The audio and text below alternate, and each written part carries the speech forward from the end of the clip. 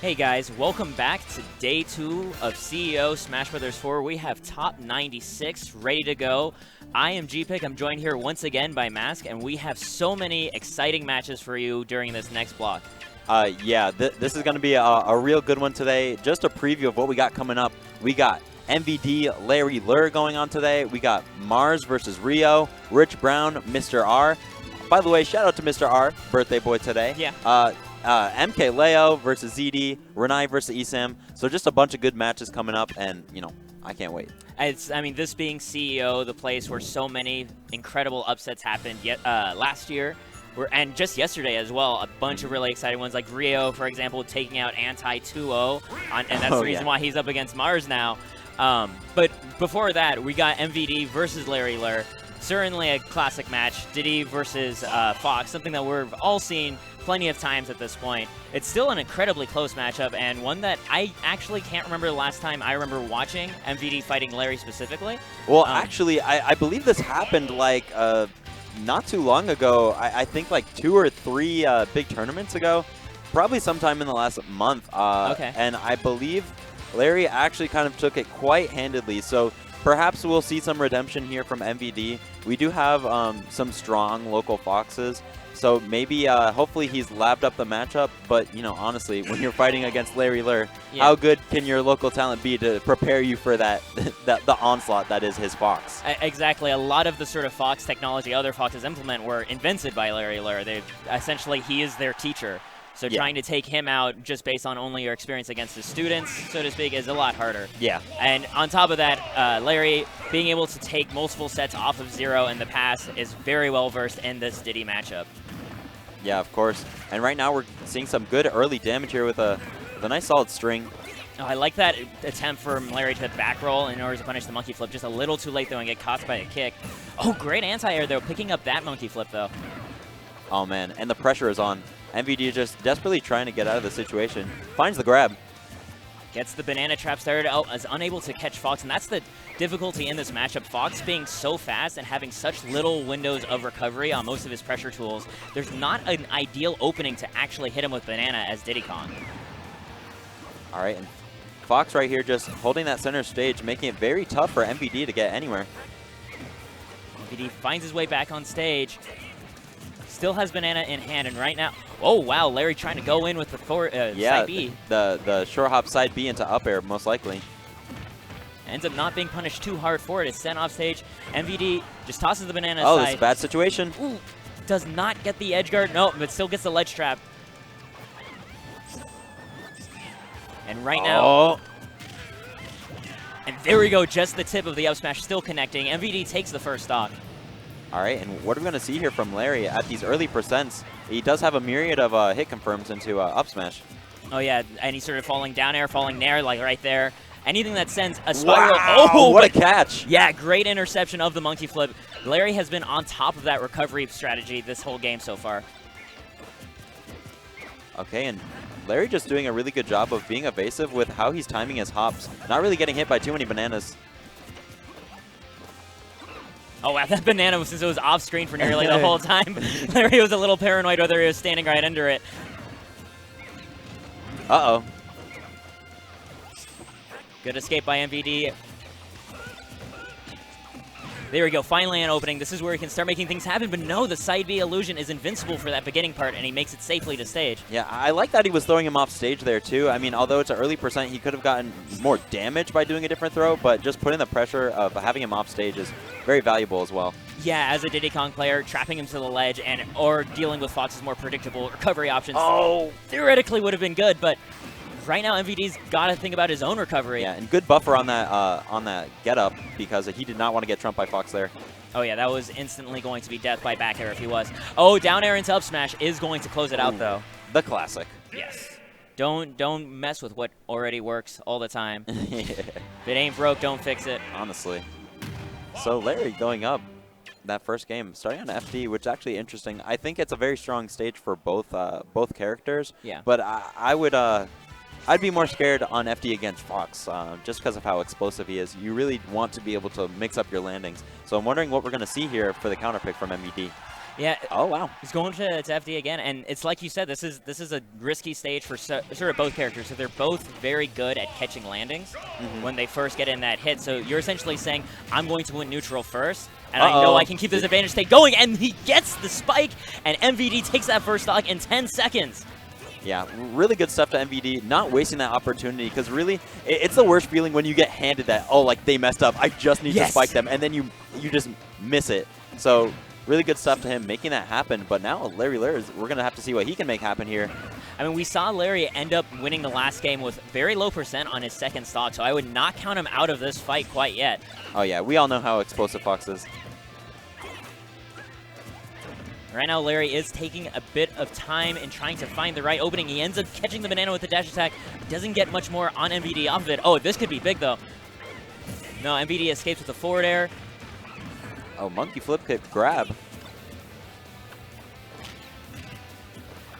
Okay, Larry just hopping around here. MVD struggling to catch that illusion when Larry's been doing it very close to the stage, specifically to beat out any sort of option. Oof! That trade quite worth it for Larry there. By MVD. What I'd like to see MVD do next time he sends Larry off stage is run in a bit more and catch the end of the illusion instead of trying to interrupt it halfway through, because it's not going to win against that trade. And MVD just trying to get back to center stage. Doesn't, I was just about to say, just doesn't want to get hit by a dash attack, so he's content to hold that shield, eat the grab, and just kind of wait and punish with banana. Larry finds himself some nice up airs already, 67% on MVD. And oh no. Yeah, gets the air dodge as well. Oh, are you kidding me? Oh no! And just like that, that wasn't even the tumble or anything. Diddy was on the ground, just not ready for the run-up smash right afterwards. Listen, when he got that hit confirmed, he had enough time to write a memoir. And then just also get it confirmed with that up smash. Oh, my God. All the time in the world there. That was such an unfortunate end for MVD, being able to do so well, especially in the very beginning of that set, but having... Like, he edgeguarded so well within that first 10 seconds, but then for the rest of it, struggling to actually keep Larry off stage for longer than maybe one exchange, right? And that's where you're supposed to make up all the damage that Fox does to you when he's on stage. That's the sort of balancing act, but... MVD still going to be here in losers, still sure to make a run all the way, maybe potentially into top 16. We don't know. It's a scary, scary bracket where anything can happen. Yeah, there's some sharks in that swimming pool. So. Oh yeah, no, I'm staying out of there. This is Jaws water, man. Yeah. So yeah, Larry taking it, and what we really saw there again, he lost that stock so early, but that Fox ability to just be explosive. Every string, every dash attack leads to like 1 or 2 up airs, which those up airs do like 16%. Yeah. So the damage it really packs on really quickly. So I think we're gonna get our next set happening right now though, which is going to be Mars versus Rio. And I'm very excited for this. These are both very explosive players with extremely hard read capacities for both of them. I expect this to be a set that just flies by really fast. I would be surprised if either of these players decides to play it slow for this particular thing. Rio having a multitude of sword characters. I know Ike is his main boy. Yeah, but Ike does have that Corrin in the pocket, does have that Roy. Actually, the one I'd never seen play is like Marth, which it might be the best sword Fire Emblem character. Yeah, that is interesting. But I mean, hey, he's repping the less popular guys. I can roll with it. Yeah, so definitely a lot of respect to that. And I'm hearing some Zero Suit Samus. That is. Okay, yeah, I just heard Bayonetta and Peach, but right now I think one of them is just trolling us. Mars, though, probably going to go with his standard ZSS. I know he does have Lucario. Lucario against Ike, though, I don't really know if that's a good idea. Usually, as Lucario, you want to go into matchups where your opponent doesn't have a reliable way to close out your stock, like sub 100%. And against Ike, I don't really see that. Yeah, Ike is just really good at ending your life. I'd say that's right on the top of his resume. Yeah. It's actually strong kill options. It actually applies to all of Rio's characters, and that leads into like one of his main strengths of the player is being able to have incredible hard reads on his opponent. And when you have that capacity to kill your opponent at almost any percent, like once they're over like 50% or 60%, what that means is at almost any time in the match, if he does have that hard read feeling, he can kill you for it. Yeah. And that's the power of having just, power. That's really what Rio's based his whole playstyle around. You'll see a lot of really good pivot grabs when you see him fight. A lot of good, just optimized combos with Ike. You'll see some footstool stuff. Before anyone was footstooling, he had the Ike footstool combos. So, yeah, I'm really excited to see what we have here. And, of course, Mars looking quite comfortable in his with pajamas. his usual pajama attire. Yeah, and again, for folks who missed the results of yesterday, Rio is up here for 2-0ing Anti in his pool. Rio making it an incredible run and just blowing up everybody in his way. And he actually won that set with one of his extreme reads, right, where he ran past Anti and just started charging an up smash. And then just let it rip and just killed Anti super early. Well, actually, I think it was the last hit, but still killing him very, very cleanly with that. Yeah, for sure. So after this quick button check, we're going to go ahead and get into it. In the meantime, shout-outs to our sponsors. Geico Gaming providing so much for us in our supporting the gaming community. And yeah, we got Controller Chaos, Paradise Arcade Shop, Quanba with the excellent arcade sticks.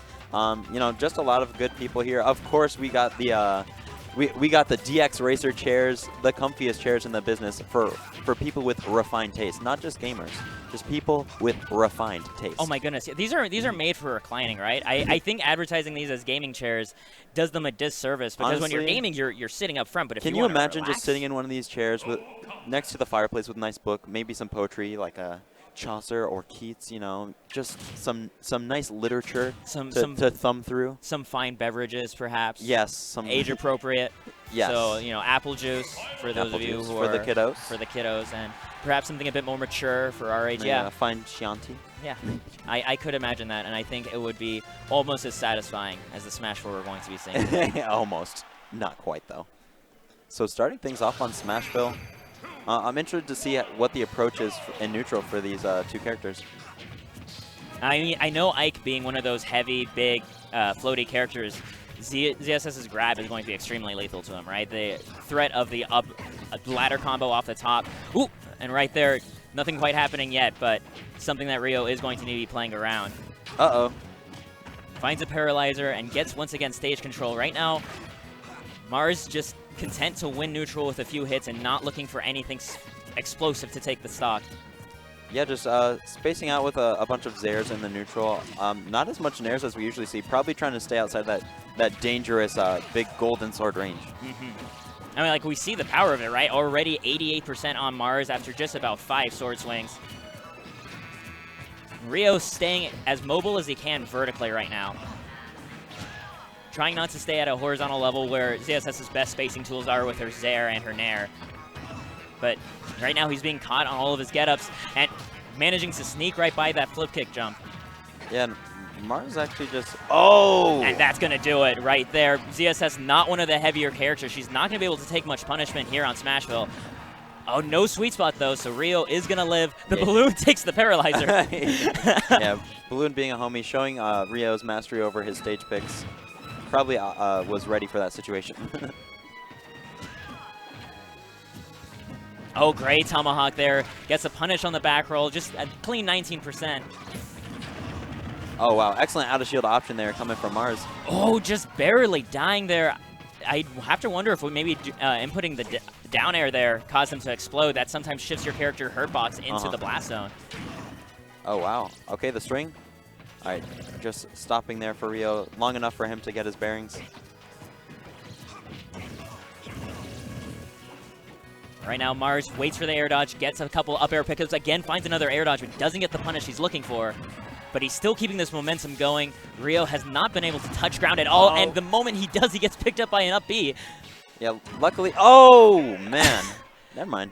What a great call out of, I know you've been air dodging almost every time you've been in the air against me, and this time I think you're not going to give me one, so I'm going to just press the button immediately. Yeah, and he's recovered high with side B almost every time. Probably aware that Mars can do some things to him when he tries to recover low. As we saw, the one time that Rio recovered low, Mars went after him off stage and tried to flip kick his up B. Yeah. So perhaps that's why he's just opting to recover high over and over, just take the damage. But in that situation, it proved to be lethal for him. Yeah, it is a sort of mix-up that Ike does have with his side B, where he can depending on how many levels of platform there are in the stage, it's essentially ambiguous which platform he wants to try to land on, or whether or not he's going to just try to go to ledge. And that's something that he was trying to leverage there with a Smashville platform. But the thing is, Mars was intercepting him far earlier than him actually landing on any of the platforms. He wasn't trying to guess which one he was landing on. It's like, I'm hitting you while you're in the air. Yeah, exactly. And we just saw some coaching coming from, on Rio's side, Saj giving some coaching.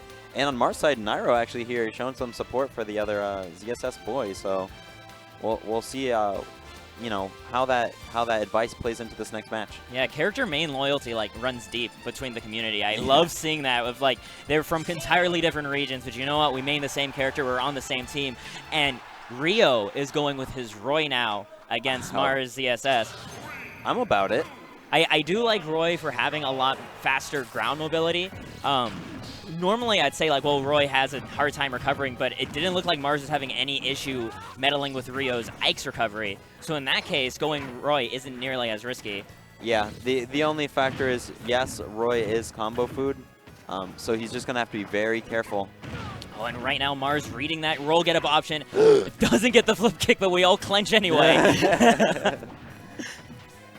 All right, so Rio's already taken a good 90% here. Oh, gets himself back on stage. No sort of stage spike, though, but finally some stage control. Nice couple two-piece there.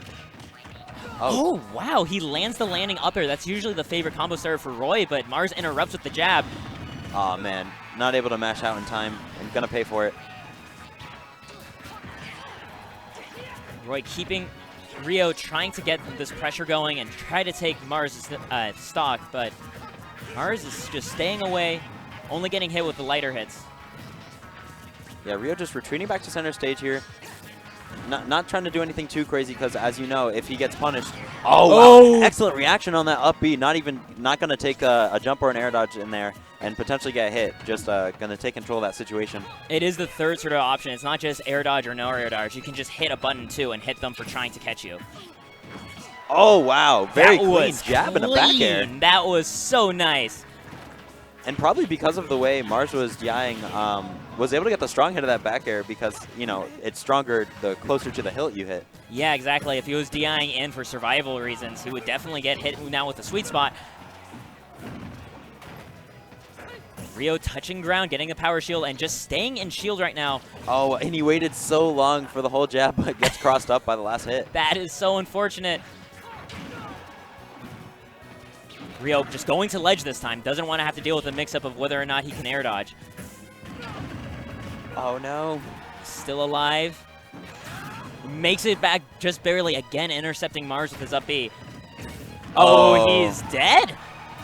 Wow. And that is it. The Roy doing substantially well, though. I actually like that counter pick by Rio. Mars, though, being one of the top 20 players on the PGR right now, so hard to defeat. No slouch. Definitely no slouch. Yeah. Rio, though, we all saw his potential, and I fully expect him to keep doing some good work inside the loser's bracket. Mars is going to keep moving on, though, and we're going to have to keep moving on as well. Pretty soon, too, Rich Brown versus Mr. R is going to be our next set, which is Sheik versus Mewtwo. Yeah, this one's going to be a lot of fun. Both characters have some pretty extensive combos, some good damage output in general, but kind of what will be the difference here is Mewtwo has a lot more explosive kill power, I would say. If it comes down to a war of attrition, I think Mewtwo can take it because there's just the options there for, you know, just getting a fair and killing or getting that up throw and killing. We know with Sheik, once she gets the opponent past like 100%, it could really start to be kind of bad, a bad situation because a lot of your combos don't work anymore. Yeah, exactly. A lot of your bread and butter confirms, and meanwhile, Mewtwo just has unlocked more and more kill options for himself to close out your life. So I see whoever, if they can make it through that early game, I think Rich can do it. But I mean, this is one of the best Sheiks in the world, so. Yeah, it's gonna be tough. Mr. R has been playing on fire lately. He had that string of tournaments where he got second place, right? He got second at, what was it? It was CO Dreamland. And then the week after, he got second at Royal Flush. And then he got second one more time, too. It was absolutely on fire. So if he's still feeling himself, and this being his birthday, you know, he might be definitely feeling himself today. The birthday today. boy. It's going to be a really tough fight for Rich Brown. And I do see, I do agree with you that in the neutral, I feel like Sheik is going to be winning in the beginning, right? Yeah. But as the match progresses, and so long as Rich Brown can find his little hits in and keep pace, it's going to more and more, the inevitability is going to go to Mewtwo. Yeah, it's really going to come down to weathering the storm. So, yeah, we're going to have to see. Already hearing that Mewtwo pick, so we see Rich Brown getting ready there. And, yeah, and also another option is Mr. R does have the Cloud in the pocket, which a lot of Mewtwo's don't like to fight just because of that sheer kill power and good disjoint. Because Mewtwo does have some pretty good disjoints himself, but Cloud is kind of king when it comes to that the disjoints and the sheer kill power. So we do know if things go bad with that Sheik, we do have the Cloud waiting in the wings as an option. So yeah, Mr. R's Cloud has done significant work for him in the past, so certainly nothing to sleep on. Didn't he take it over Dabuz for like the first time ever, or at least was it close? I can't remember if he won or not. I think he won. Yeah, I think he won. He won. Because that's how Dabuz got sent to losers to fight Raito and then crush everyone's Duck Hunt dreams. Yes. And I'm not sure if Mr. R had ever beaten Dabuz before that in Smash 4 with Sheik, so yeah. I mean, hey, this is the power of picking up a secondary. We were talking about this yesterday, and it gives you so much more versatility. Yeah. So anyway, guys, while we're letting our players warm up, shoutouts to, again, one of our sponsors, Controller Chaos. You always can get so many great designs by them, and it's something that I actually like seeing players more and more do, is not just wearing like a jersey, but having a custom controller as well. And also check out 8art.com. Use the coupon code CEO2017. Get yourself a nice fight stick. I know everybody watching was hyped for the new Dragon Ball Fighter game, and there's also Marvel vs. Capcom Infinite coming out. You're going to want to have a fight stick for that stuff. And I do use an 8Arc myself, so I trust that that fight stick immensely. We got Paradise Arcade Shop if you want to even customize your fight stick to even more degrees with your buttons and your stick. If you want different gates, you know, octagonal gate, square gate, you know, that's the real stuff. I know maybe Smash players don't know about all that, but shoutouts to shoutouts to Anime, shoutouts to Marvel. Also, shoutouts to Astro Gaming as well, providing not just headsets for everybody at the tournament to use right now, but providing headset splitters for every single setup, so everybody gets game audio. That is such a great. Especially when you're in a tournament as big as CEO. You know, we're in a big venue. We got a lot of games in here because, of course, it's a community effort, Orlando. So we got all these people in here. So it's really nice though to, when you're playing your match though, especially in tournament, to actually just be able to hear the game. So yeah, big ups to Astro. Especially over these Florida crowds, where having access to a good noise canceling headphones, like that is a lifesaver right there. So Astro coming through, like it is scientifically shown that humans react faster to sound than they do to light. So if you want to maximize, Dimmer did a video on it about hit confirming off of like the sound. Tech sound. Yeah, the tech roll sound. Yeah, and it is absolutely a thing. So, I mean, if you don't believe me, go ahead, check that out. But it's absolutely a reason to invest in a nice pair of headphones. Yeah. I am always a proponent for some good headphones, hearing that in-game audio. But it looks like we are getting started here. Mr. R, Rich Brown, let's go. I think they've just already agreed to go to Smashville, given the fact that I saw no stage strike process. No, Battlefield. Yo, that music though. Oh wait, this is a button check, I think. Yeah. I don't know what's currently up right now. Pausing. I think maybe he was resetting his controller inputs. I'm wondering what that tag is. Meum? You know, I'm not sure, but Rich Brown has always had that tag as far as I've been watching him. So I think it's. I've always mentally read it as you between me, but I don't think that's quite what it's intended to be. But me, you, me.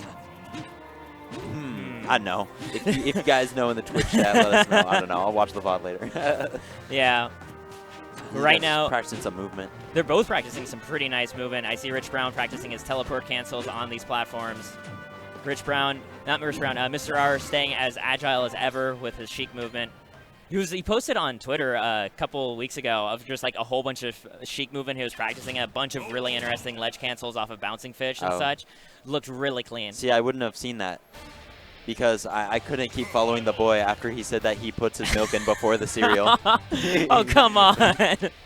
I mean, here's the thing. As also a cereal first man, I can respect that there's room in this world for wider there was a hard line on that one. Some things you cannot budge on. Oh, my goodness, Mask. someday that you're going to pay for your hardline stance. I am a man of principles. You're going to meet the woman of your dreams, and she's going to be a milk first person. It's going to cause a divorce. That's but anyway. a deal breaker. Oh, wow. Excellent tomahawk to start things off here. Yeah, just already playing off of Rich Brown's respect of Sheik's air game in this matchup. All right, and just the tried and true forward throw bouncing fish. Just some solid damage. Yeah, not extending, not trying to make any hard reads or anything, just taking what he can get without having to invest anything until he has a better read on what Rich Brown is up to this game. And both these guys have their projectile on deck until use the needles there. Rich Brown, though, finds his own confirm. Oh, tried to anti-air with the down tilt, with the up tilt, but just narrowly missed. And right there, sniping the top of Rich Brown's head.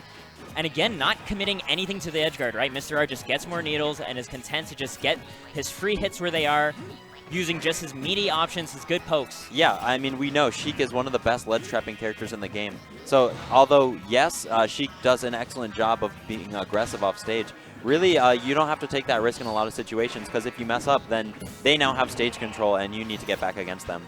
Right, and Mewtwo has a difficult time not just landing, but also trying to intercept his air movement can be difficult. So if you just focus your battle on the ledge pokes, you can end up taking stage control for a while. But right now, Rich Brown is the one with control. And unfortunately, didn't get the kill with that up throw and staled it out a bit. He'll have to get a little bit more percent before it'll do it.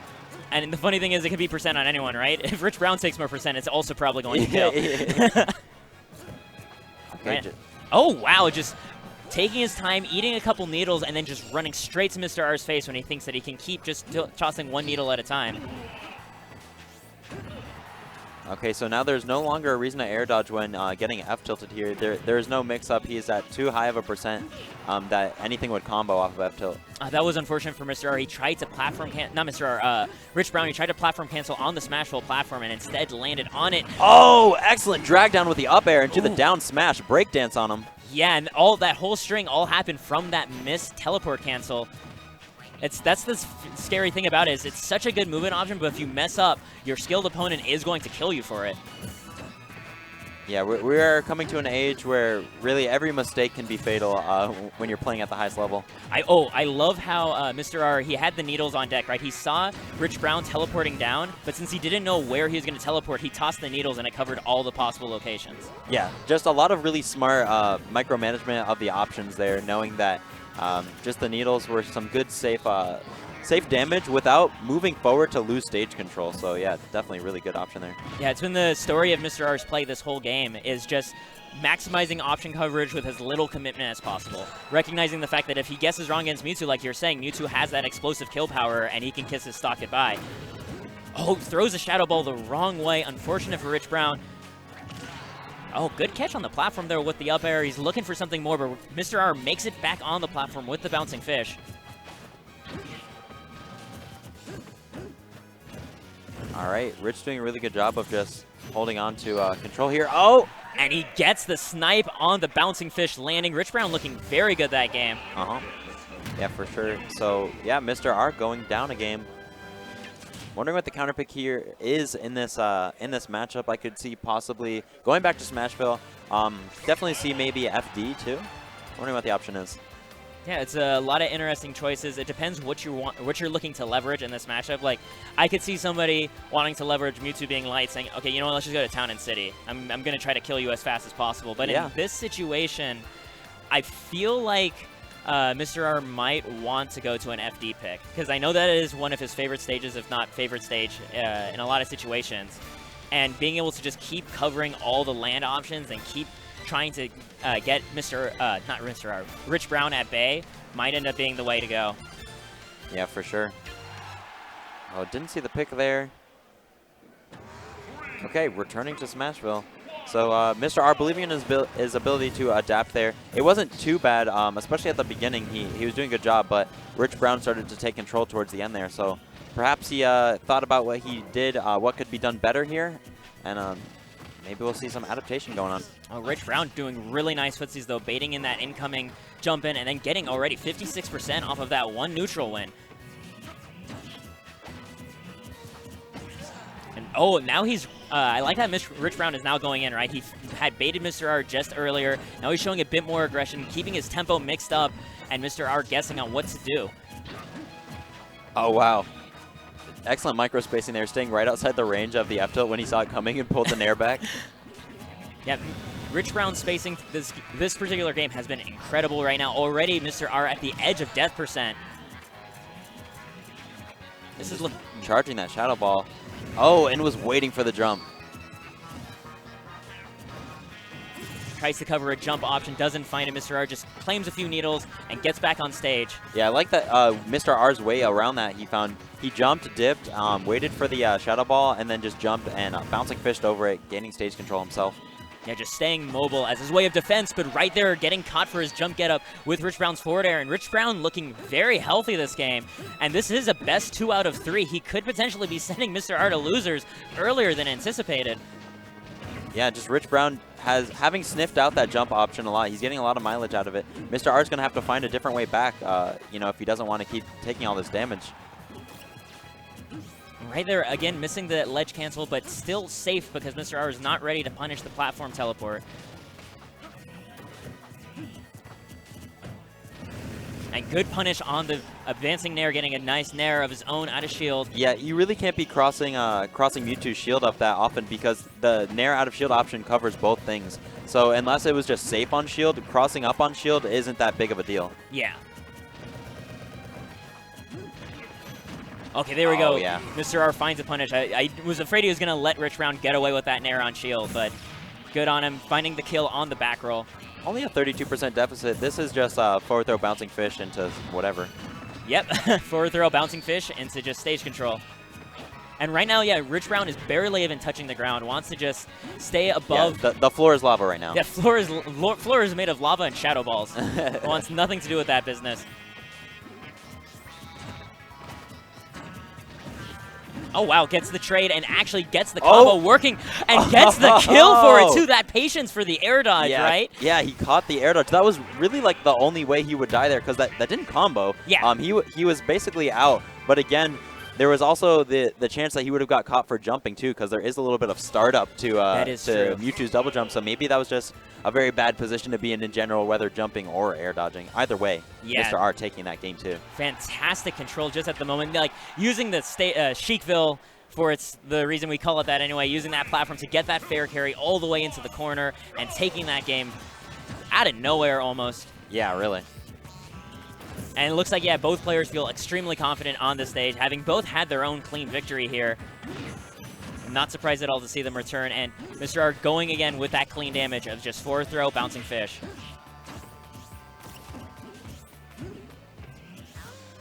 Okay, so Rich Brown just moving around, mixing up his landing options with those air dodges. Stalling out, yeah, trying to make it more ambiguous when he's going to land. And so far, Mr. R has had difficulty punishing Rich Brown consistently for his landing choice. Oh, good just call out by Mr. R. Doesn't blink in the face of the stare down and goes straight for the grab.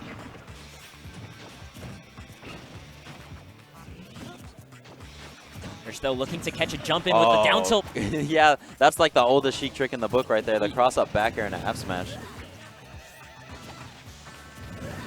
Catches another Nair.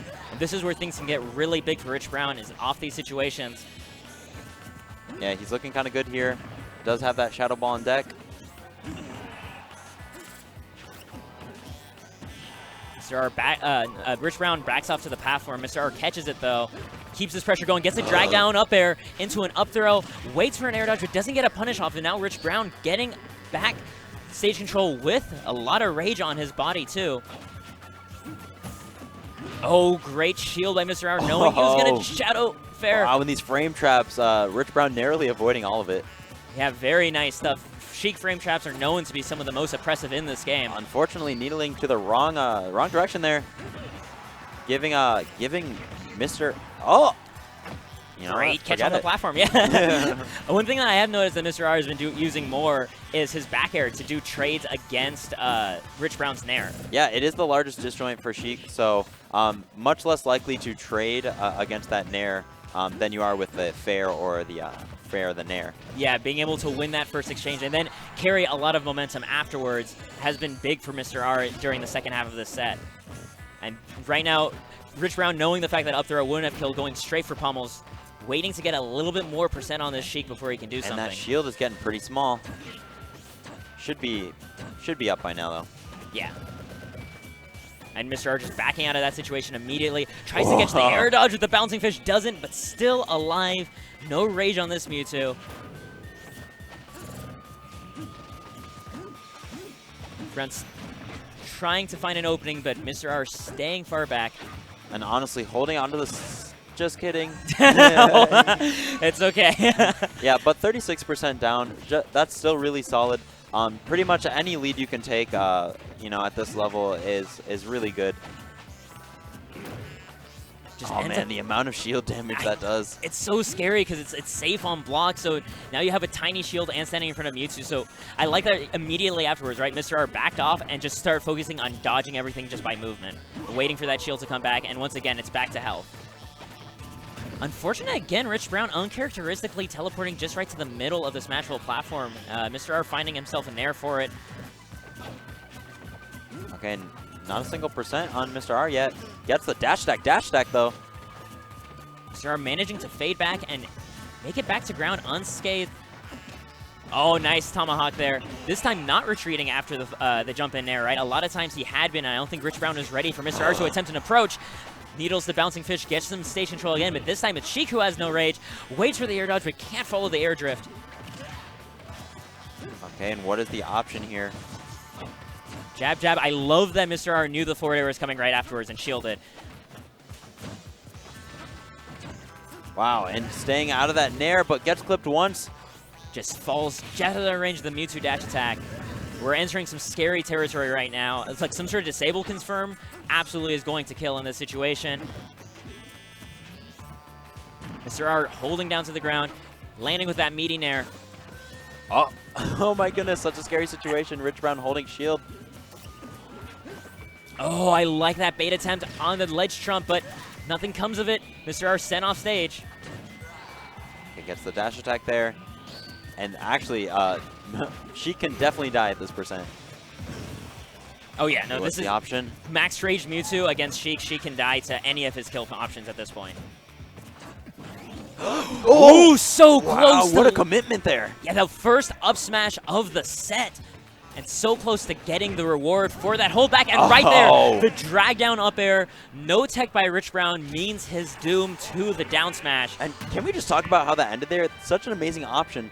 Knowing that the trump was a possibility there, yeah. Rich Brown had to buffer an option. Yeah. He had to either just roll back on or he had to jump on. Yeah. When he jumped, Mr. R was already getting back on stage with a fastball up air, which confirmed into the down smash just because he knows he would die to the trump or that up air. So there's a really strong stuff from him. That set play at the ledge is just really strong. Essentially, yeah, his only option in that case was to do like a roll get up, right? Because if he did a neutral get up as well or a get up attack, he'd still be caught by bits that of was the one of Sheik up those. air. That was one of those like Code Geass, like like Death Note. Like I know that you know that I know that if I trump, I'll win. So I know, like you're gonna buffer the option at the ledge.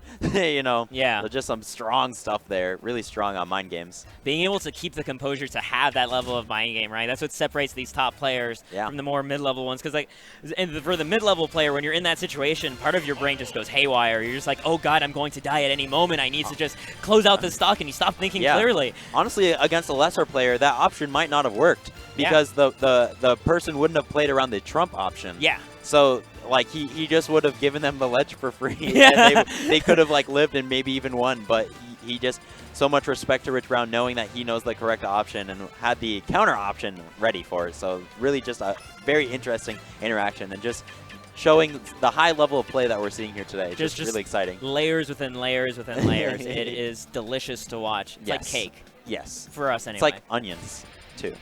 Also delicious. Yes, but they make you cry, which I guess top players might do after peeling the layers. Yeah, honestly. So yeah, coming up we have MVG. Wait. We have MK Leo. Oh, okay. I didn't see that. I was like, wait, is M2K there? Always sees MVG M, and I'm like, is that M2K? Yeah, MK Leo versus ZD, and I'm not sure who ZD plays. ZD is a Fox. He's the top 4 in MDVA.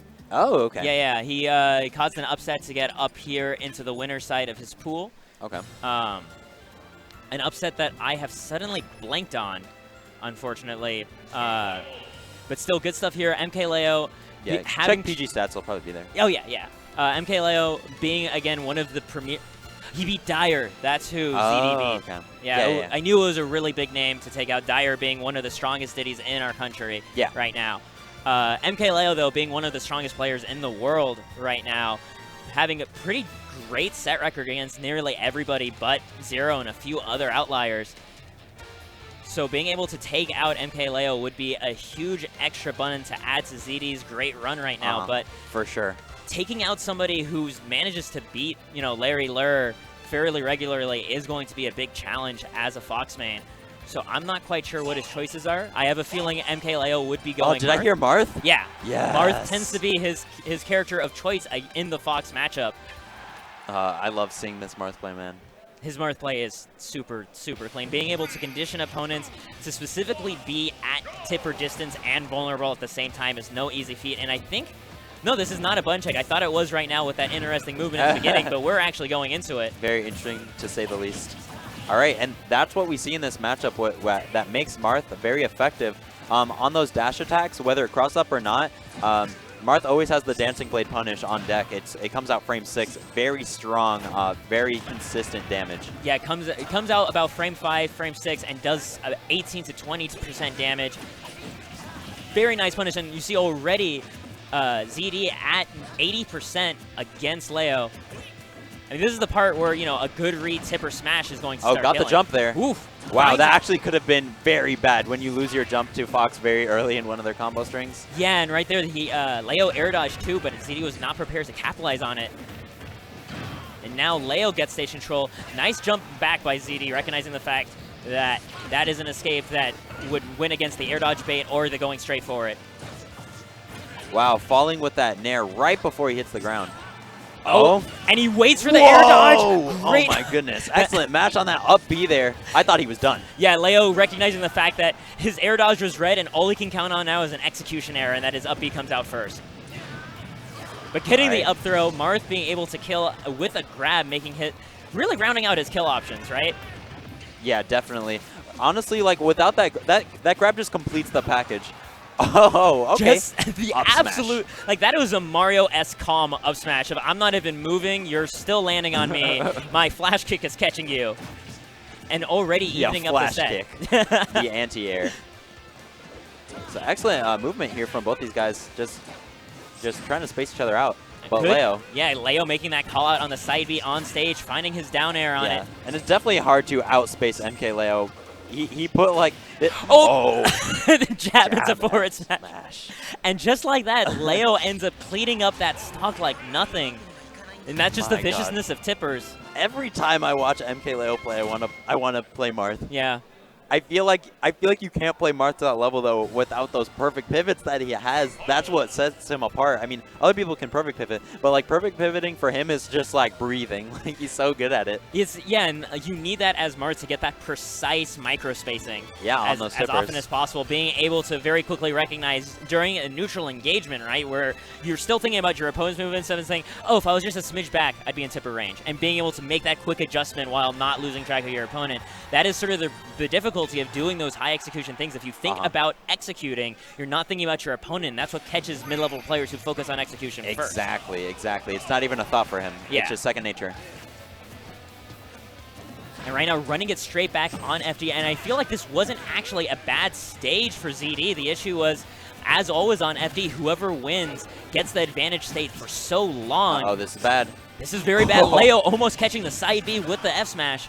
And this is really scary for Fox, having no safe option back. Yeah, that does not snap immediately if you go right into the ledge from the side. Yeah, and that was so tough because Leo was also in a good position to punish the illusion if we went for that, and then you had time to react to the Firefox instead. Yeah, he forced him not to illusion with how he was positioning. Jumped back on stage once he tried to stall with the up B and just was there with the F smash.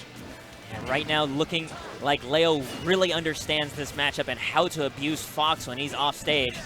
Wow, and you can see that he was just rolling to the ledge over and over because this is where he knows he wants to play this matchup. Yeah, and recognizing that this is the spot where Fox's disadvantage state is by far its worst.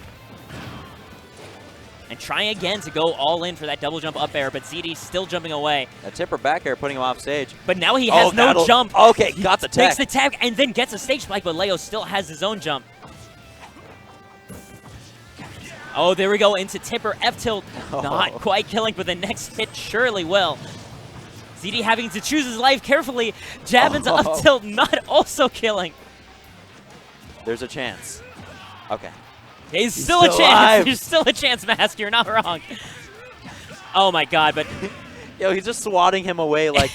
like, That's the worst thing. It's just everything that Marth does looks so effortless. Yeah. Like he's just like, you know, oh, get out of here. Like with all his Insect. throws, Yeah. all his throws, like his back throw, he's like, you know, he just like he's tosses tossing, you over yeah, his tosses shoulder. like the newspaper over his shoulder. Oh man, so excellent stuff to MK Leo. Oh Just- my God. That was so dominating towards the end there. Just the amount of just sheer coverage. The moment he got ZD off stage, right, we saw the abuse over and over again of his recovery.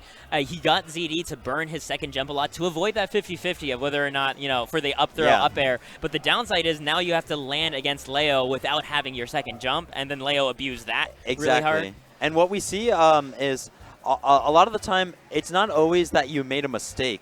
It's that MK, like it wasn't that ZD was making a lot of mistakes off ledge. It's just that MK Leo was forcing these options, and once he forced an option, he was ready with the counter option. It was just layers to his approaches and his defense against Fox's recovery. You know, and that's his most exploitable aspect. Yeah, I mean, like, give us a couple years, and that's the way everybody will be behaving against Fox off stage. Like, that's how you curtail Fox's strength. The other thing I also want to point out is just MK Leo's punish game near the end, right? When he recognized he had so much % on ZD, he wasn't looking for a kill really hard at all. He recognized he needs to take 2 whole stocks off of me. I'm going to keep blocking, playing passive, and just punish his approaches with jab into tilt. And eventually jab into tilt is going to kill him. And it did. War of attrition there. So death by 1,000 cuts, MK Leo taking it. And coming up next, we actually have, this is going to be quite fun. Renai versus Esam. This is actually, I know Esam What is a fun matchup. very looking forward to this run back. He said it's been over a year since they've fought. I'm expecting to see a lot of really exciting off-stage shenanigans by both these characters, having so much possible air movement with them. You know what we might see? We might literally see Lilac game 1. Really? Because, I mean, Villager loves Lilac too. Like, we might actually see them not ban Lilac against each other. Yeah, I mean, I know Esam's not he's not super against Lilac. He'll plan it. Pikachu does fine on it. Yeah. So, I mean, honestly, this is going to be a treat to watch. Yeah. Not every day we get to see the highest level Pikachu and the highest level Villager, and let alone fighting each other. So, I'm pumped. Yeah, these two barely getting the chance to meet each other. Renai's visits to the U.S. are a lot less frequent than some of the other Japanese players. Yeah. It's always a treat to have him over here. As being the innovator, the Villager for so many players. I remember back in Civil War, right? Like, every Villager main I knew was Team ZeRo. It's just like, because it's Renai. I have to be with my boy Renai. There's no questions asked. Like, he has his own cult following, not just of Villager mains, but everybody for... I mean, his performance at Genesis 3 made him probably one of the most loved players. Yeah. Came out of nowhere. Yeah. People didn't even know that character, like, had things. Yeah. You know, I mean, I'm sure some people did. But, like, the mass, it was like the same situation where, like, Abadango comes to Pound, puts Mewtwo on the map. Yeah. Renai came to Genesis, put Villager on the map. And, you know, it's just one of those things.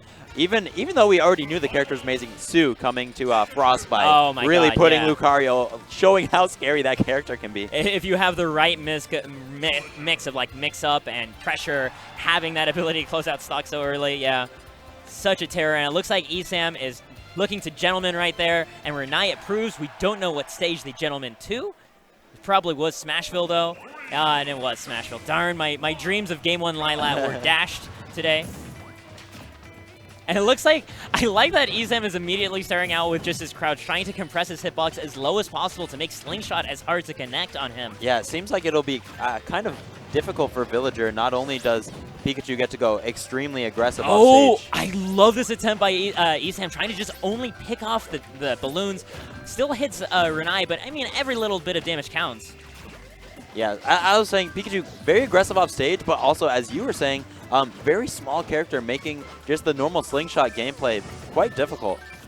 And we see Renai scoop up one of those Thunder Shocks. Renai always having a plan for every projectile in the game, actually. Looks like Renai trying to be patient, gets caught by the Pikachu jab at the ledge, but then manages to make it to the other side of Smashville and makes it back. Esam all over him, though, quick attacking to the other side. He's like, no, you cannot escape me. There is no escape from Pikachu ledge pressure. Get back here. Oh, got the pivot grab. Yeah, right before Renai's own grab comes out. And I mean, that's basically like, Esam is just trying to keep Renai off stage every given second that he can. Just relentlessly hunting him, not letting him build up the sort of space that he'd like to dictate the pace of this matchup. Yeah, and I'm wondering what we're going to see here at the ledge. Getting that tree up, so he does have the axe on deck, and that will kill Pikachu quite early. And you see actually Esam being a bit more reserved suddenly, right? He's not rushing down, he's not only not rushing down Renai, he's actually hitting the tree so it dies faster. Yeah, really smart option there. And not only that, but hitting the tree also unstales the move that hits it. So it also helps his own kit just a little bit. Okay, how is Renai going to do this? Renai being so patient with those balloons. Waiting to the last possible moment. What control. But right off at the very edge of the Smashville platform, Esam finds that forward air and closes out Renai's first stock. Right now, Esam looking to repeat the same amount of pressure. Renai not knowing how to get this Pikachu off of him. Because like you see when he tries to go for shield grab, that doesn't quite work out. Uh-oh. And it's just so scary. Every time he... Yeah. Oh my gosh. Every time he goes off stage, it just could be death. It's such a scary situation. Oh, grid. He does have those techs on deck. Oh, and the falling Nair. Okay, no, Esam is... No, he's not going to make and it. A bully ball for your troubles. Here, take that on the way down, too, will ya? Yeah. Good riddance. Okay, so 55% deficit here, but Renai, we know just how clutch this guy is. Never count him out. And Renai just playing to this ledge right now, using it as shelter against this pressure by Esam. Oh, I like that frame trap. Forward air, and then catching the air dodge, landing end lag with Nair. And right now, still keeping these frame traps rolling.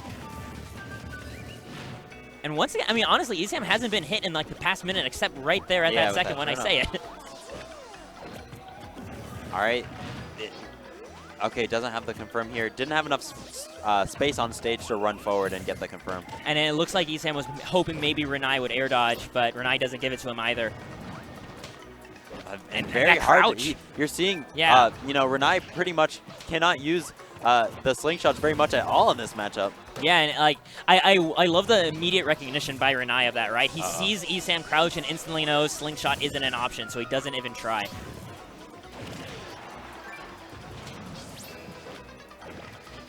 Okay, so Esam trying to get back here. Oh, quick attacks into that Nair. And honestly, at this point, it's anyone's game. Any hit can lead to death right now. Getting that axe on deck. And Esam immediately showing respect.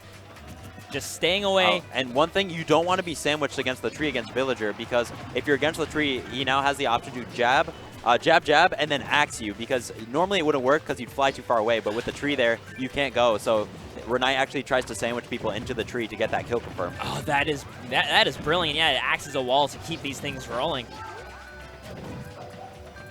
Okay, Pikachu actually very light. Cannot get hit by triple turnips upwards. It would probably mean death here. Yes, absolutely would be.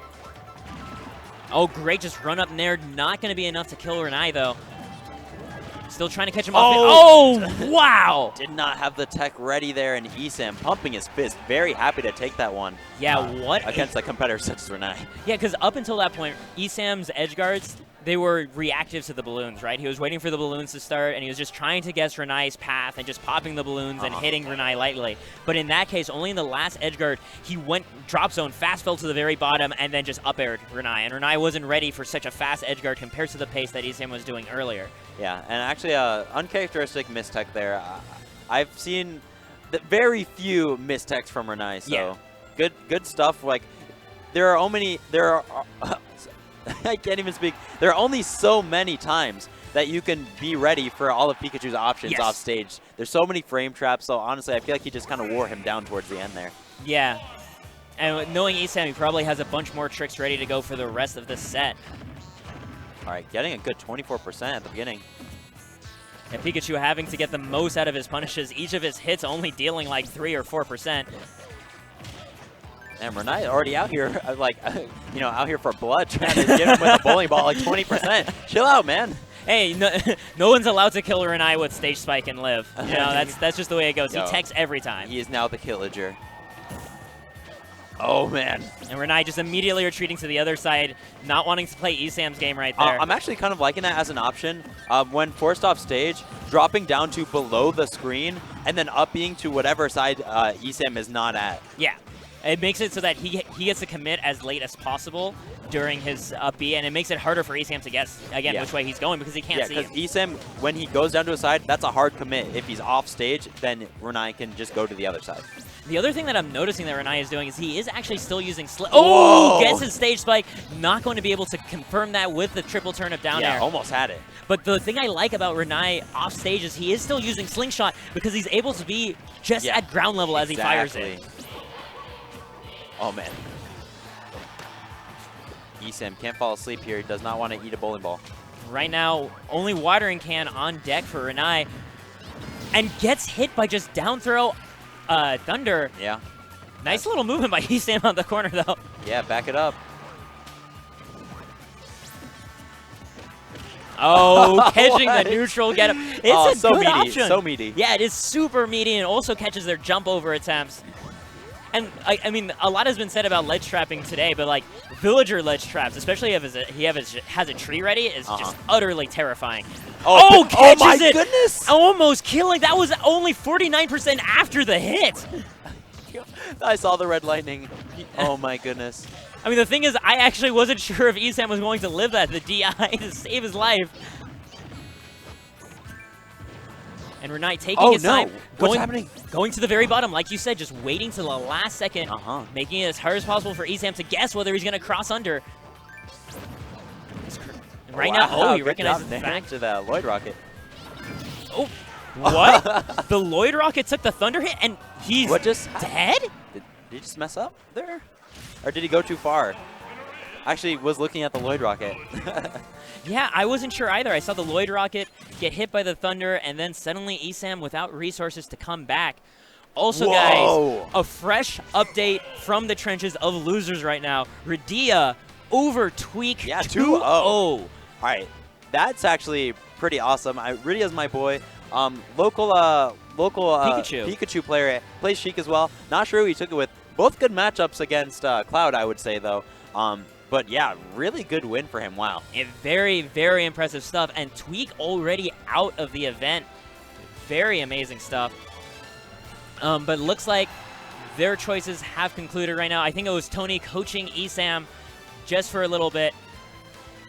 ESAM having the ability maybe to knock Renai into losers and win this run back that he's waiting over a year for. Or is Renai going to stay in winners and keep making the villager do the good work? Wow, I'm actually just still shook by Radia taking it 2-0 over. Yeah. Like, we got the Pikachus going in today so far, man. Like, wow. And Radia, I mean, there's not like a nicer Smash player out there, so really happy for him.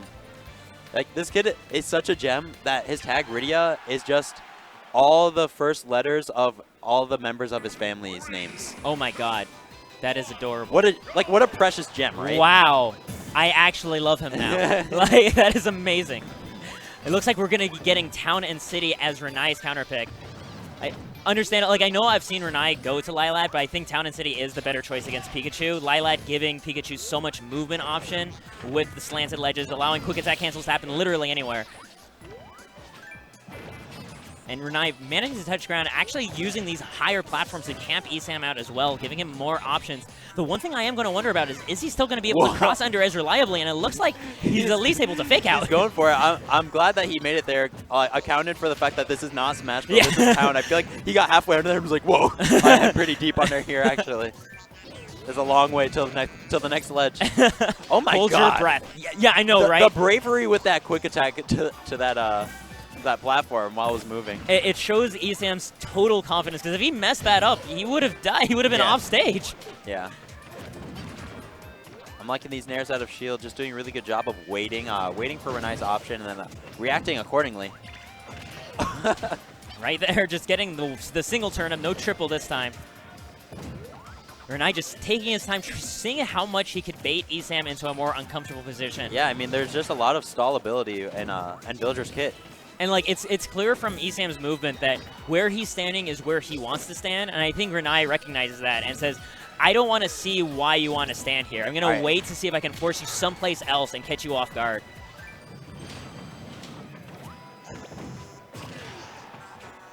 Okay. Yeah, the double up air by Villager doing a huge amount of shield pressure right there. And the patience right now. Oh, the tree wasn't up. Okay, I was worried if he was just like doing an air dodge bait into axe. Wow, and the turnips will come out for Renai right there, taking that first stock off of Esam.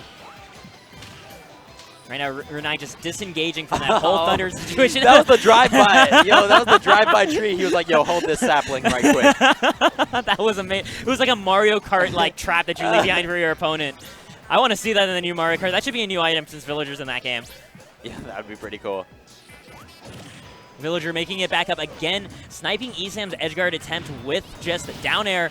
No blue lightning though. Oh wait, no, there was blue lightning, but yeah, still going to had live. the confirm, but yeah, it went all the way across the stage. So fortunately for Renai, will live that one. Has the tech on deck though, can go to the left side, and Esam will just be getting there, not in time to assert too much pressure. And that's the interesting. Ooh. Oh, nice shield poke. That is the interesting thing about this stage pick is it's hard for Esam to cover this much distance as fast as he's able to go from ledge to ledge on Smashville due to the longer horizontal difference.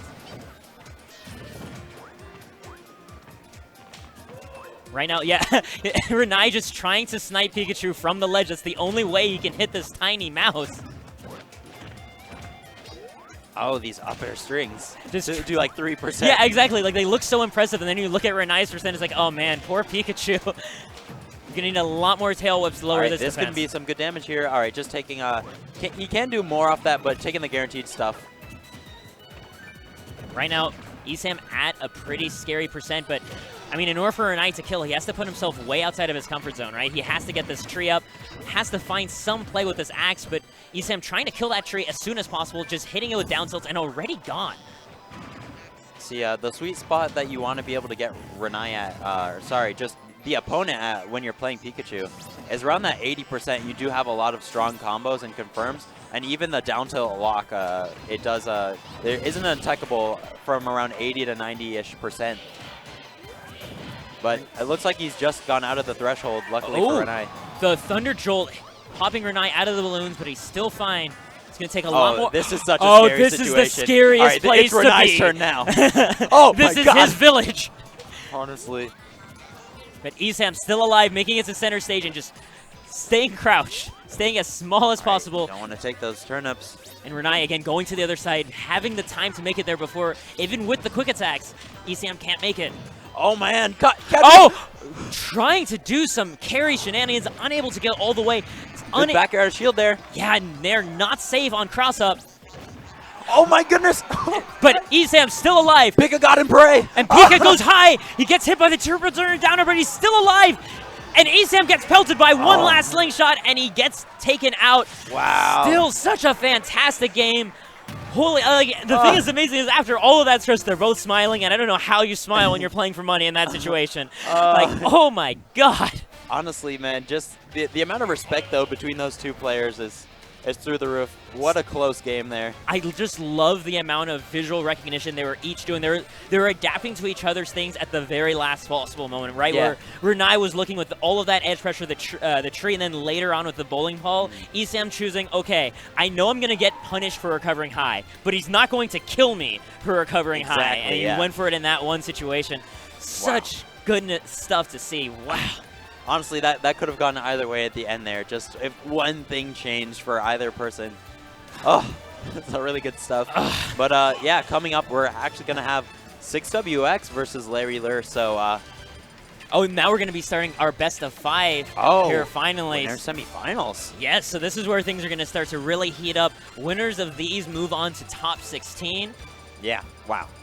So the stakes are ever higher. And every match, like almost every match that we've casted today could be like, you know, some top 16 or like top 32 at least, you know. And that was just the outer limits of like top 96 that we were in. So It's absolutely nuts. The amount of escalation of just tournaments for Smash 4. Oh, yeah. In terms of like not just production value and like we have sheer attendance numbers, sheer viewership numbers, those are higher, but like the amount of talent that's able to show up at every one of these events. Yeah, everyone is stepping their game up. Oh my god, it's such a nightmare. Like 2 years ago, like this bracket would be an utter like what a crazy nightmare you'd only expect to see here, but now we're starting to see these level brackets just everywhere. Yeah. It's incredible. Yeah. And the fact of the matter is, due to the nature of this game having such variable play, right, being so hard to be consistent, we see so many different players able to take it over each other. It's rare to find people actually undefeated against each other. Oh, yeah. I mean, like... I mean, not in Smash 4, man. Yeah, not in Smash 4. This game is wild. But anyway, we're going into 6WX versus Larry, and I did catch 6WX versus Vitamin yesterday, and that went down to the absolute wire. Vitamin just barely losing. Yeah, that was actually a heartbreaker. Yeah. Vitamin, a hometown South Florida player. This is a matchup that most Sonics I have talked to have despised. Fox being able to actually keep up with Sonic in mobility while still having excellent reactive options to, say, beat out Spin Dash just by falling with Nair on top of it and having very solid kill confirms. Yeah, and can really exploit one of Sonic's weaknesses is Sonic's not that great at landing. Yeah, and we're seeing that right now. He got popped up once, and already 6WX looking at 126% against Larry. This is something that I've seen a lot of Foxes able to take out 6WX in the past, so I'm not sure what he can pull out this time to bring this set closer. But right now, these spin dashes are making that first bit of progress. Oh my goodness. Yeah, that falling Nair protecting Larry against so many options of 6WX. Oh, trying to get the reverse hit in Nair, being a little bit fancy there. All right, and if you do the auto cancel down air with Sonic, you don't have a hitbox at all. So people can up smash you for free. Yeah, at the very end it will of it. either have lag for like a second, or if you auto cancel it, there is no more hitbox right before you land. So anyone can grab it or up smash or do whatever you want. Yeah, and we saw Larry take advantage of that, right? Just reactively up tilt in that situation. And right now, 6WX is maybe able to put on a bit more damage on Larry with a few stray spin charges here and there. Yeah, wow, I like that ambiguous movement with the homing attack. Six has been doing a really good job of mixing up those landings. Does take a back air to the forward air. Forehead. Back air to the forehead, though. I mean, that is Sonic's forward air, so you're not wrong. In a way, still right. Yeah, he's hitting him with his forehead. His fair head. Exactly. All right, so how's he going to take this stock, though? Right now, Larry just living off this huge amount of pressure, getting the luxury of reacting to what 6WX is doing to respond to it and punishing air dodges. All right. What's the option here? Okay, goes off stage. Down throw to put him off stage. Tries to catch the 2-frame. Doesn't get it, but I love the read on the side B on stage. Just immediately puts himself in that position. Recognizing the fact that, yeah, again, you can't really hit Fox in the beginning part of his illusion. It's better to just put yourself in a position to punish the end of it. Exactly. Otherwise, if you hit the middle of it, there's a very good chance that you'll plank. Yeah. But good kill there from 6WX. Wow, this movement. Yeah, he has to kick up his movement up this extra notch because of how much Fox is able to stick to him. He has to stay as unpredictable as possible. He can't rely on speed alone to keep him safe. Oh, that was such a clean spin dash just right over Larry's head. Yeah, spin shot into spin dash, just mixing up his momentum. And it looks like Larry's actually having a bit of a hard time pinning 6WX's movement down. And slowly drops the shield after the jab. I mean, it's so ambiguous, right? Is he going to run up and grab you? Is he going to just back off? Yeah, taking the jab at the end of the day is a full jab sequence. It's not that bad. Yeah. It's a lot better than, say, being jab, and then he reads your shield drop into up smash. Exactly. All right, F smash. All right, able to wait just a little bit more than he was willing to. Yeah, Larry reacting to that forward smash charge and saying, okay, well, you know what? I'm just going to hit your face directly instead of going for ledge. Oh, man. Oh, yeah. Untechable stage spike and killing Larry right there. Yo, 6WX with that back air. Very clean stuff. 6 taking the first game. I mean, considering how that game started, right? Like the very beginning, I was very concerned for his well-being because it was like 140% on him with Fox only at 20%, but slowly making those adjustments and finding those clutch edge guards specifically, right? That's what we kept talking about during the earlier Fox games, and this is where you can see the mileage again paying off huge.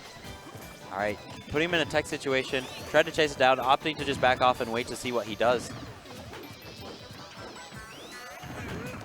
Allowing Fox to go Town and City is one of those choices that's interesting. I do like it for Sonic, though, given that these platforms are so high and the stage is so wide. Yeah, it gives him a lot of stage to play with and then good areas to mix up his landings. Yeah, so it's a better option for him than going to triplats against Larry's ladder strings all the way to the heavens. I love Larry's just patience there, waiting to the last moment, and then just going for the dash attack to cover as much ground space as possible. Okay. Yeah, good. The forward air after the up B. Yeah, just going for the straightforward, clean damage. And the wall of back airs is waiting for 6WX on his way back. Finds his way. No, not quite. Again, another Fox aerial sending him off stage. All right, just running past him here. Just trying to change up his momentum right now, being a bit more patient, hoping for an opening, recognizing the fact that Larry has not let up this pressure, even though he does have the lead. And wow, excellent pivot grab there. And this is a bad situation. Wow, he's so close, but just narrowly missing that F smash once again. Yeah, and part of that, I mean, it is to Larry's credit, right? Because you can't let go of that F smash on reaction. You have to read it unless the Fox is at like maximum side B distance. Right there, though, the up tilt catching the ledge, hang on for a little too long, but 6WX still in it. No, the trump this time. Yeah, very nice stuff there. And this is where scary things start happening when you lose that first stock against Fox. They have a little bit of rage, and then they just go off. This could be it. Just waits for the air dodge, but doesn't get the confirm right afterwards. My goodness. And springs immediately at that situation. Definitely the right call. With that platform above, you can get yourself on there and shielding very fast.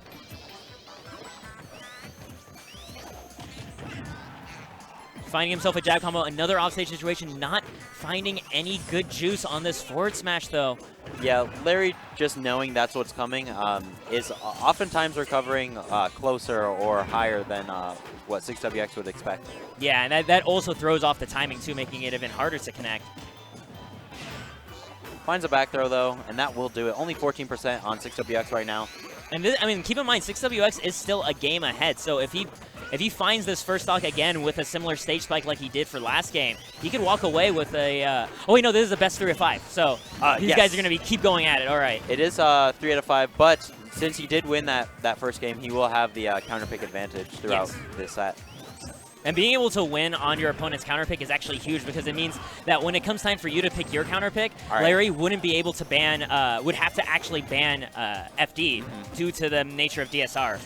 Exactly. And I'm also liking here from 6WX, he's changed up how he's edge guarding Larry from now on. No longer going for those F smashes, just running off, getting fair, knowing that, okay, I'm having trouble timing these F smashes on your illusion, so I'm just going to put out a multi-hit move that will for sure hit you just to keep you in a disadvantaged state. Yeah, and that's exactly what you want to do. Wow! Oh my! That was an air dodge read on an air dodge read on an air dodge read into like a down air up smash. Yes, that was the cleanest of down air finds for Larry right there. And I do overall, though, agree with what you point out 6WX is doing, and it made that stock so close, forcing Larry to find that very clutch read.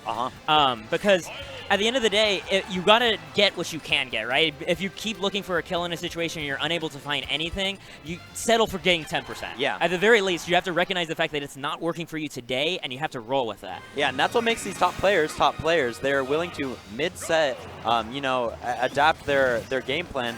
You know, you usually have your original plan, but you got to have a backup. So, you know, just to resort to, you can't just be like, what I'm doing is not working, and then not change anything. It's the secret for consistency, right? Like, it's impossible to expect yourself to have a good day every day. The question is, can you make yourself win on your bad days? Exactly. And that's what 6WX is doing right now. He's saying, I'm not getting the edge guard I want to get, but I'm going to find a way around it so I can keep winning.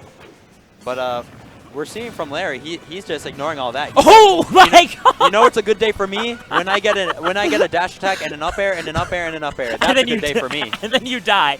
Larry having a very nice day right now. Okay, nice clean 3-piece from 6WX. Taking the guaranteed punish there.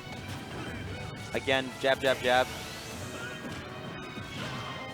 And again, going for that straightforward damage. I like the little scoop with the clappy feet. Doesn't find any extra landing mix-up, though. Right now, 6WX just building as much space as possible. Oh, Larry recognizing the trip after that dash, falling there. Oh? Oh, nothing Wow, quite. very interesting spot that he put him in there. Yeah.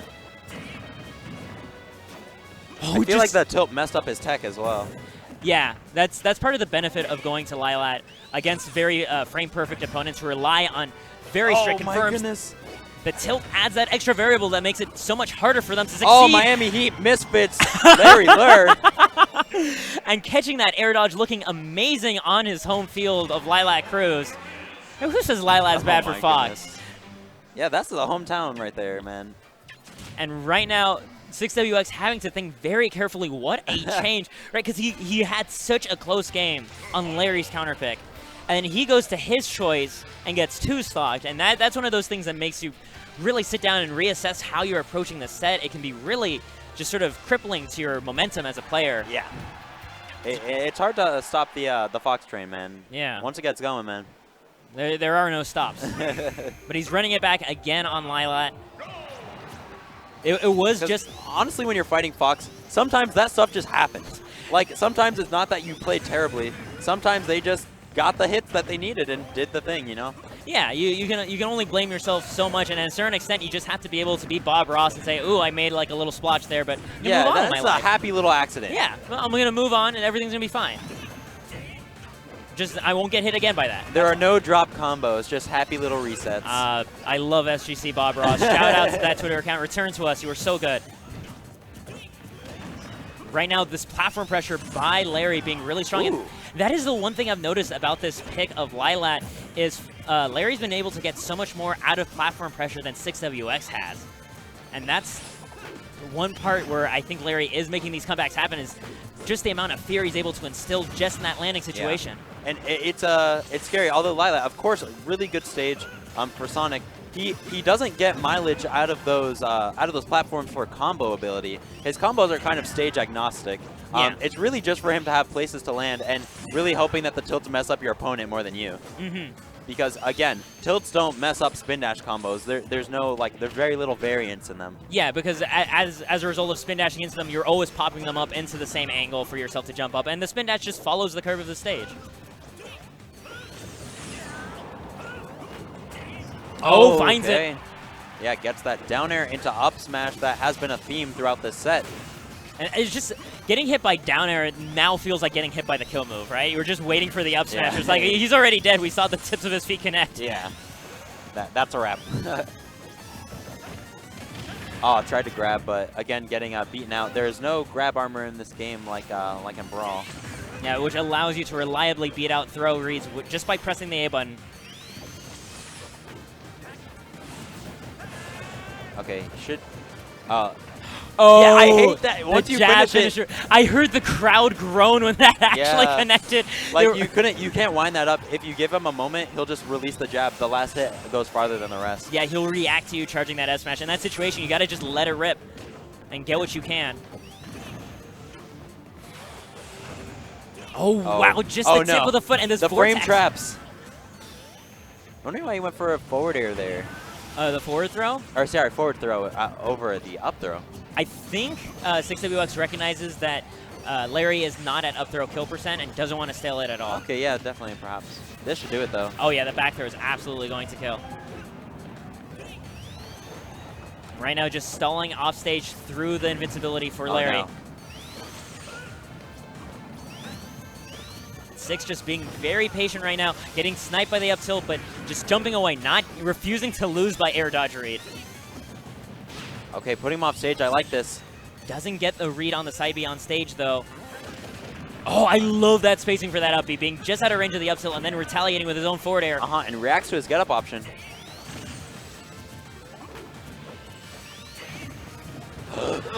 Stays right there. I think Larry is expecting a roll forward because he put himself a bit more forward and maybe connect with the back air on reaction. All right, can't get clipped by these down airs here. Any down air, any nair also has the chance to cause that spiral. And right there, just a clean dash attack into up air. Too. Just so many different potential ways that Fox can end your life with all of his buttons. And like while the popular knowledge is like, oh, well, you can just block, he can't kill you off a grab. Well, like you can't block forever. Yeah, you know, you have to fight to win. Yeah, you can't just play to not lose. Yeah, because like if you were the one with more percent than the Fox, you sitting in shield does nothing. The Fox could just sit back and let you be in shield for the next 3 minutes if he wants to. Yeah, I mean, and he does also just like have a projectile. So if you're just holding shield, he could be like, pew pew pew. I mean, it doesn't do shield damage, but it's an option. So yeah, you can't just play defensively forever. He can just be like, okay, I have a really fast laser, I'll get free percent, so you know. Yeah, and he was just able to keep up with 6WX, like, because 6 recognized the fact that he couldn't, you know, just sit back. He had to keep trying to make things happen, especially off stage, which is what he kept trying to push for every time he got a win on Larry. So rarely, like, the only times he went vertical with his conversions was when it was, like, the guaranteed bread and butter, and he was just, like, able to maximize percent. Other than that, it was always, I need to get him off stage. I need to put him in that situation because I know I can kill him if I get the right read. Yeah. But we're going to go right into our next set, it sounds like, of Mars versus MK Leo. Or actually, okay, this is a button check, I think. Yeah, this is just a button check, but this is going to be quite a good set. I'm actually looking forward to this. These are both players that I very much like to watch. They both have really explosive moments of just fantastic play for just like 10 or 20 seconds where they just look like untouchable gods. Yes. Yeah, both these players known to have really explosive strings. What I'm wondering, I guess the Cloud pick over the Marth pick here, I'm wondering why exactly. I know Cloud does pretty well. I'm not sure how Marth does in it, but I do know that if you actually SCI down and out of any of ZSS's up Bs, you could just finishing touch them. That's disgusting. Because they're in free fall and you get all the time in the world. Oh my god. I could honestly see that being one of the major reasons to just say, okay, well, let's go Cloud for this. I mean, MK Leo having one of the premier Clouds in the world. And I guess also, just due to how ZSS has to play the neutral, it's very short hop oriented / full hop oriented. And, you know, Cloud can just stuff all of that out with just very fast aerials, high aerial mobility, and he will get more damage off of just stray hits than you will. And of course, at the end of the day, this is a best-of-5 set, so if Leo decides that Cloud isn't doing it, he can go to the Marth if he feels that way. Right now, though, already getting so much damage just off of 2 neutral wins. Cloud's sword dealing so much hurt. Yeah. I was waiting for the neutral get up, but that jab coming out with a quickness. Yeah, that's frame 1. And right, very clean pivot grab right there. And that is the main risk as ZSS, right? Is you have all these really safe on shield pokes with your Nair and your ZeRo, and the main fear for your opponent from wanting to hold shield is that if you grab them, you're assuredly going to be able to kill them or deal huge damage off of your grab. Oh, and he waits for the air dodge and gets the cross slash. But the flip side is also, if you read them trying to grab you, then you dodge it, you can also kill them. Yeah, it's a lot of bad news either way. Yeah. Somebody dies when ZSS grabs, is the basic takeaway. There will be death. Okay, finds that dash attack. Oh, nice shield. Just gets himself his best out of shield option right there. Wow, what a back air. Oh, man. He, like, back aired out of hit stun. Yeah, that was nuts. I know you just hit that Nair, but why don't you hold this back air? Because it looked like Leo was just in the startup of his up tilt, too. Wow. Got out of the flip slow combo just doing a get-up attack. Leo just holding onto the stage, not even taking time to build any limit. He's just building like a single inch, right? A centimeter, and then just using his movement against it. Just stay as mobile as possible around Mars, not wanting to be caught as a sitting duck at all. Yeah, you don't want to give Mars too much time. What? What? What? That DI was sus. Even Leo looked surprised after that. Yeah, Leo's eyes were a little bit wide. He's like, that killed? There were no sparks or anything. I see him Broslin in the background just shaking his head with disgust. I feel the disgust from him knowing that he's a Rosa main. Oh my god, yeah. Every time Cloud's on screen, he just scoffs indefinitely. All right, so going to Dreamland, and this is I mean, this is a risky pick here for ZSS. Of course, we have the triplats, very good for those ladder combos. But I mean, triplats is a very good layout for just sword characters in general, especially Cloud. Yeah, Cloud is able to cover entire platforms with his sword swings, and his movement lets him pressure platforms over and over again if you're cut on top of them. Oh, gets the yeah, rollback. Back. Just gets a clean dash attack. Whatever punish he could find in that situation. And here we go, ladder time, and he finds the up B. Not going to kill, though. Great DI by MKLeo. Okay, finding his way down without down air, unable to confirm it to any combo. I liked Leo's recognition that all Mars was trying to do there was intimidate him with short hops. He's like, okay, you know what? You're going to need to actually press a button because I also have buttons. And he just came down with his down air. Yeah, and he has some scary buttons. Yeah. Both of these characters actually have terrifying buttons, so... Oh, wow! What an incredible evasive maneuver. Just baiting that flip kick and then wall jump, side B. That was so brilliant. And the huge blast zones of Dreamland keeping Mars alive through that. But I'm shook just after being red. Like, honestly, if I was red like that. Some of MKLeo's play, it makes me wonder, like, was that premeditated or is he just all instinct? I don't know. Yeah, how much of it... I have to assume it is premeditated just because, like, you can't have a Marth that clean if you're not constantly thinking about every single micro spacing. So I mean, you could have a pretty clean Cloud without thinking that hard, but, you know. You got to be thinking in order to do that. And right now, trying to make the hard read on the get-up. Doesn't find it, though. And instead now being caught on these platforms against Cloud. Good retreat, though, just goes right back to the ledge. Not trying to immediately greedily take center stage. One thing that I'm liking here, Mars actually runs past his opponent a lot to try to force them into an option. MKLeo's really not biting very often. He's like, yeah, you really need to do something to make me scared here. Yeah. And if he does get a fast fall up air, that actually will be game. Oh gosh, the finishing touch. Yeah, does still have that limit. Oh, and unable to connect though on the missing flip boost kick, and MKLeo's still alive. Oh man. This is scary. I am so scared because I remember the last time that every time that Mars has been off stage, Leo has been landing some very clean hits. Wow. And he's still alive. ZSS looking to really struggle right here. Oh, you see Leo again trying to catch that flip jump, but was too low that time. Yeah, and really an option that we maybe don't see because it's just on the other stages, it's not available to him. We don't have walls on as many of the other stages that he can do that. Whoa, the taunt coming out. Taunting for killing with that was a ZeRo kill? At like 190. Yeah, that was hype. Okay, good down smash punish there. There's a safe, reliable damage. Oh, that was a side B kill. That had to be side B, yeah, okay. Oh, was it? Yeah, there's no way ZeRo's gonna kill. But here we go, gets a grab. Wispy, though, I think messing around with that combo a bit. And all right, what is Mars going to do to get out of the situation? Yeah, right now he's just holding his shield, not wanting to be hit with any more of these sword strikes, recognizing the fact that the next one almost assuredly is going to kill at 130%. All right, running past him, getting some safe Nair on shield, knowing that if he does get a hit, he is ready to go off. And right now the fear is, you see him running past the shield so much because if Mars goes for the grab and he's wrong, Leo's going to cross slash him and he dies. Yeah. So like he's trying to do as little as possible, manages to find a grab on that up air landing and gets the up B. Not going to kill again. Leo managing to DI correctly. Oh man. Oh man, that run back to avoid the up air. Such clean movement right now. And okay, getting that punish from the continued jab string, not ending it like Leo was anticipating. Can't even get clipped here.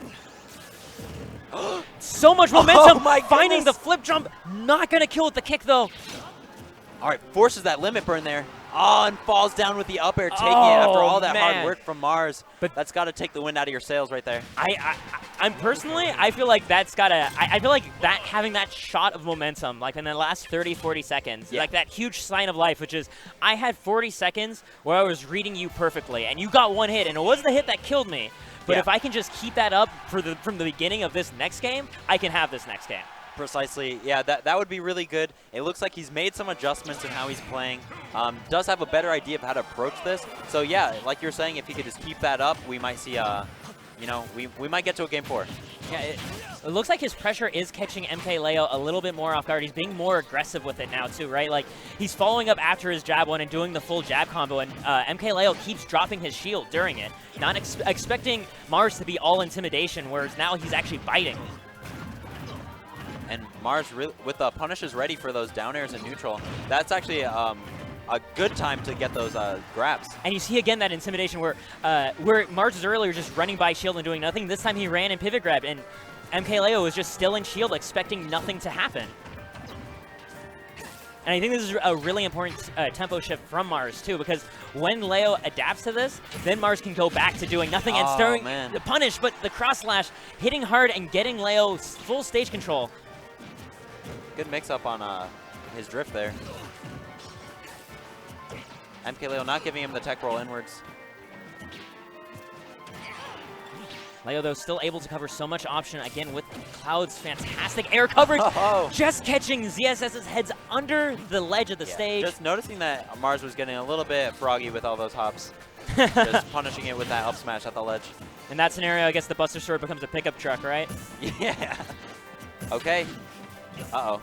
That was... I like that up B, though, because he's able to land immediately on the top platform and shield. What? Oh, but that time Leo was already ready for it. Yeah, Mars only got to use that trick once on Leo. These up B's looking a little bit sus. He can't be taking those risks. Yeah. It's just unnecessary damage for him. Right now, he keeps making these great callouts. Finally, looks like he jumped and died. Okay, I was gonna say, like, finally a boost kick killing, but if that was just a jump.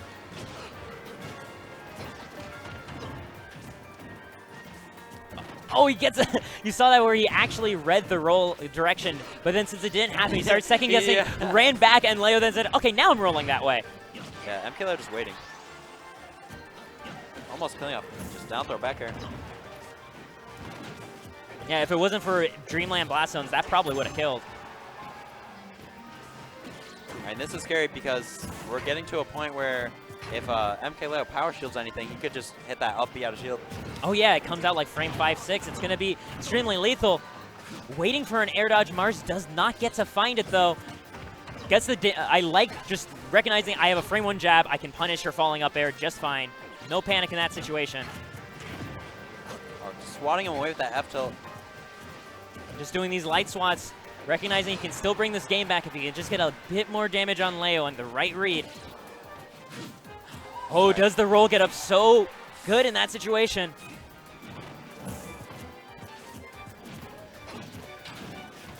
Oh, yeah. Went for it one time too often. Leo already prepared to punish off the top platform. That's just a weird time to go for it because that wouldn't have even killed.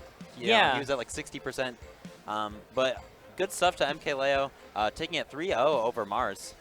I think maybe his hope with that was, again, what had helped him in the very beginning of that game was he did do that maneuver and then landed on the top platform, and by the time MKLeo had reacted and tried to hit him with up air, he was able to pull the shield. Yeah, he was able to pull the shield, but the thing is, it only worked that first time. For the rest of the game, every time Mars tried to bring that out, MKLeo was already jumping up to that platform to catch him landing on it. Yeah, and one thing to consider, a lot of those other times, MKLeo had shielded it, so there was a little bit of hit stun there. That time it just, you know, whiffed an up air. Yeah, exactly. Gave him all the time to get into position and get his just clean up air hit and end up taking that set. MKLeo moving on to top 16, winner side. Yep. But next up, we actually have a matchup, Ken versus Mr. R. This is going to be fun. Oh my goodness. I love both these players, especially when they're playing at the top of their game, when they're feeling really good. I have seen Mr. R lose to Komo Akiri's Sonic. I know Komo prefers to go Sonic into Mr. R. So I could see Ken being able to do really well in this situation, knowing that Ken also just able to weather a lot of matchups very, very solidly as a player. I know when he was down in SoCal that past week for the weeklies as well, Ken was just doing so much damage at the weeklies. He got, what, $500 at the MSM 100, right? Oh, yeah. He made enough money to go to EVO. Like, I could go to EVO now. I could go to EVO! Which will be awesome, by the way. Oh my god, yes. I'm looking forward to what he can do this year at EVO. Last year, I believe EVO was his first American tournament, so he didn't do as well. Yeah. I suppose it's the changing seas of the meta. But he's been looking stronger and stronger every single American appearance, and now he's starting to look like the threat that he is in Japan, because he is ranked #1 in Japan, and you don't get there by being a slouch. Definitely not. Definitely not. Really strong region.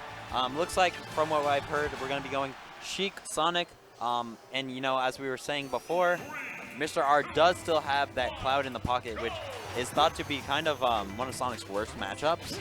I mean, that said, but we've seen very recently Ken beating out Komorikiri's Cloud, and I believe beating out Tweak's Cloud as well. So he has some knowledge of how to deal with that Cloud matchup. That matchup actually comes down to who is willing to camp harder. Yeah, it's like who's willing to camp harder and knowing how to really, really move around Cloud. Yeah. And like, especially, and that's one thing that we were noting, right? That Ken is not reliant on spin dash at all as a Sonic main. He loves just running, and that's the threat of Cloud Sword. Is it normally beats out all the spin dash approaches, but if you don't rely on spin dash anyway, yeah, it stops being as debilitating as if you were. Yeah, a lot of the reason why Cloud is thought to win is, one, he gets a lot out of camping as well, just because limit, but also can react to every spin dash approach quite easily. With Nair or down air or, you know, just a massive disjoint. It's not even difficult for him to time. But as you were saying, knowing that Ken is not reliant on that spin dash, really the whole matchup changes at that point. I mean, that being said, we have here the #1 in Europe in Mr. R and the #1 in Japan in Walks Ken. right up to him. And starting off with just the absolute classic fighting game disrespect of you're not pressing any buttons, here's a grab. Wow, and already just sniffing out some of his air dodges. Right now, just a solid 74%, doing a fantastic job reading. Mr. R, though, able to spot dodge that grab and get some damage on the board for himself. Oh, run up spot dodge. I'm wondering what he was trying to call out there. Like, the way Ken is playing in the very beginning of this game, it looks like he has some sort of download on Mr. R ready to go, right? Because he was already trying to catch on to habits, right? It's not like he started playing slow. It appears that he had a game plan going in. Yeah. So it's going to be up to Mr. R to figure out what Ken's game plan is and make that adjustment as necessary. Right now, I like that just the jab, too. It catches that spot dodge option as well. Already picking up on that.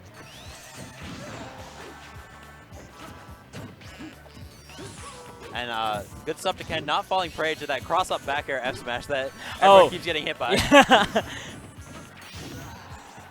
Just rolling out of it. Yeah, he's just staying at arm's length right now from Mr. R. Recognizing the fact that even though he's won neutral exchange so much, right, he knows that eventually he is going to need to start finding that kill. But he's not rushing any amount of that situation. He's going in when he's comfortable, which means that sometimes he can go in nonstop for a whole dose of pressure, and sometimes it means just getting your happy hits in once every 20 seconds. Oh, and tried to punish that Nair with a forward air of his own, but just slightly more active than he thought. Oh, and he baited him with the auto-cancel vanish. That is nasty. I totally thought that was an open punish, but good stuff to Mr. R. But if you vanish like at an angle to the left or right, like a 45-degree angle, you land without lag.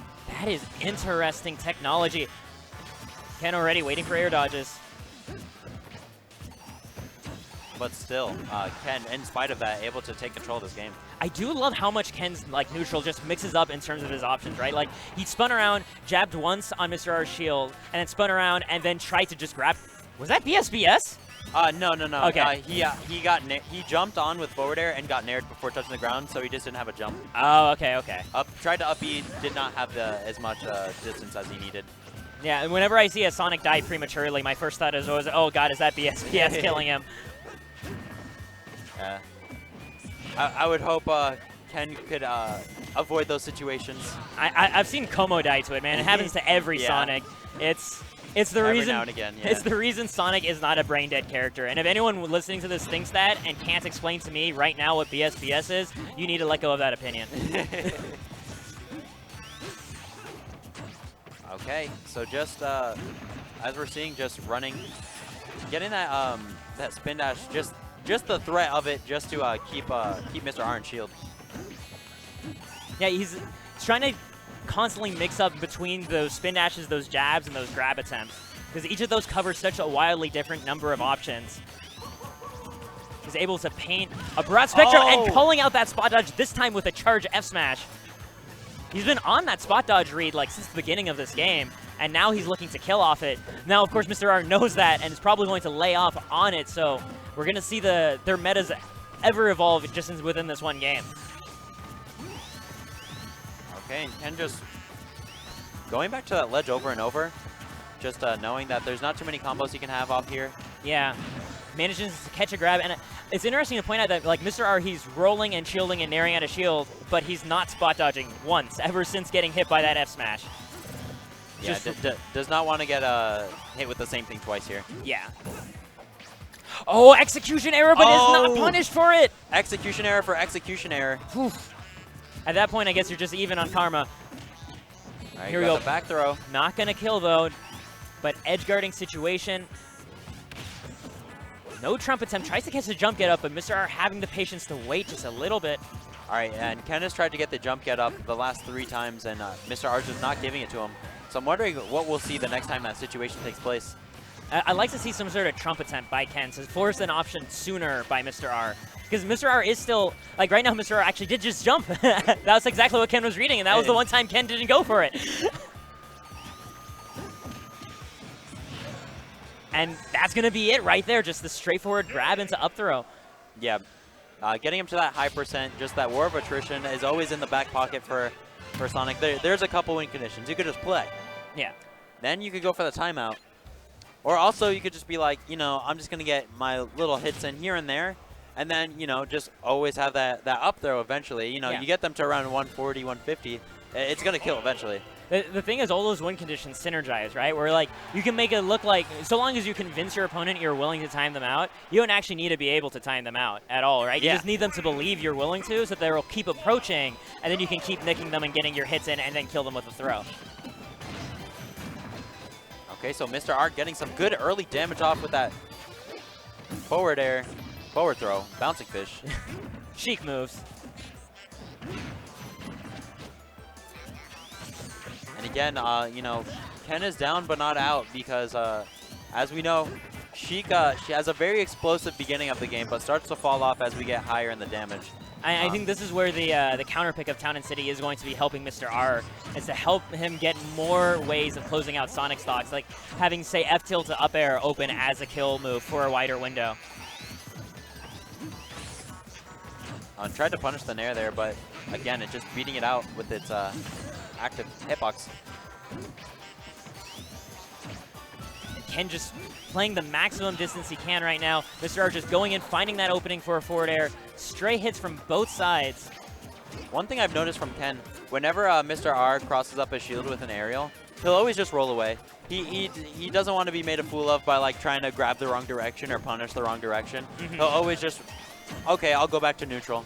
And right there, the throw off stage happened because Ken ran right under the falling Nair and had just enough time to pivot grab before Mr. R touched the ground.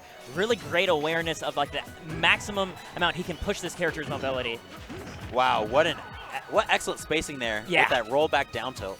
Very clean stuff, and this is exactly the benefit of having Town and City for Mr. R, is he's able to find these tilts into up air confirms that let him close out stocks at a much more reasonable rate. Uh-oh. Oh, waiting for some sort of air dodge. Mr. R instead going for a jump option, staying alive, being forced to ledge snap, but able to pick off, I think, by not snapping the ledge immediately so that the explosion comes out. The appearance explosion. Yeah, actually getting hit by just the poof when he actually read it, read him going above ledge, but just the poof hitting that down smash attempt.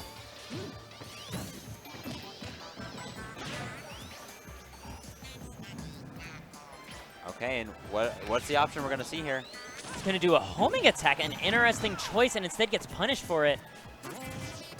I have to guess maybe that was to catch another one of these jump-ins from Mr. R to get back from the ledge. Right now, you see what happens when you try to use spin dash against Chic aerials right now. Just the leisurely falling Nair ends up winning it. Yeah, you just can't. You can't just spin dash all willy-nilly against a character like Chic with just a very active, lingering move there. Oh, there we go. Great movement, slipping right behind that get-up attack, but Ken already at the edge of death percent against Mr. R. It's going to be quite a challenge. He's going to need to have one of those fantastic strings of getting into Mr. R's head if he wants to bring this back. And right now, Mr. R knows it. He's just laying on enough pressure, right? Oh, wow, that could have been bouncing fish, but he was just buffering the needle charge. It hit so late in that Nair. Oh, my God. A mistake, I'm sure, won't be made twice. Thing is, if there's any more rage put on Chic here, it might not connect anymore. It's kind of ending towards the coming towards the ending percentages for that combo. Oh, what? No! What? Okay. It's his birthday, man. This is his birthday. For your birthday, I Oh, got you a man. cheese kill. I hope you like it. He always gets hit by some cheese. That is true. That is the Mr. R curse. That is being Mr. Art at this point. Is you play an honest game. One of my friends. Okay, if you watch anime, he's Genos from One Punch Man. Yes. That is who he is. He's like, yes, I'm so awesome, I'm so cool, and then just like he looks gets bodied incredible, at the last second. and then he gets bodied at the very last second by the most ridiculous thing. Oh my God, that was just like that was a really nice scoop from Ken with that spin dash, right? Because he was scooping up right under the Nair. Oh my God! But it's an actual canon rivalry. If he's Genos, then that means Ken is speed of sound Sonic. Okay, good string here, but does not connect with that bouncing fish.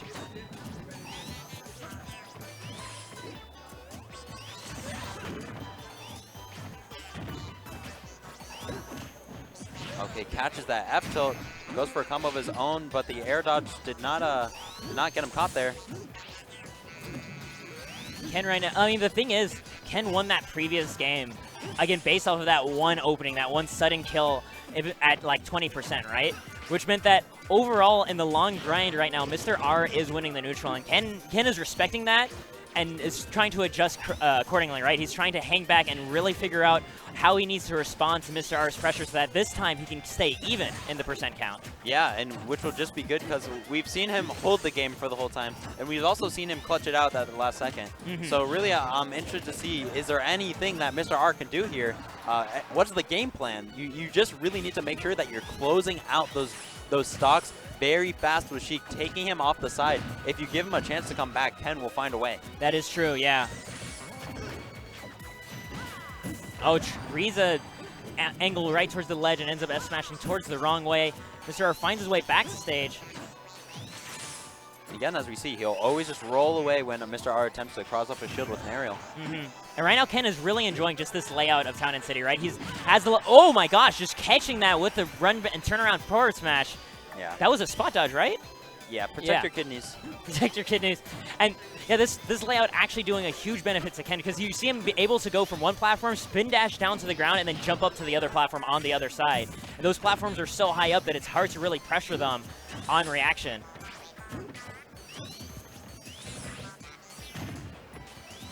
I like him coming back down with the Nair there, knowing that Mr. R's shield was getting kind of small. There's a good chance it would shield poke.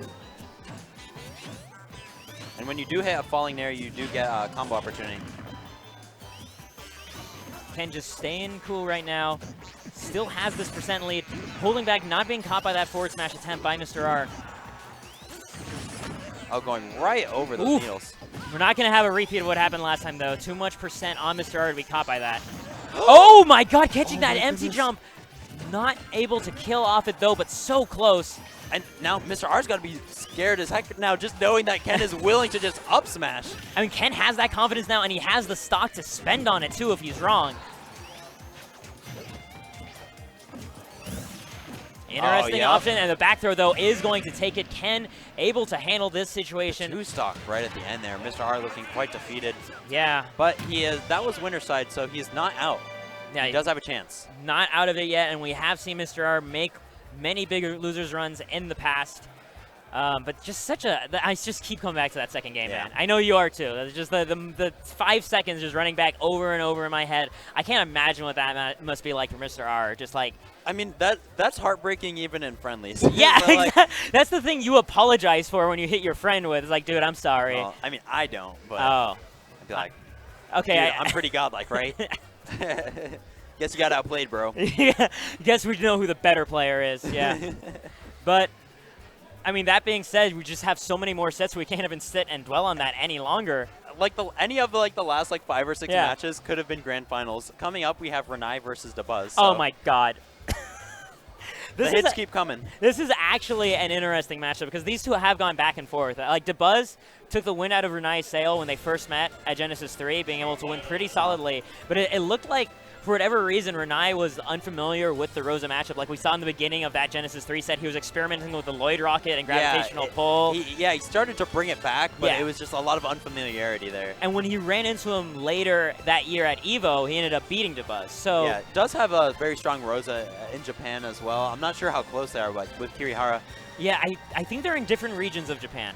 I'm not certain, but I would have to guess. Just again going off of his what looked like unfamiliarity. See them play at, you know, Wimbledon that much. But anyways, anyone that actually decided they were gonna sleep in, they're like, you know, the tournament's starting at 10 a.m. Probably no good matches will happen. You hecked up, man. you hecked up bad. You really messed up. Yeah, like that's the crazy thing is. Having access to this venue for 3 straight days, and like right now the tournament, like it wasn't a bad tournament. We had 700 players, but we have 3 whole days for this tournament. Ordinarily, we get 2 days for a Smash Major, right? Yeah.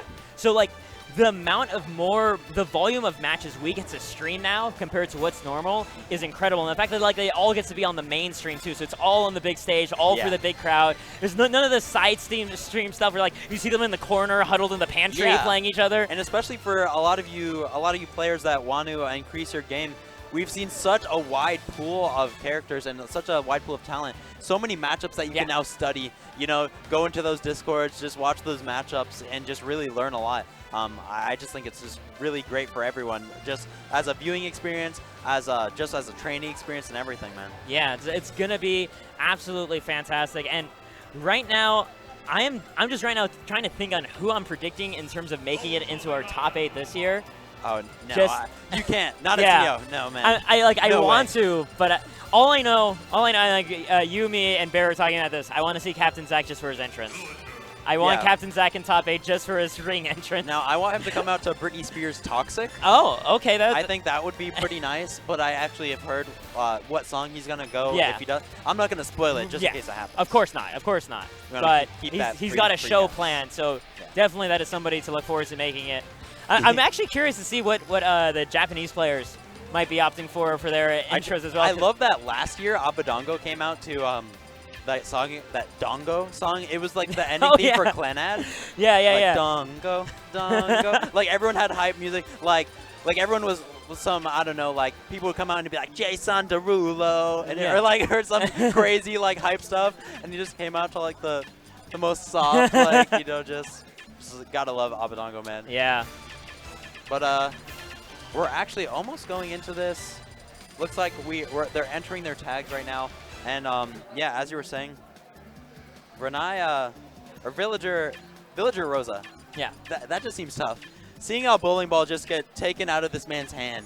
The thing is, though, it becomes a 50-50 in a sense. It becomes a bait scenario for Rosalina, right? She can't go for gravitational pull whenever. Like, say Villager has a tree on the stage, right? If you go for gravitational pull, if it gets baited out, he runs up and axes her and she dies. Like, you have to be very aware of that potential to be baited into doing it. It's a lot of players make that mistake in terms of like low-level players where they do a shallow matchup analysis where they say like, oh, this character has a reflector and this other character's neutral is based off a charge shot. Yeah. So clearly, character with the reflector wins because reflector beats that. By the way, I missed this stage a little, just a little, not that much. I love this stage, but I understand why. The existence of Bayonetta on the top tree is like the most advantageous state there is in this game. I mean, it's that and like poor Little Mac, poor, and also Rosa on this stage is also bonkers, right? This stage, man. Because when you kill Luma, what Rosa can do is she can just keep going from the tree to the bush and upping back and forth, and it can be so hard to intercept her at that height. But anyway, what was I talking about? Shallow matchup analysis. Yeah. Yes. So the issue is players look at just a single interaction in a vacuum and say, well, Reflector beats Projectile, so Reflector character wins. But what happens is all it just becomes is another coin to flip in this matchup, where if you reflect and they don't fire it, then you die. And if they get you to not want to reflect all the time, they can still shoot you with their charge shot and kill you. It doesn't make you immune. It doesn't happen on reaction. Yeah, it's just a counter option, but you still have to play the game right. You have to play the matchup right. Yeah. And we're going to see that here with, like, this is the reason why Rosa is considered to do really well against a lot of zoning characters, but actually, often they end up being closer than they might appear. And wow! With the, oh my god. That bowling ball from the other end of the screen, wow. Yeah. And right now, got obliterated. Renai just content to just throwing out these slingshots at mid-range. Dabuz trying to do the same thing that Esam was doing, right? Just keeping his profile as low as possible as he approaches to make that slingshot as hard to connect as possible. And Renai finding, once again, refuge on that ledge, just keeping as much distance between him and this Luma as possible. And there's the first look at that gravitational pull. Being able to get, and I like that right there, Dabuz didn't do it again. He recognized the fact that this was probably going to be Renai trying to get some sort of bait, so he approached got the during jump, void. forcing that early up B too. Yeah. It just seems difficult. Renai's kind of feeling things out, trying to see how he could force some options from Dabuz. Not only is gravitational pull a factor, but sometimes Luma's just there in the way. Like, yes, you know, just you could just eating eat a hits. slingshot, yeah. Oh my goodness, just the up tilt of the Luma beating the down air attempt by Renai. And Dabuz playing the spacing game very carefully. He's only doing gravitational pull, and he's certain that Renai won't be able to interfere with him.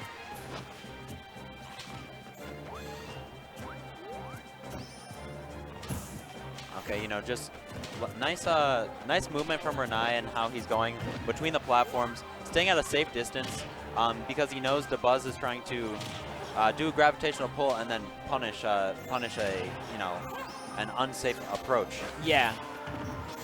And right now, actually, when you look at it, Renai does have the percent lead, right? When we're 2 minutes into this game, this is a potential for a timeout set given the pace of this neutral, and that would be the right call for Renai right now, given that he is staying so sparse, not letting him get hit by any of Dabuz's counterplay.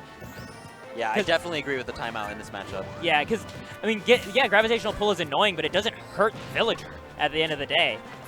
Yeah, you don't need to get the kill. You just need your damage. Oh, and right there baiting out the air dodge and immediately punishing it with the axe. Not going to kill, but look at that damage on Rosa. Wow, I like that with just the slingshot and then the falling turnip, just in case you got a little antsy and drop your shield. That definitely would have killed there. Extra bit of pressure. Oh, man. And that courage immediately just using the Lloyd as the assist that it is. It's a summon a garbage doubles partner is what Lloyd is, right? They're a distraction, but that's all you need is just that distraction, and you do the rest yourself. That clutch summon.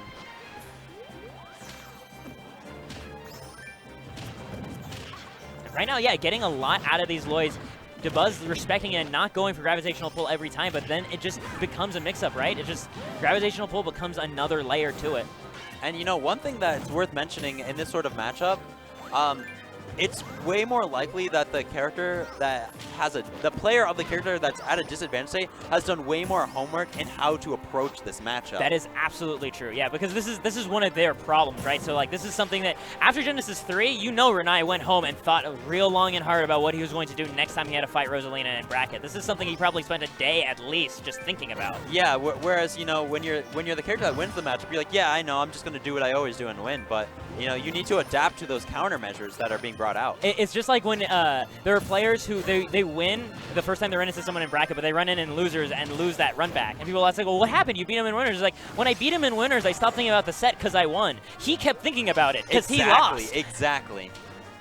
You know, really, it's, you know, you hold those L's close to your chest, man, sometimes, and you really just got to think on them. And also, shout-outs to Dabuz getting that nice forward air stage spike, just rushing up against the very edge of Battlefield. Oh, man. Ooh! Oh, this movement. Very slick stuff. And right now, yeah, Renai is absolutely playing to threaten out timeout. Only a minute 40 left on the clock. I very much approve of this style. I mean, this is what you got to do. A lot of times, the answer to somebody who's playing defensive is to be defensive right back at them and harder than they are. All right, he's going to put a chop on the tree. Ooh, gets the close hit affair. All right, the options there. This is going to force a high recovery, most likely. Okay, just drifting. Yeah, he just managed to drift just barely out of range of that axe read because, I mean, Renai read that drift too. He axed in that direction. Renai, manages to call out the correct timing for the air dodge, touches ground, and gets the triple turnips right before the... He said nice gravitational pull, but why don't you pull this turnip to your dome? Gravitational pull some turnips. I like it. But that's exactly it. You can't, it's not a free get out of jail. It doesn't just erase the projectile and you're perfectly fine. You died for that because he was standing a little too close to the edge. All the other times he had gravitational pulls that Lloyd, Dabuz was further back, closer to stage, more under that like first layer of platforms, right? Yeah. This time he was a little overextended, and Renai knew it and actually pounced. Yeah, the lips of there's those corners of Battlefield are slightly thinner at the ledges there than other stages. Yeah. So able to capitalize on that, and as we were saying time and time again, measures and countermeasures, and that's what we saw there to end it all. We're seeing a lot of, I mean, knowing both of these players, especially like Dabuz, and knowing for being just his own coach with the sheer weight of analysis he does for himself, and like watching VODs all over the world, like these are two players who are going into this prepared with a battle strategy. And right now we're seeing them clash into each other. Like Renai went into this expecting, I'm going to threaten timeout. Yeah, and just played his game plan throughout. But right now we're seeing the Town and City pick, and again, this is going to be an interesting dichotomy. Of course, we do have those blast zones that, you know, Rosa will be killing people off early. Yeah. But this is a very long stage. It's a lot of space for Renai to work with, especially if he wants to stick to that game plan of the timeout. Yeah. What I think what Dabuz is hoping for is when he does get his hits in on Renai, he can make them count a lot more on this stage, so that the percent deficit can't get as large as it can on Battlefield, right? Yeah, definitely. Because like Renai was able to live into like the 140% last game because the huge blast zones made it so hard to find the right kill on him. Whereas Villager, with his huge kill power just in essentially any position, would be able to close out the stock more reliably earlier. Oh. And that Luma is dead. It already screamed out. I like that Dabuz already retreated, though, recognizing the fact that without Luma backup, he was going to have a harder time pressuring Renai. Oh, yeah, kind of sniffed out the roll there, but couldn't get anything too substantial. You know, Villager's punishes are not that incredible. And right Unless now, it's a bowling ball. I do like just the ever-increasing approach of those Lloyd rockets, right? First he did it at like a mid-range, then slowly Renai did it closer in another gravitational pull, and I was like, okay, I know where you're going with this, and he just walked up and hit Renai during his third one. One thing I want to point out, notice that Dabuz is opting to not pressure Renai at all off stage. He said, you know, I'm not going to win this battle, you know, at the ledge against Villager. It's really just not very likely to happen. So just sticking with being on stage and just controlling it. I mean, the choice makes sense. He just got to watch Esam fight Renai, and if Esam's Pikachu had trouble keeping up with Renai off stage, I question whether a Rosa could do it. Oh, wow, the Luma just barely able to act before Renai could get his punch for the gravitational pull. I like that fake out presence by just Luma, right? It Yeah, forced, just the threat of Luma. yeah, it forced Renai to not even get to follow up, and Renai didn't even get the chance to hit the Luma because he was so scared at any moment the hitbox would come out. Okay. Oh! Peekaboo. Dabuz was so busy thinking about, okay, how am I going to get around this tree or axe, that he just got hit by the most obvious one, the hashtag nice back air. It's the clubhouse setup. You just hide in your tree house and you hit him with your slingshot. No girls allowed. No girls allowed. Oh my goodness. And you know, Renai just holding onto the stock right now. And this is a similar story we saw to the last game. Dabuz just looking for some way now to, he has to just close out the stock now, which is a lot harder to ask for than just getting a percent lead in a timeout scenario. And in all the while, Renai just getting his happy little pellets in. Oh, but able to find this jab combo. Not going to kill, though, but it's getting a lot closer. And just like you said, Dabuz focusing on just pressuring ledge in this situation. Knowing that Renai could react and say, go under the stage to the other side of Town and City. And that looks like Renai looking to fake out right there. Dabuz not falling for it, though. Actually, I like that. He's taking the most time that he can, and every time he recovers. Oh, that's right. That's brilliant, actually. Every single time he's sent off stage, he's actually taking away another 5-10 seconds off that clock. It's not quite blinking, but it's close. Yeah, I mean, it's not my fault my recovery takes such a long time. You know? You're avoiding old culpability. You got to stay one of the player heroes. Oh, wow, that back off with that Nair just fantastic. Oh my God. Wow, the call-outs on both goodness. ends. Almost got hit. If that down tilt was a moment later. Do you know how much a bowling ball falling on your toe would hurt if that traded with that down tilt? That would kill. That would kill in real life. IRL, yeah. man. You don't mess with that. Dabuz finding that first stock, but actually the Lloyd rocket hitting Villager while it swirls around Rosalina. Interesting interaction there. And now actually Dabuz riding a little bit of momentum, but gonna take quite a bit, and only a minute 50 to find the 70% from somewhere. I mean 80%. Wow, and you know, Dabuz tried to call out a jump towards the stage, but Renai just stayed where he was. He didn't even move. And just having that composure of Renai to occasionally just hold his ground suddenly, making it so hard to guess what tempo he's playing, and all the while the threat of that... Jesus. Almost got up smashed. Oh my god, that up tilt protecting the dome. Oh! Oh my god. And right there, Dabuz, Renai So recognizing the dying. fact that like if he didn't air dodge and that up air had connected, he would have died. So just like went for the air dodge, hoping that if he came out and Dabuz read it, it wouldn't have killed him. And right there, the Lloyd Rocket explosion taking out Dabuz. And Dabuz. Oh man. Dabuz's face looking a little distraught at the end of that, calling a timeout, knowing Dabuz, his laptop is his coach. Oh, no, it's his own voice recording, right? He actually plays recordings of himself talking into his phone, if my memory is correct. Wait, really? If my memory is correct, we see him pulling up his phone, right? What if he just puts on some, like... Well, we can see him. We see where he's going. He's going into Messenger. We see 2B as the background. Nice choice. Nice choice, okay. Excellent waifu. Oh, it looks like he's going to call someone? Oh, is he calling a friend? Oh, who's he calling? He is calling somebody. Okay, I guess he's approving who his coach is with the TO right now. Also, shout-outs to 5 Hour Energy. All right, do we got Bear on deck with the Febreze, though? He can't even Febreze the coach. This is not fair. Yeah, he can Febreze the phone. It's even worse. Are you kidding? You're not out a couple $100 if you're... It does look like he has a case on his phone, though, so he probably won't actually get any malfunctions on it, but... Febreze is... You know, you Febreze, in this situation, you Febreze the Buzz. It's like a cat. When your cat's being bad, you don't even need the actual Febreze. You just squirt some water in his face. It's like, now you're in the tropics. Hang up now. Now. Bad. I mean, it's just a win-win. You enforce the rules while keeping everyone smelling so fresh and, you know, vibrant. You know, if we actually had deodorant as our spray of choice for too long in coaching. That'd be funny. And then didn't tell people how long the coach limit was, so we got to spray them excessively. No, not spray deodorant. You just throw a stick of deodorant at them if they take too long. Yo, I am all about that. You know what I'm waiting for? Smash GG. They put out hand sanitizer. I want Smash GG deodorant. That'd be pretty nice. There is a market for that. You know, just the smell of like... It could be a pre-order bonus, right? Like pre-reg bonus, a free stick of deodorant if you register for the tournament by the early bird time. Yeah, and we could have some like nice flavors like Kimura Kiri, like... That you can sign it? Yeah. That would be really nice. All right, so we're going back to Town and City. You know, looks like we'll see much of the same game plan. Renai staying close to the ledges here, playing his game. You know, just that war of attrition that we've been seeing. Right now, though, Dabuz actually taking control of the tempo right now. Whoever he called had some really good advice for him. And yeah, he has the lead, and he's like, okay, I know we're playing to the clock right now. I'm going to let you come to me now. Wow, and I like the spacing on those slingshots. Slingshots right over Luma. Those are some trick shots, yeah. Like, you have to headshot Rosa in order to get those pellets to connect now.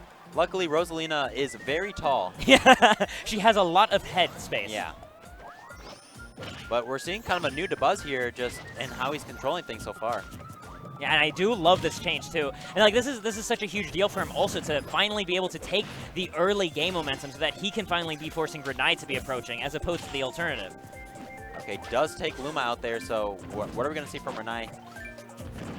And actually, Dabuz going in without Luma, and this is kind of dangerous right now. So little % separating these two, and I think Dabuz knows it, which is why he's going in. It is the mix-up. Whenever a Rosalina loses Luma, a lot of people will think, okay, now let me go in, and then they just dash up and grab you. Yeah. And then, you know, it's just, and that just puts a lot of time, you know, back towards you getting Luma back. So I actually really like an offensive play. It's like a wake-up grab in any fighting game. It's such a confident play that players don't expect it from somebody who should be scared given their current situation.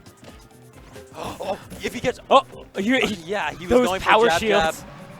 Yeah, he was going for jab, jab, axe. Yeah, right against the tree, just like you were saying. But he catches the recovery. Right when the tree is dying, he did have the axe to just cut down. Renai, Dolphin Hunter, right there with that slash. All right, good. I really like using the Lloyd Rock up there to stall. That's just a situation where you don't want to take an up air. And Renai in tip-top shape right now. And again, just content to now play his own game. Being the mayor can't fail, but ends up I hate to see that type of thing happen. I see everybody in the streaming backstage, they all like, oh no! As soon as that happened, and immediately the game evens up just for that. Dabuz really wants that game 4. I mean, when you were one of the very first American players to actually take out Renai, you want to keep that going, right? You don't want to ever fall to him again. It makes you wonder what that coach said to him. He was like, hey, why don't you just jank him out with some up airs? It's like, but I tried at the end of the last game. It's like, no, but just do it again. But do it and it'll work. It's like, okay, and it worked. Got him. I mean, it could have also just been moral support. Like, that is so important. That is an important aspect of coaching that gets overlooked, is having just that extra bit of emotional stability that it offers, not just tactical stability. Hey, man, you can do it. Just stay calm. Yeah. You know, do what you got to do. You know, you're one of the best. Right now, Dabuz doing a really solid job of keeping this landing pressure on Renai, taking, again, a little bit of a lead. Not enough for him to really comfortably camp out on. And he's trying to keep mixing it up right now, doing interesting nairs right in front of Renai. Okay, using it because, you know, people's jab does beat Lloyd Rocket. You can just jab it and it will kill it.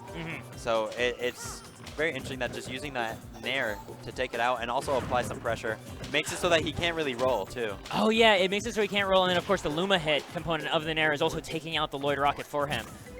There's just covering so many different options for Renai in that situation. Oh, wow, really clean air there. Again, sailing right over this Lloyd Rocket. And wow. I do like the way that he's challenging Lloyd Rocket now, not confining himself to just thinking in terms of blocking or gravitational pulling it. Oh, Luma looks like got hit before the force smash came out. Oh, here he comes the scary stuff. Luma dead, tree up. Dabuz knows what's at stake and immediately starts trying to kill that tree. Get away from my tree! Yeah. Uh-oh, this is a bad situation. Oh, and he gets clipped just in his legs. Just like you were saying. The first time he was forced to recover low that entire set. Yeah.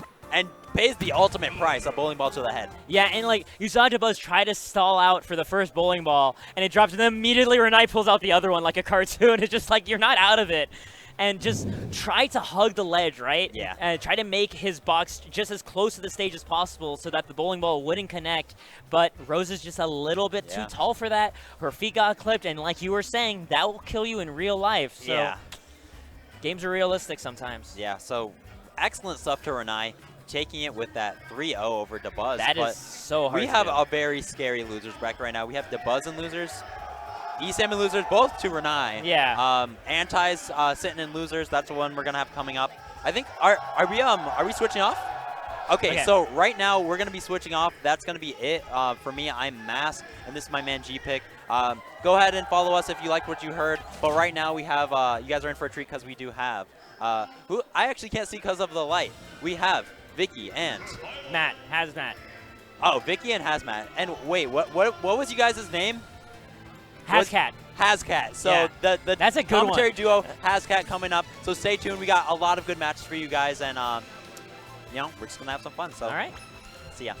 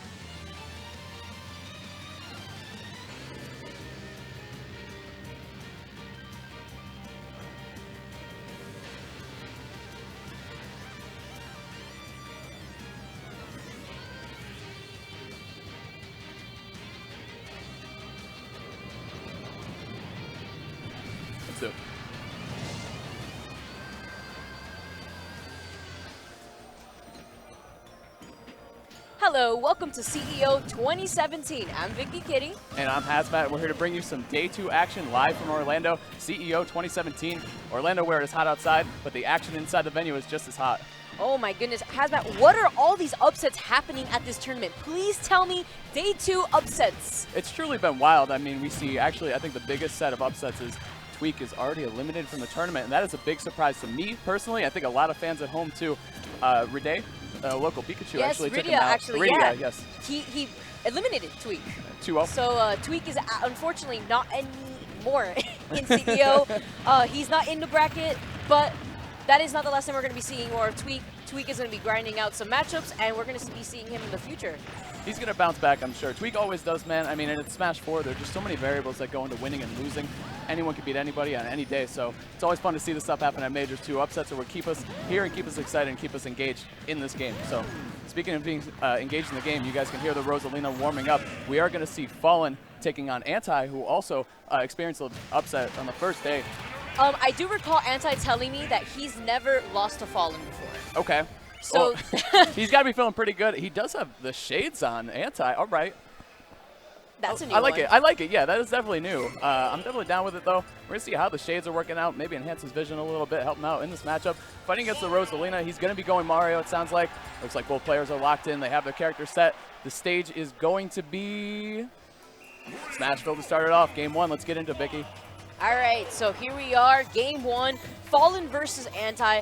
And Hazmat, what do you think in particular about this matchup? I think it's an interesting matchup. I think the zoning's very interesting. I think you can see right there Fallen using a bunch of perfect pivots, trying to weave his way around Anti. Mario wants to get in, but he also has this tool in the Fireball in order to keep Fallen stuck in place so that he can run in and get a grab and get a combo started.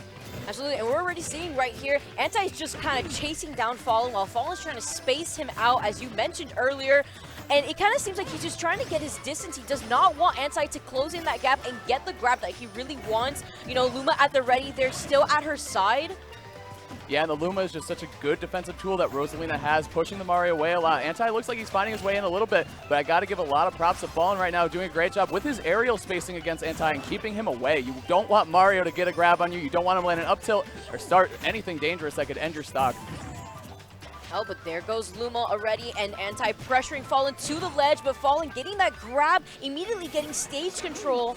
Yeah, that's an enormous grab because he had Fallen regained so much time on the Luma spawner, and now he's going to get Luma back, and now he's back in business. Anti trying to knock away the Luma, could not do it successfully with that forward tilt though. Absolutely not, but Fallen's holding on to this platform right here, kind of hugging it. I like the way he's mixing up his landing on the stage, but as I said that, he's put into a very vulnerable position, mixing up his recovery so that way that cape does not land. Yeah, that's going to be another big facet of this matchup. Nice back air from Anti, though. Oh, but that fantastic DI. Yes, definitely. I like the survivability from Fallen. Nice try with Anti. He mixes it up. He opts to go for an up B there. Tries to go for a stage spike. Cannot find it. Ooh, Luma with the big save. Luma with that clutch save right there. And I really liked how Anti went off stage to purposely try to get that stage spike on Fallen with the up B. If you aim it towards the stage, it actually could be a tech situation and could put Fallen in a very bad position as well. Rosalina's recovery already, we've noticed, very lackluster, does not have a hitbox, so he's put in a very vulnerable position when he's off stage, especially versus a character like Mario. And Anti already with the first stock lead. A great back throw right at the ledge. Is going to take the first stock for Anti. And I got to give him also a lot of props because he was behind in that first stock, and he kind of cracked the code that Fallen was throwing at him. Fallen had a lot of nice landing back airs thrown at him. And again, a nice up smash out of shield, good defensive option, but not enough to take Anti's first stock in this game. Yeah, so now we're seeing Anti still holding on to his second stock. He does have Rage at the moment, but we've already discovered Rosalina does not have a problem on taking care of that problem. Now with the back throw, Anti off stage, can Fallen finally close out this stock, but unfortunately that up smash missing just slightly, and as I said that, Luma coming in clutch and helping that stock disappear. Yeah, Luma just so strong too. It's just a simple jab combo, but sometimes that's all you need, man. You can keep it simple, you can get a lot out of the Rosalina Luma combo. And now Fallen off stage again, Anti. And look, he ended up actually getting the stage tech right there. That is actually what Anti was going for earlier in the match that we were seeing from the first stock. Yeah, you can see Fallen was anticipating it that time, maybe because Anti threw it out the first time, so Fallen privy to to the plan, avoids losing the stock, and still hanging on in this game. And I gotta say, I really like the way that Fallen is recovering right here, mixing up when he activates the up B or not, because like you said, he's so vulnerable when he does activate it. No hitbox on that means that he could eat a lot of different Mario moves, forward air, cape, anything could really just send him back air, as we saw in the first stock. Fallen's got to be really careful with how he recovers. He's been doing a pretty good job with that so far. Yeah, so far he actually is doing a fantastic job on holding onto his own. But at the same time, I really like the patience that he has. That's why he was just camping the ledge, being as patient as possible to wait for Luma to come back. But Anti, still with this immense amount of pressure, tries to go for the ledge trump there, but Fallen already inputting an action to make sure he's not put in that position. I like this defensive play from Fallen. He's kind of just rolling away. He forfeited the stage control and just opted to run to the other side, waiting for his trusty Luma to come back, and there it is. And let's see how the game changes again now that Luma is back in play. Here comes a big situation for Fallen, going for the up throw up air. Cannot find it, but there's an up smash that does connect. I know Fallen's been looking for that a bit, and some star bits too to rack up some damage. Fallen closing the gap now too. Yeah, it was a pretty good trade earlier from Fallen. Yes, he was put off stage, but Anti was not able to capitalize off of that positioning. Instead, Fallen ended up getting the percent that he really wanted. He needs to watch out, though, because Rosalina is very light, and he can actually get her stock closed out relatively early as well. Nice fade away by Fallen. That's what I'm saying. His recovery is so nice. Anti with another interesting edge guard going right, trying to send Fallen into the stage and catch him with missing the stage tech. However, Fallen again on top of the plan. They're nice down air too from Fallen, pushing Anti to the side. Anti does not have enough resources to recover, and he's going to be dropping game 1 to Fallen. Unfortunately, I actually don't think he had a jump at that very instant. Fallen was doing a fantastic job at mixing up his recovery. He was recovering that really well. Yep. And that was the reason why Fallen ended up living for so long, and it could actually be in this matchup very hard for Rosalina to get away with a lot of her shenanigans, especially when Mario closes in that gap and gets that first grab. You're going to be taking for free like 35 to 40%. Exactly, and if you're not eating a big Mario combo, you're getting sent off stage with Rosalina. As we keep talking about Rosalina's recovery, Anti, he was doing a good job. He's throwing out all these interesting options and off-timing things and catching Fallen, but just could not cash in on that last stock. So let's see what happens game 2. I like that Anti is running it back to Smashville. He's feeling confident in the matchup, as he should, like you said. He's won a lot of sets against Fallen, apparently. Hasn't dropped too many, if any at all. So I think he's saying, you know what, I got this game. I'm going to bring it back to Smashville and see what I can change up here and how I can do better closing out the stock. Luma is spinning a lot. He's got to be dizzy by this point, and he's still going. Nice. Anti countering with a spin of his own right on top of the Luma, but it's working out in Fallen's favor. 44% already on Anti. That was a very smart option from Anti. That was an active hitbox in the middle of the stage, and that was actually allowing Fallen to get away with a lot of stage control and unable for Anti to get in, but Anti immediately knew the answer to counter that, and he fell in with a downer to kind of get Luma out of that animation and immediately retreat to go for Fallen. I like the way Fallen's spacing right now with landing back airs and with forward tilts and walking away have just been supreme. They've been so good. It's just been a good way not only to rack up damage and or shield or poke at Anti-shield, but to space him out and to put it in Anti's head like, hey man, you're not going to get in for free on me. I'm going to run away, especially if my Luma's gone, and you got to work a little harder to get in on this Rosalina. Yeah, that's that platform hugging where we were talking about last game actually. Every time Fallen recognized, okay, I don't have Luma right now. I don't want to end up getting all this damage on me. To prevent this from happening, I'm going to play as patient as possible and allow you to come to me while I just basically run away with this game. Exactly. Again, some more good pressure from Fallen. I love the way he's mixing up these aerials at the center of the stage too, which is really interesting and just a good, different way to zone out Mario than we're used to kind of seeing from these Rosalinas. Fallen really making it work for him too. 124% on Anti's first stock. Nice fadeaway in there too to catch Anti. Again, using Luma too to catch every defensive option that Anti is throwing. Anti actually, that trade could be, okay, good. He did still have a jump. Anti able to make it back to the stage, but he still is in a precarious situation at 144%. Looking for the dunk too and cannot find it. Oh, he immediately tried to go for that up B stage spike once again. And he was put into a pretty bad position at some points in the game already. He was above Fallen for a good amount of time, but he was holding on to that jump because he learned from the last game and immediately catches Fallen's ledge jump with that up smash and with the rage. Yeah, what a retaliation from Fallen. That's exactly what Fallen needed right at that moment. Uses the invincibility to approach Anti fearlessly and takes a stock for it too. Really good stuff. And I mean, that's what we saw the first game too, is that Anti was behind. He fell behind and then he slowly chipped his way back in and then took the first stock from Fallen. But we all know Fallen did take that first game. So let's see what Anti can do with his game plan the second time around. I mean, Fallen already was taking advantage of the invincibility that he had coming from the Heaven platform and immediately basically tied the game already, Hazmat. That's absolutely right. Let's see what Anti can do, though. He does have Fallen in a semi-bad situation in the air and without a Luma.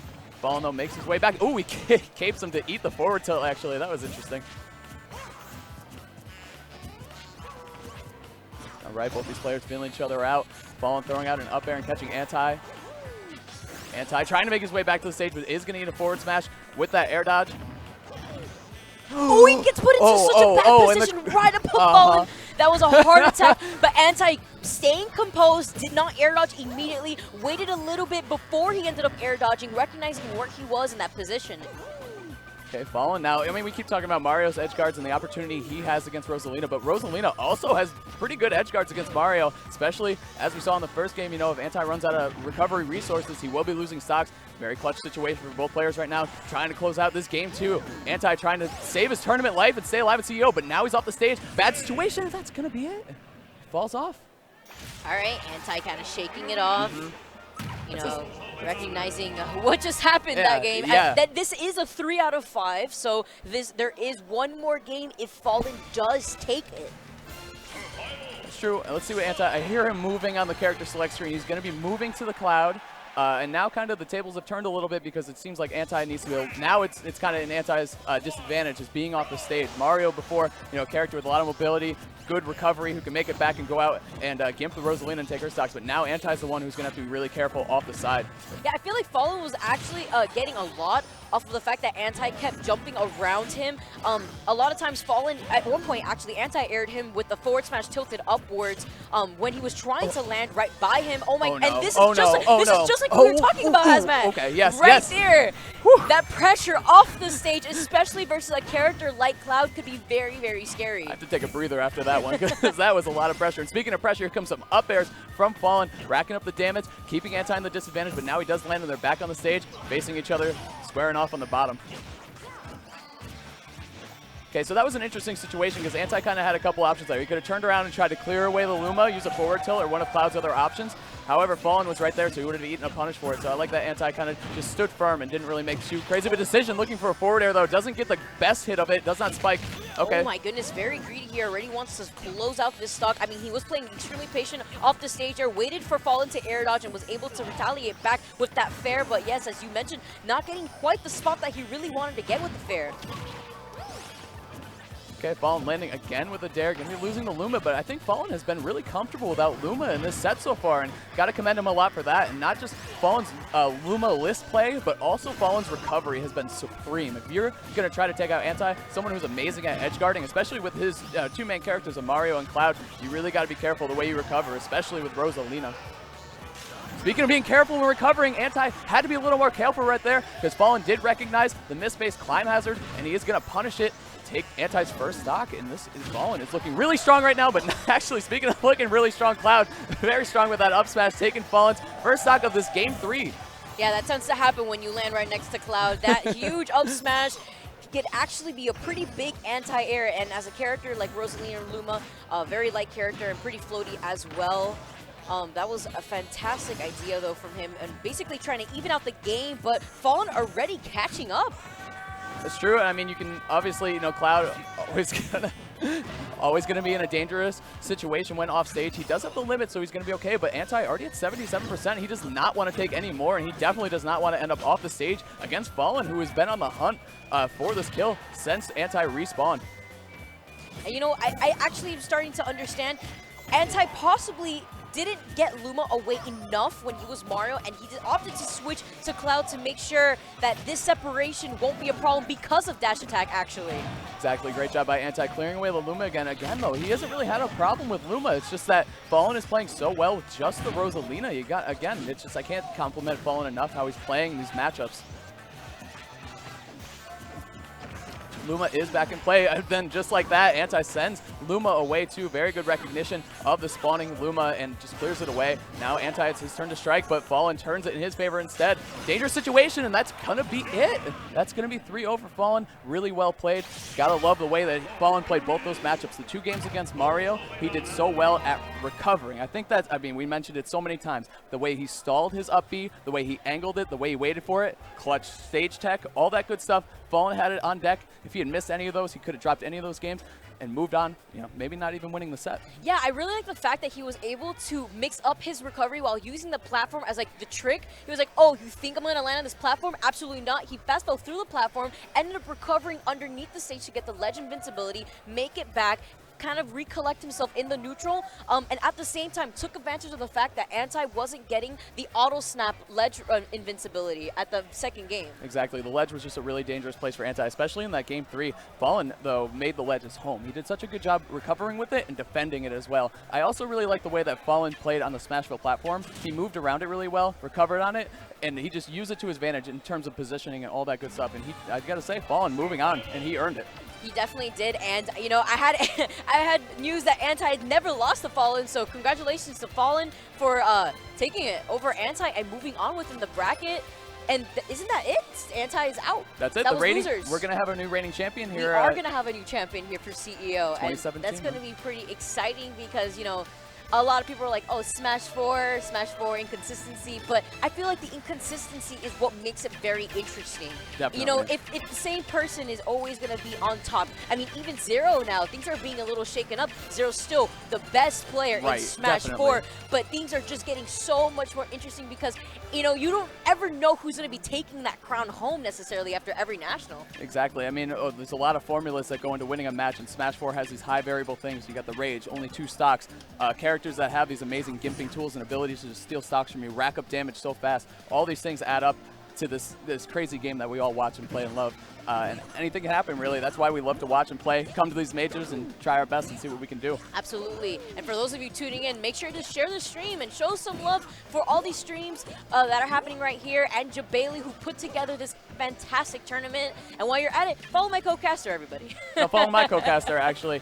Vicky Kitty with an underscore. Hazmat SSB. Oh, there it is, right there. There we are. Yeah, we're down at the bottom here. So we actually have up next on stream Myron versus Esam. It's going to be an interesting matchup. Esam actually losing to Renai earlier today. It was a really good set.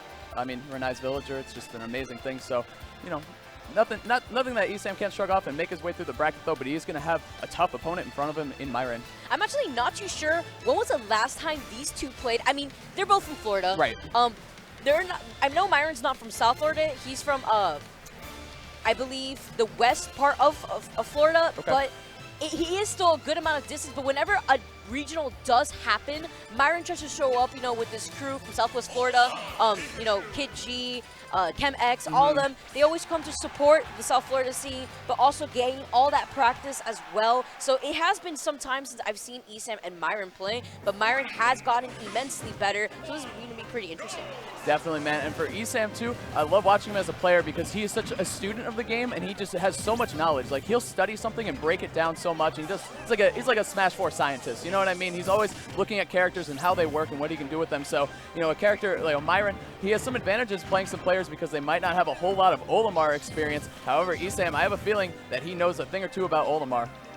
Absolutely, and something to really make note on, some people get confused whenever Olimar throws out, you know, a different color Pikmin, but there is a little arrow signifying which Pikmin are going to be thrown first. You see falling right behind them. Some people actually miss that a lot, so I like to always make it a point, so that way people actually know what Myron is trying to go for here, as he continues to throw all these Pikmin at Esam by the ledge, continuously edge guarding him as Esam is trying to find his footing into that close range space. Esam using the Nairo lot to knock away the Pikmin. Myron does have 2 purples and a red, which is a really deadly combo, especially against a light character like Pikachu. It's going to be interesting to see what combination Myron goes for, too, because I know the yellow ones, they do avoid the electricity or are immune to it. Oh, okay. That blue one is holding on. That delayed the fair, actually. Okay, nice little reach with the forward smash from Esam, catching Myron. Now he has Myron off stage. Olomar's, like we said, we were talking about Rosalina, how she has no hitbox on her recovery. Olimar, same thing. He does have some mix-ups when he's landing with it. However, coming from down below, it's going to be a tough time for him. Myron doing a good job, clawing his way back, and almost tying the percentages up now, too, against Esam. Nice drop down there from Esam. Keep Myron in a bad situation, and right there, he's going to knock him into the stage and take Myron's first stock in this game 1.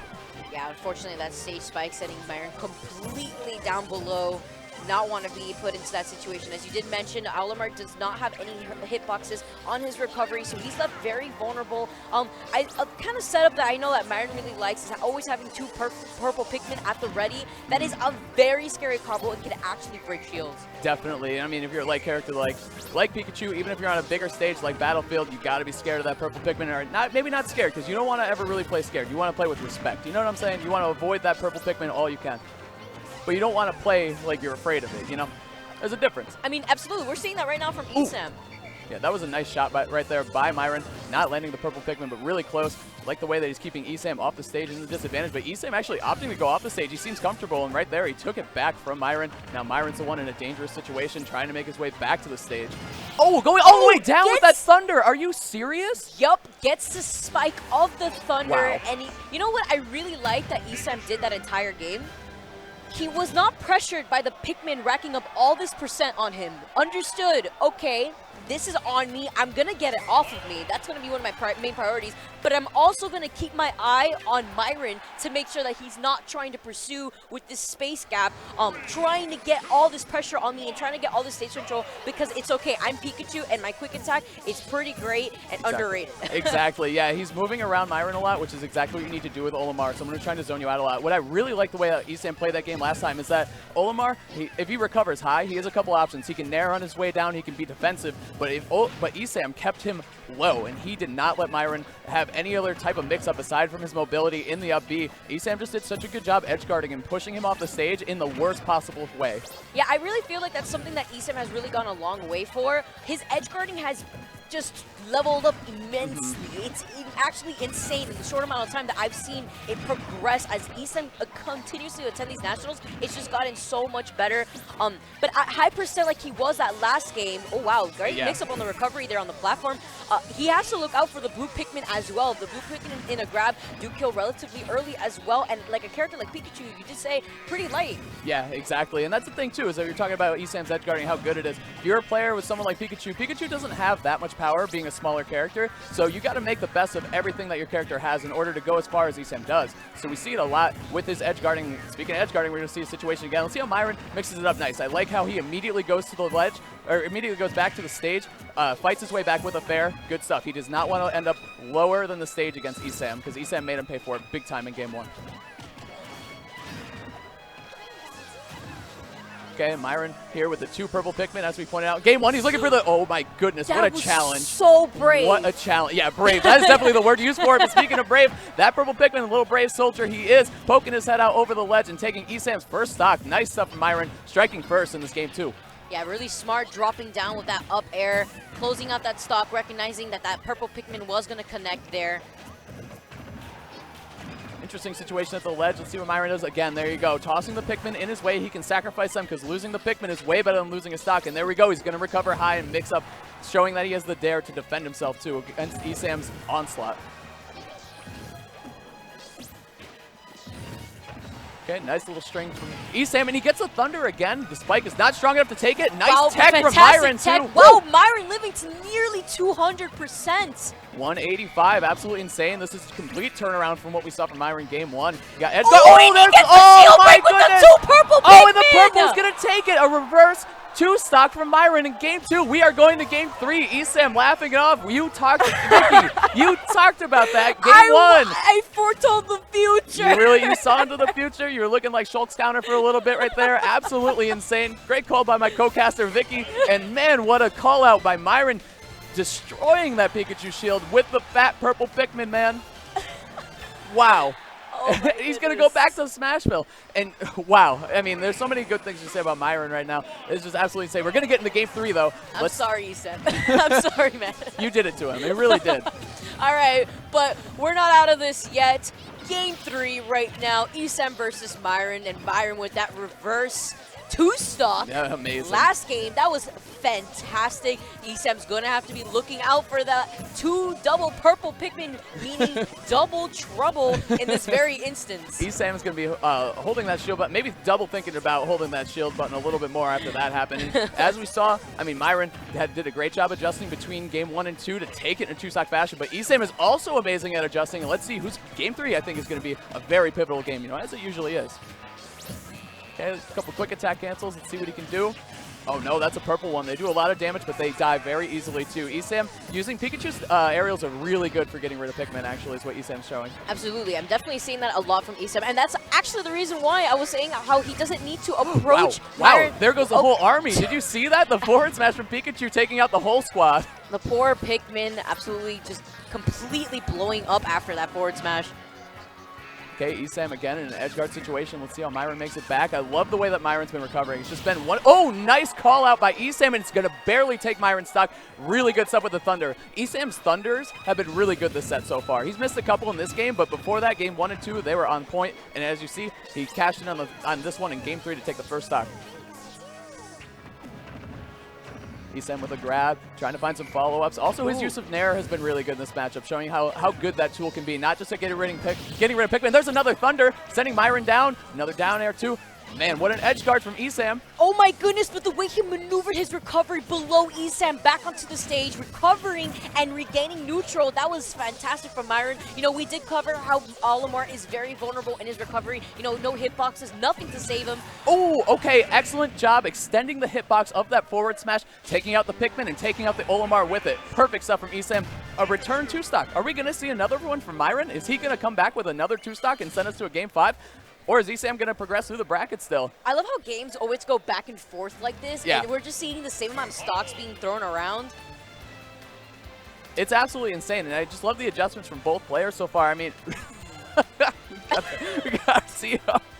Why did he just look at the camera like that? He's ready. He looked like Jim from The Office. Oh, it's because he's taking the timer. Yeah, I think exactly. It's like 30 seconds, absolutely, yeah. But at the very instance when Myron tried to recover above the ledge instead of trying to recover below the ledge like he was doing constantly for the last few games that we were seeing, that's immediately when he ate that forward smash to the face, and he also extended his hurt box when he just decided to throw the Pikmin out as well. And not only extending his hurt box, but extending the hitbox of the forward smash as well. So we saw game 1, Esam with all the great edge guards, Myron counterplaying that game 2, not losing a single stock, and then Esam countering the counterplay. Let's see what counters to the additional counterplay we're going to see in game 4. Smashville again, too. Both these players really liking the stage. Okay, Esam, him going for those, I know he's going to do it because he's Esam, but I have like a slight heart attack just because if I ever tried one of those, I would immediately SD and look like an idiot in front of everybody. But anyway, go. That's basically what it is with Pikachu players. You know, you have to master that recovery, that quick attack. We were talking about how it is very good, but at the same time, it also extends your hurt box into it doesn't even look like it's real. Actually, the way it extends your hurt box, you could be so prone to getting hit from below the stage if possible. Exactly, yeah, it's insane. He expands his hurt box a lot, and I mean, Olimar has some nice hitboxes too, especially with the purple Pikmin. They cover a lot, you know, around Olimar, and we saw them do so much damage in that game too. Nice, and there we see another one again. Good call out with Myron, catching Esam's movement with the forward smash with purple Pikmin, and again, okay, he has a jump. He's going to be able to make it back. Nice try. Another down smash at the ledge from Myron. Could not catch Esam though, and again, we're seeing the hitbox extension of the forward smash, catching Myron, his Pikmin, and Olimar, man, taking another stock. And I want to make note, the fact that he saved his jump to mix up his recovery was the reason why he was able to make it back onto the stage and retaliate back by taking Myron's first stock. Exactly. Now we see Esam. He's in the comfort zone. He's hiding on the Smashville platform, just taking this. Even if it doesn't do any damage, there's no risk to shooting all those out there. All the Thunder Jolts. Let's see Esam again going to the platform. Didn't even want the ledge. He wanted the platform instead. That was fantastic awareness from Esam. And it's all working out for Esam big time because now he has Myron off the stage. He needs to recover. Nice little movement from Myron to make his way back to the ledge and back to center stage. Oh, that poor white Pikmin just took that Thunder Jolt right to the face. But you know, even the white one's going to live it. And we see Myron going for a grab kill. Not quite enough damage on the Pikachu yet, though. He's going to be looking for another grab possibly here. Yeah, Myron has a couple options right now to take Esam's stock, but Esam does not even want to get close to him. He does not want to be within the Pikmin's range, specifically a grab or a smash.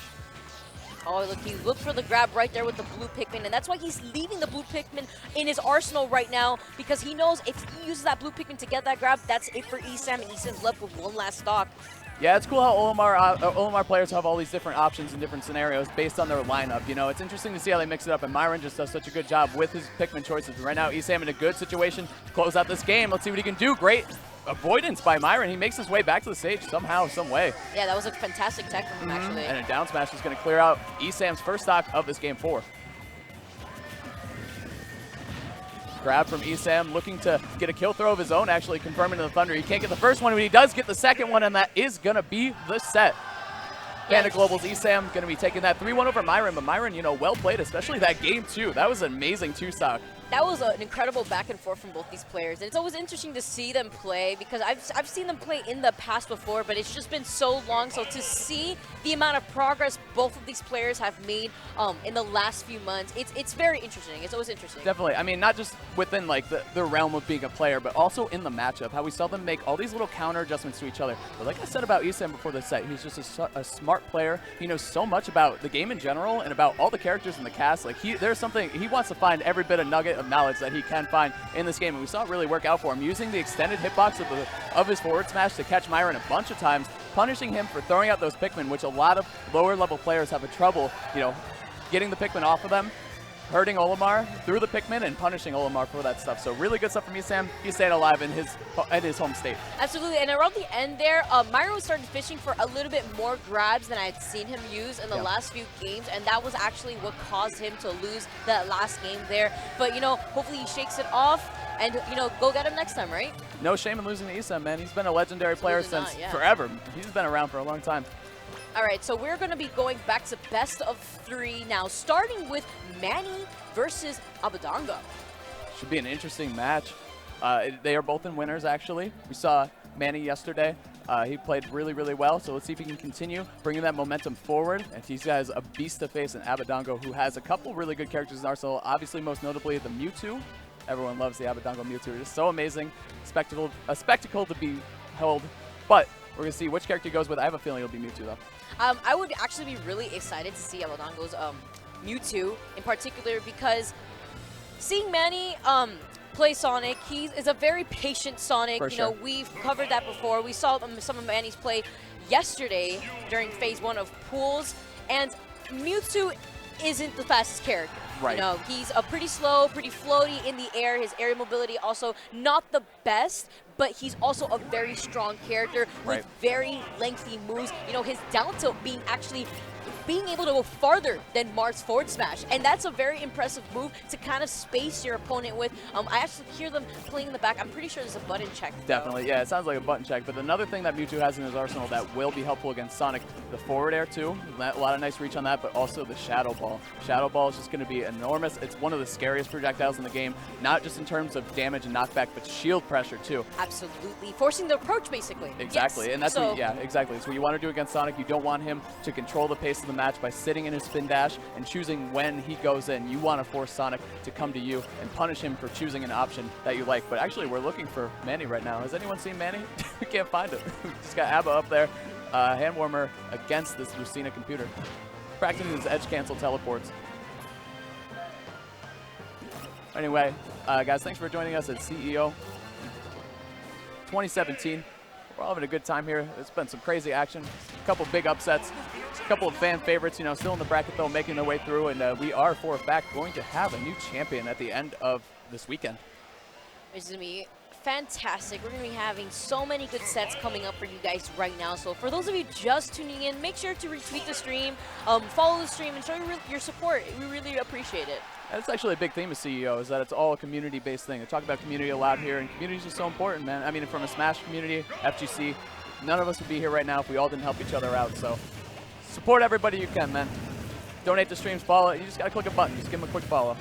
Absolutely. I love how you're seeing right here Abadango actually practicing his narrative footstool combo on Sonic in particular. I like when players do this because it's kind of like showing you, like, this is what I'm going to do to you later. Like, this is what's going to be happening. Okay.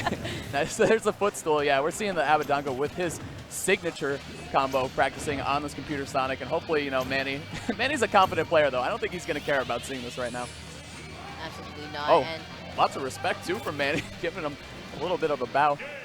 See, though, I actually can't recall if these players have played anytime soon or at all, actually. So this is going to be really interesting.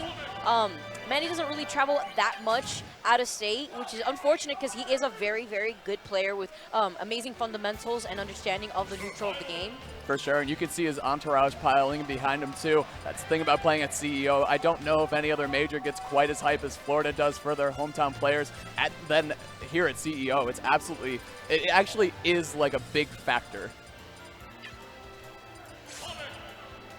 So I'm actually really interested to see what stage that these players are going to want to go to. I do know Mewtwo is really good on Battlefield, Dreamland, and he isn't scared of Lilat, but Lilat also being a stage that is pretty good for Sonic as well. Yep. Absolutely, yeah. Sonic likes to weave in and out all of those platforms on Lilat. We're going to see what stage these players are going to lock in and begin fighting each other on very soon. Looks like they've made their choice. We're going to get started. It looks like Town and City was the choice, if I saw that very quickly. Yep, it's going to be Town and City. This stage does make sense for both characters. They both want room. As I said earlier, we're going to be looking to charge the Shadow Ball of Mewtwo, and Manny's going to want some room, want some space to make some good decisions, committing with his spin dashes. But right there, Abadango with a great call with the Nair, catching Manny in his movement. Absolutely, that's something that Manny's going to have to make note on in this matchup. Nair can catch him if he's not too careful. Ooh! Manny piling it on right now, doing such a good job. 73% on Abadango and just abusing that big hurt box of Mewtwo. And like you said, Mewtwo, slower character, lower mobility basically. So he's not going to challenge Sonic up close. He's not trying to contest his speed. He's going to try to zone him out. There's the down tilt also that you called out. I'm getting a little scared by those things you're calling out, Vicky, because they're all coming true.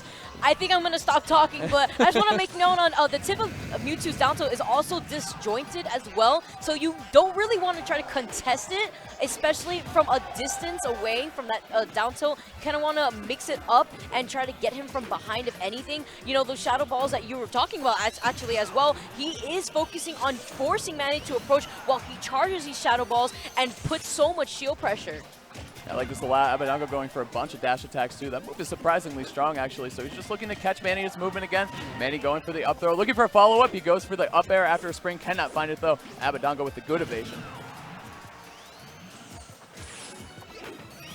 Abba holding strong center stage, and there's the Shadow Ball. Great call out for when Manny was going to move in his spin dash and able to catch the Sonic with a Shadow Ball and take the first stock. Manny looking to retaliate, cannot find the up air again though. Again, I got to compliment Abadango's evasion. Yeah, only that little short hop has the invincible frame, so you don't want to try to commit, especially if Abadango isn't trying to commit himself. This patient game could be very, very scary. You know, Mewtwo being also a very light character. Abadango trying to find his footing back onto the stage. He's doing a fantastic job at just using these platforms to his advantage to help excel his movement in particular. Yeah, he's using the teleport cancel, the edge cancel, nice call out. The forward tilt going to be catching Abba though and taking his first stock. Manny with a good job. He only took 50%. He is definitely in the zone to take this game. All right, nice little jabs from Manny. I'd like to see him slow it down just a little bit. There's some good pressure, though, from the spin dash. Okay, whiffs the up smash Abadango does, but you know what? Manny couldn't get a lot out of it. He is, again, we're seeing the forward air from Abadango. Just a great tool that he's using in the matchup.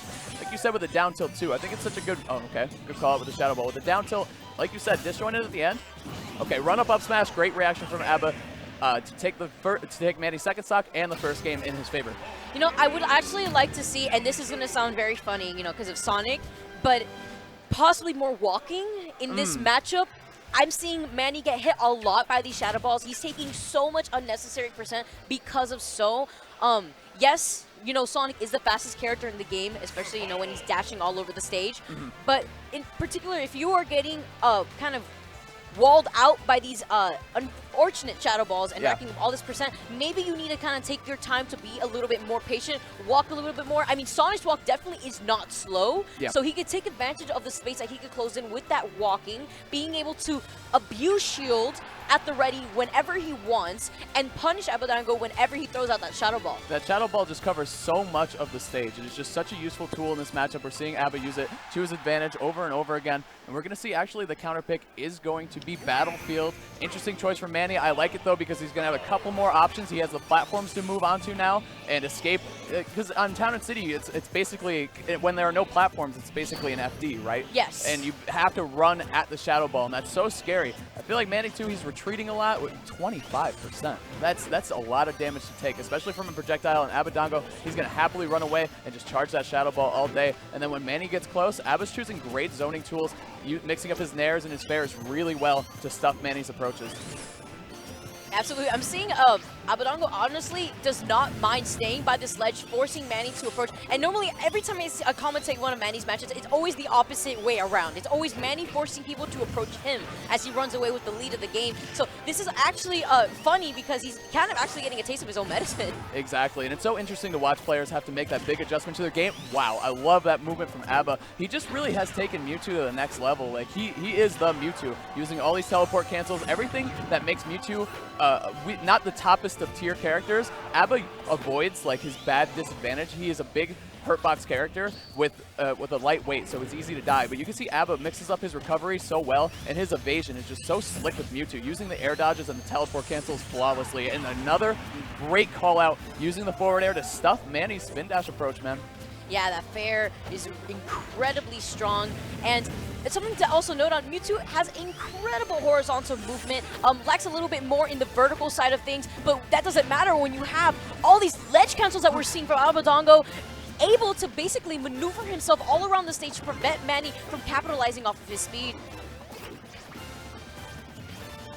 And I like the way Manny, he's kind of changed the tempo of this match, and he's doing a good job and just not letting Aba charge those Shadow Balls for free, because they have just been a huge obstacle for Manny on his quest to get in and punish this Mewtwo. Nice try with the reach right there. I got to respect that attempt from Manny, trying to get the call out. But Aba, again, his evasion. I can't compliment it enough. I really can't.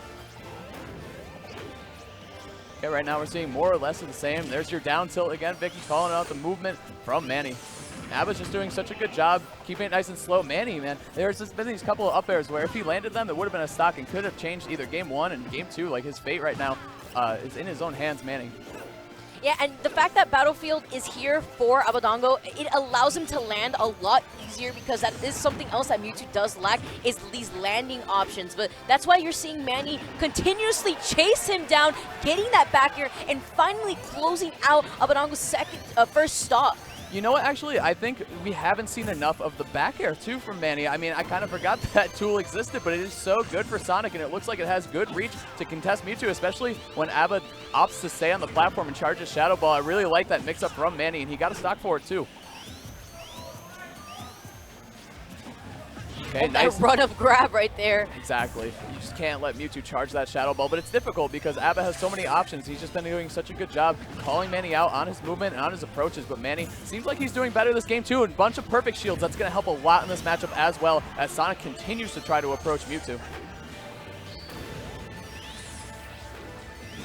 Okay, oh, okay, that yep, up smash, and I actually wanted to call it a little bit earlier, but I was scared at the same time because of everything coming through. That up smash, Manny wasn't jumping a lot that game, but he was using the platforms to his advantage to get closer to Aba and close in that space to be able to punish him charging Shadow Ball. A lot of times, when you're doing that, you're leaving yourself open to that up smash, which actually kills pretty early. Oh, it kills very early, definitely, and you got Battlefield 2 with the blast zone kind of close to this stage. It was a really good call up by Aba, and he's going to be moving on 2-0. Really well played by him. And I think Manny will probably see him come back to the stage at some point. Very, very solid Sonic player. Looks like, you know, he's got a couple things to work on maybe in the Mewtwo matchup, but that is also the best Mewtwo to ever do it. So, you know, good stuff to Manny making it this far, and, you know, good luck in the losers bracket. That is very true. Yeah, that was winner, so he's not out yet. So we will be seeing a lot more from Manny. But, you know, speaking of winners, who's coming up next, Hazmat? One of my, two of actually my all-time favorite players from the Brawl era and into now. We have Nairo, of course, as we know. Nothing else needs to be said. What an amazing player Nairo is against my friend Kool-Aid. Kool-Aid yesterday had a big upset. He did beat Javi. Game 1, 2-stock with Pac-Man. I saw that, and that was crazy. What else can you say about that? This tournament is crazy. Everything that's been happening so far regarding upsets, it's been immense. I mean, that is something that happens a lot in CEO in particular. So many Florida upsets as well. Like, it's crazy. I mean, the environment is so electric. There's a lot of players. There's a lot of pressure on all the players. Anything can really happen. Hopefully we get a good set out of these two players coming up. Nairo, I mean, the offensive master. I mean, he can take a stock from you. You blink one time, it's gone. Kool-Aid too, though. He also plays. He can play aggressive. He plays a very different style. Like, he uses pretty unconventional options and has some good success with them. He's a big fan of, in Smash 4, not in Brawl, he's a big fan of jumping off the stage with Zero Suit Samus and side being. That's the Cool Whip is what we call that. So we'll see if we maybe see some Cool Whip, maybe Zero Suit versus Zero Suit, maybe Pac-Man versus Zero Suit, Sheik versus Zero Suit is what I would guess though. I mean, he as a player who's very fluent an understanding of a character like Pac-Man, you need to learn how to be very patient as a player. And that's actually why picking up different characters can benefit you, because you're forced to pick up on different styles as a player. You know, you need to play that patient game, that projectile game. Maybe that's how you're able to learn how to deal with projectiles better. You know, sometimes I always say, whenever I hear someone tell me that they have a trouble in a particular matchup, I tell them, pick up that character. Yeah, because, I totally agree. You know, you won't understand what that character kind of lacks in unless you play that character yourself. Because when you're playing against someone who's really good, you see the good over the bad, especially if you're the one that lost. Exactly. So, you know, sometimes to be able to have your eyes open to what you could do better in a matchup is actually picking up that character. It's like playing a different game sometimes, like trying to play different characters and what their goals are in a matchup and how you achieve them and what your mentality needs to be too. A good example of a character like that is Lucario. Playing with him is so different than playing with other characters, because you're essentially kind of useless at the first half of the match until you start getting some rage, some aura, and all that good stuff. But anyway, we're going to be moving on into this game 1. We got NRG Nairo against INC Kool-Aid. Kool-Aid opts to go the Sheik. No surprises there. It is his go-to main now, but I wouldn't be surprised to see him mix it up with a couple different characters. Kool-Aid starting out pretty strong with some good Sheik combos, 37% on Nairo. Oh my goodness, and Kool-Aid already doing a fantastic job at just maintaining stage control, but at the same time, this is what she excels in. She does a fantastic job at just controlling the pace of the match, but this is Nairo we're talking about here, almost getting that grab on the platform, and that would have been such a scary position for Kool-Aid. It would have been really bad, probably actually eating the stock. And I mean, you want to talk about control? There goes Nairo, and there goes Kool-Aid actually off the top. He SDI'd up. He didn't SDI behind him. Oh no. Oh, that was definitely not the best DI, is how I'm gonna phrase that, you know. But Kool-Aid, he did a good job at the beginning of this match. Let's see if he can bring it back too. Nairo, always on the hunt, always such a scary player to fight against, and it's just this thing too. Max and I were talking about it yesterday. He's like the Nairo effect. He can just exploit your biggest weaknesses you didn't even know you had, and then make you pay for them with his stock every single time. He's amazing. That sounds like a superpower. Yeah, it is. It's a Nairo superpower. It is big time. Kool-Aid though, trying to find this first stock from Nairo, trying not to lose his second one either. See, that's what I'm talking about with the unconventional options. And like, yeah. What? Also, yeah. Anyway, but he didn't get punished for it. Like, he got the spot dodge after, and he was okay. Like, that's the weird, like, that's Kool-Aid's superpower, right? Forward smash not connecting on the second hit, though. Oh. But he is going to get the bouncing fish. Great call out from Kool-Aid, punishing Nairo for rolling on that Smashville platform. Yeah, he actually a neutral tech to replace and was able to capitalize off of that with the bouncing fish. Okay, both these players feeling each other out. Nairo, though, patterned up air string. Kool-Aid trying to find his way down. Going for the, looking like Mars a little bit with that up B out of shield, trying to catch Kool-Aid and end this game. Kool-Aid doing a good job, though, bringing this back. I mean, he was at quite the deficit. He had the lead, and then he lost it immediately. The Nairo, after getting that combo, the back air, though, from Nairo, not quite enough yet. And Kool-Aid, I like the way he's fighting back, though, because, you know, it's easy to get deflated after you lose a stock like that, especially when you're in lead. And fighting ZeRo Suit, you got to have a good mentality. We were talking about that earlier, characters and playing as them or playing against them, the mentality you have to have. And Nairo is going to get that back air, and it is going to be strong enough to take game 1 from Kool-Aid. Yeah, absolutely. Things could have definitely been different if he was able to hold on to his first stock a little bit better.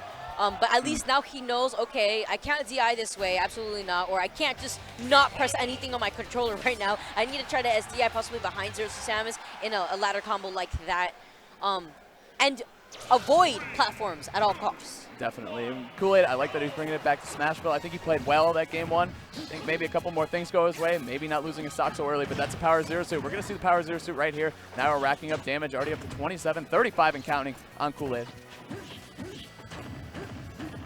Okay, nice little Sheik string coming out, but the defensive up tilt going to work out for Nairo in a big way, sending Kool-Aid away from him.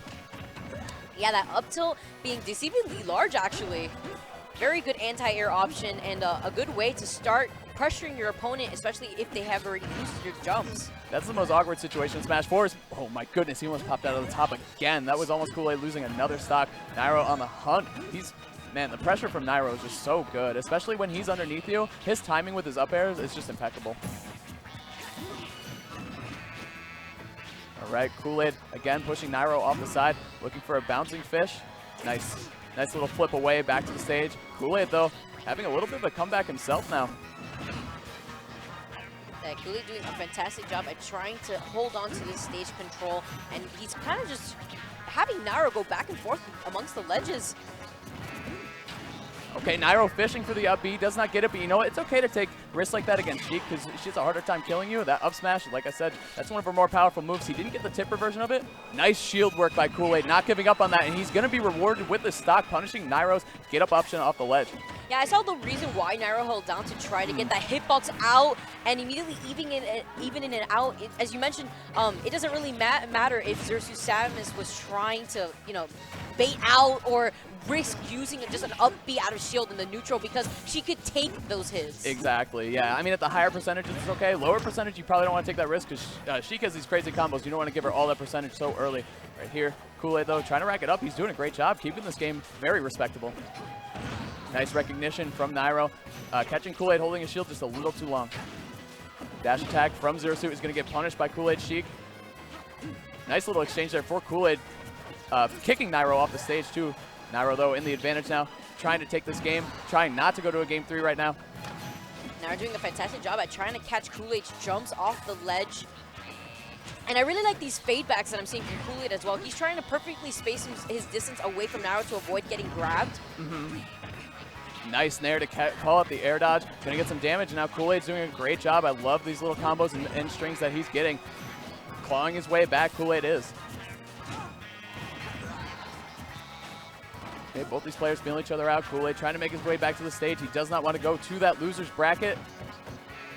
Nairo, wow, that was really nice. He got jab 1-2, and then he hesitated and went for the up tilt, calling out Kool-Aid, whatever his option was, but he definitely dropped shield and paid for it by eating that up tilt. A little bit of damage on him. Yeah, we were talking about how that up tilt is actually really large, and another back air taking the set. That was really smart of him to double jab into up tilt with that delay because he gave Kool-Aid the opportunity to try to commit to maybe a roll, a jump, an attack, and that up tilt was there to catch all of that. For sure. I mean, Nairo's pressure is just so immaculate. Just playing against him, it feels like hitting any button can almost lead to your death, and that is absolutely true when playing against a monster like Nairo. Nairo moving on 2-0. Respectable play from Kool-Aid, though, I gotta say.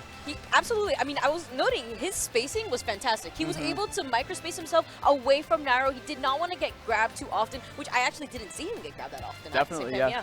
Definitely. I mean, if you're fighting against ZeRo, a huge thing is to avoid the grab. Not only is it really good for ZeRo if she lands the grab, but it's very bad if she misses it. She can eat very big punishes for it. ZeRo, that's like kind of the bane of ZeRo as a character, right? Yeah, and I was able to see that Kool-Aid was capitalizing off of a lot of Sheik's combos and able to rack up all that percent at the same time. That was a good set. I think we're going to be moving on to the next one, though. Another one of my all-time favorite players. It's going to be Captain Zach is stepping up. He is going to be facing off against Raito? There you go, Raito. Correct, yeah. So I'm going to put you on the spot. But anyway, yeah, we got Captain Zach against Raito. So it should be actually another very interesting match. I mean, Captain Zach, one of the premier Bayonettas in the world right now. I've actually never seen this matchup before. It's going to be an interesting one, so for sure. This is definitely going to be very interesting, especially with Witch Time at the ready. So,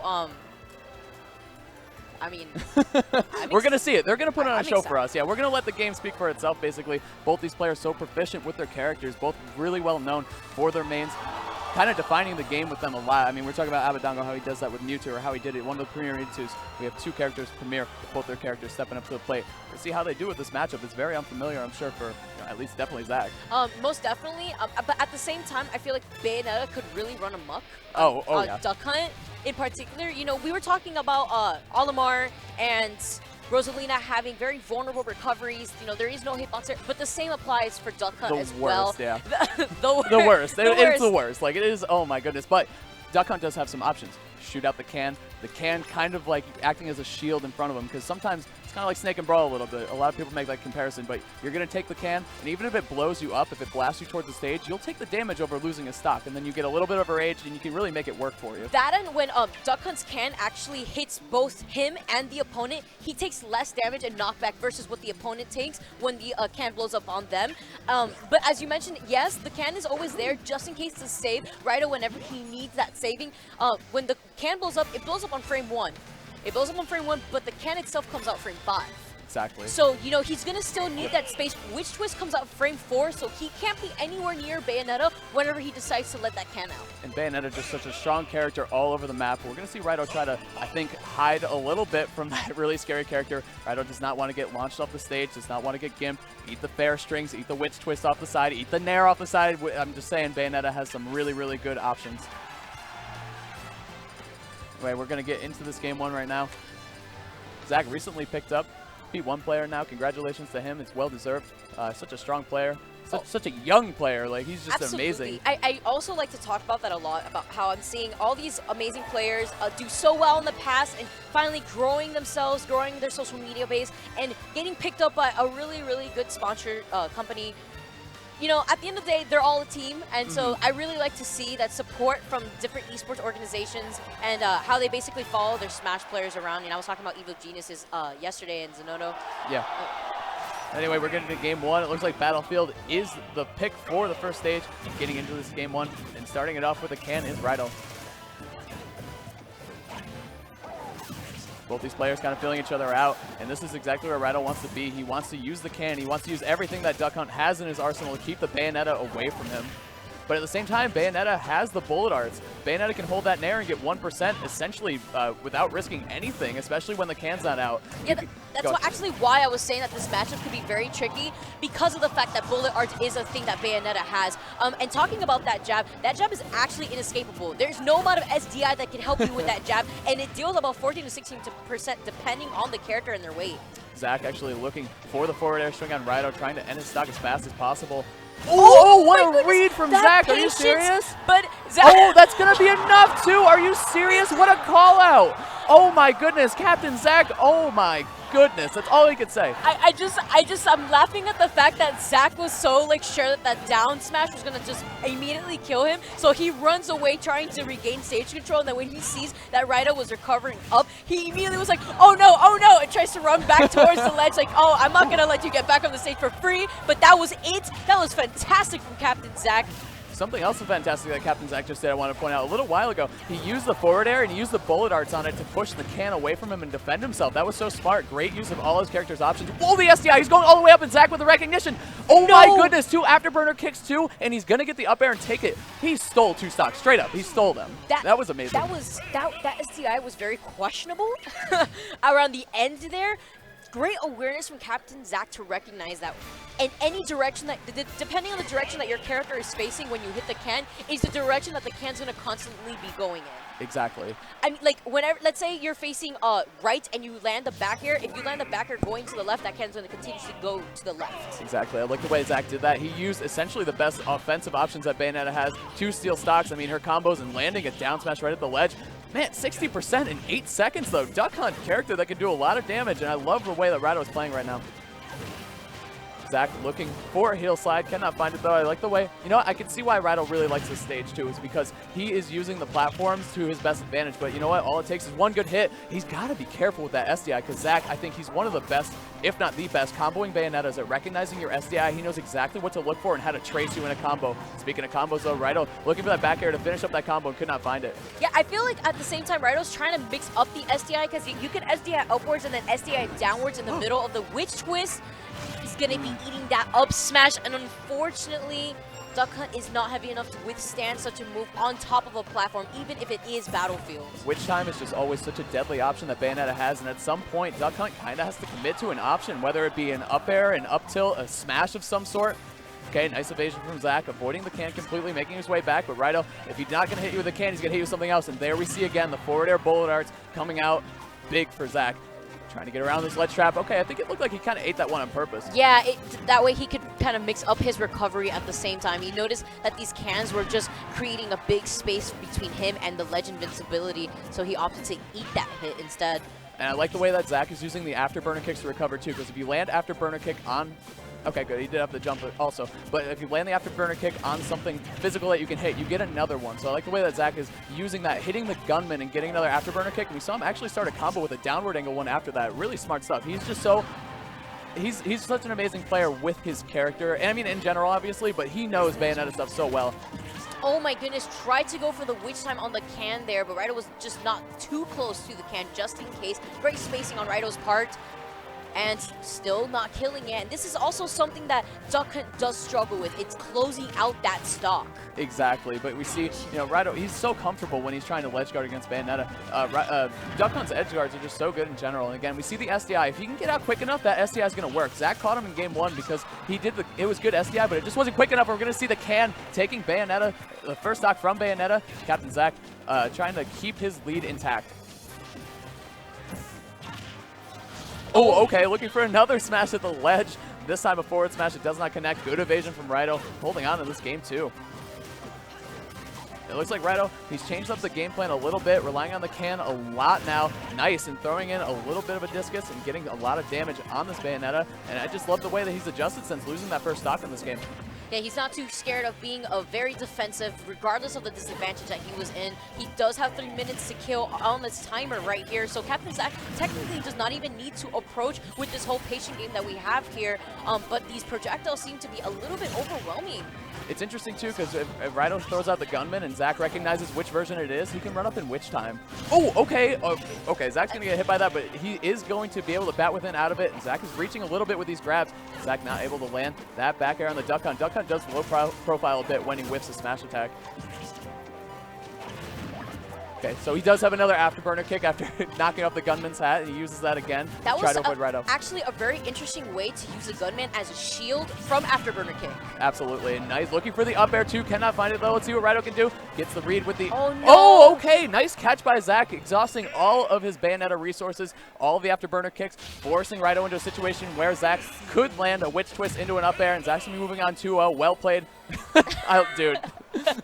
I'm such a fan. That's all I got to say. Zach, he's so funny. He's going to be moving on 2-0. Nairo has been a killer recently. He's been doing a really good job taking these big wins recently. But you know what? Zach is just another beast, a huge obstacle for him. And I know that matchup is really not considered great for Duck Hunt.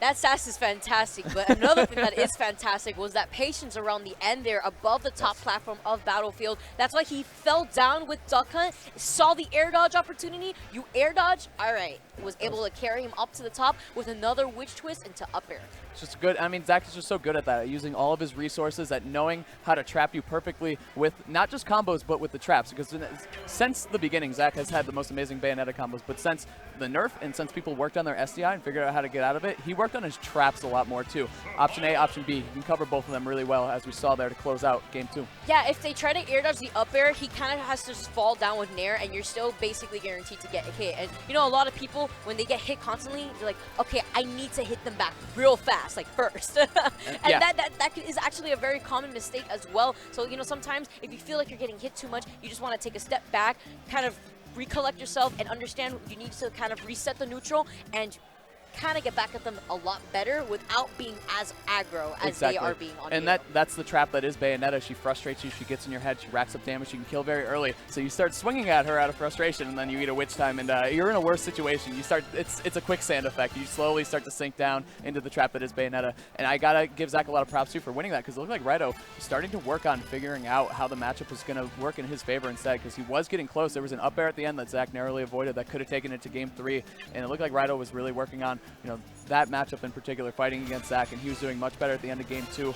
So good stuff to Zach closing that one out, because it could have been dangerous for him. I really, really like how Nairo was using the gunman as a shield. He was literally using that move as a personal shield to protect himself whenever Captain Zach wanted to dab kick downwards to try to pop him upwards for another witch twist.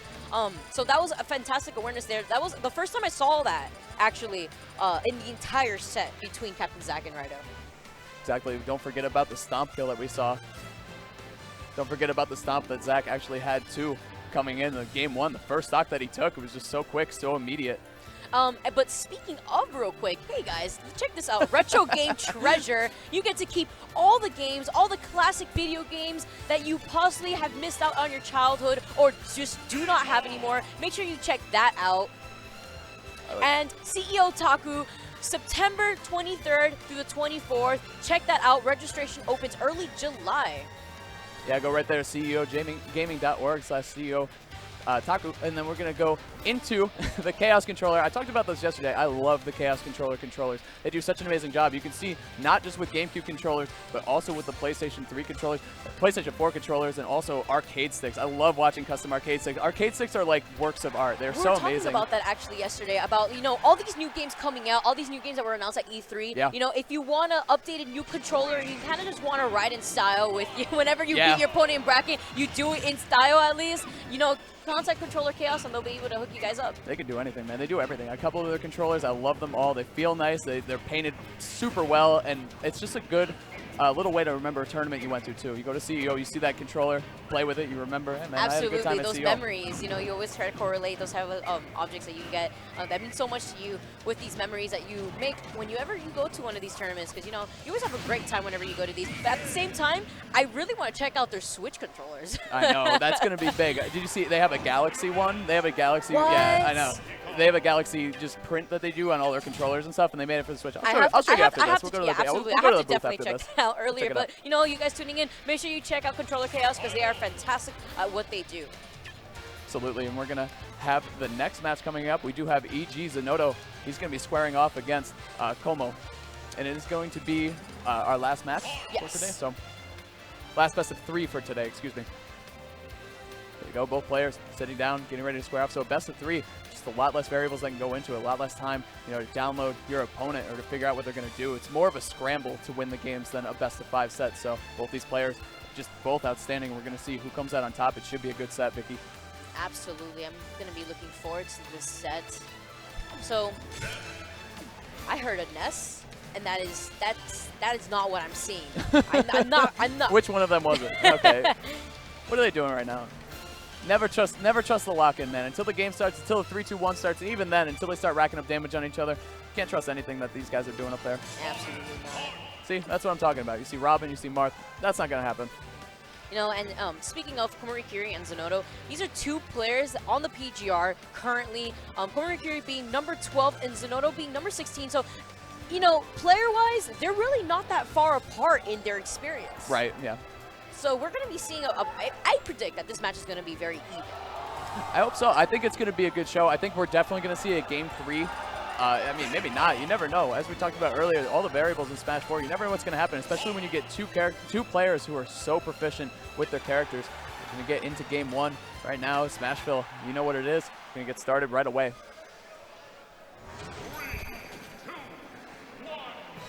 And here we are, Zenodo versus Komurikiri on Smashville Game 1. And we have both of these players we're starting to space each other out, but Komurikiri immediately seeing that opportunity to rack up as much percent as he possibly can. I like the Marth pick actually from Como. Looking strong so far, 39% unanswered from Zenodo. Are they? Okay, there goes the banana. I was wondering why it took so long to pull a banana, but Como showing that he was ready to punish it. He pulled the trigger immediately. Great reaction from Como to get a little more damage on this Diddy Kong.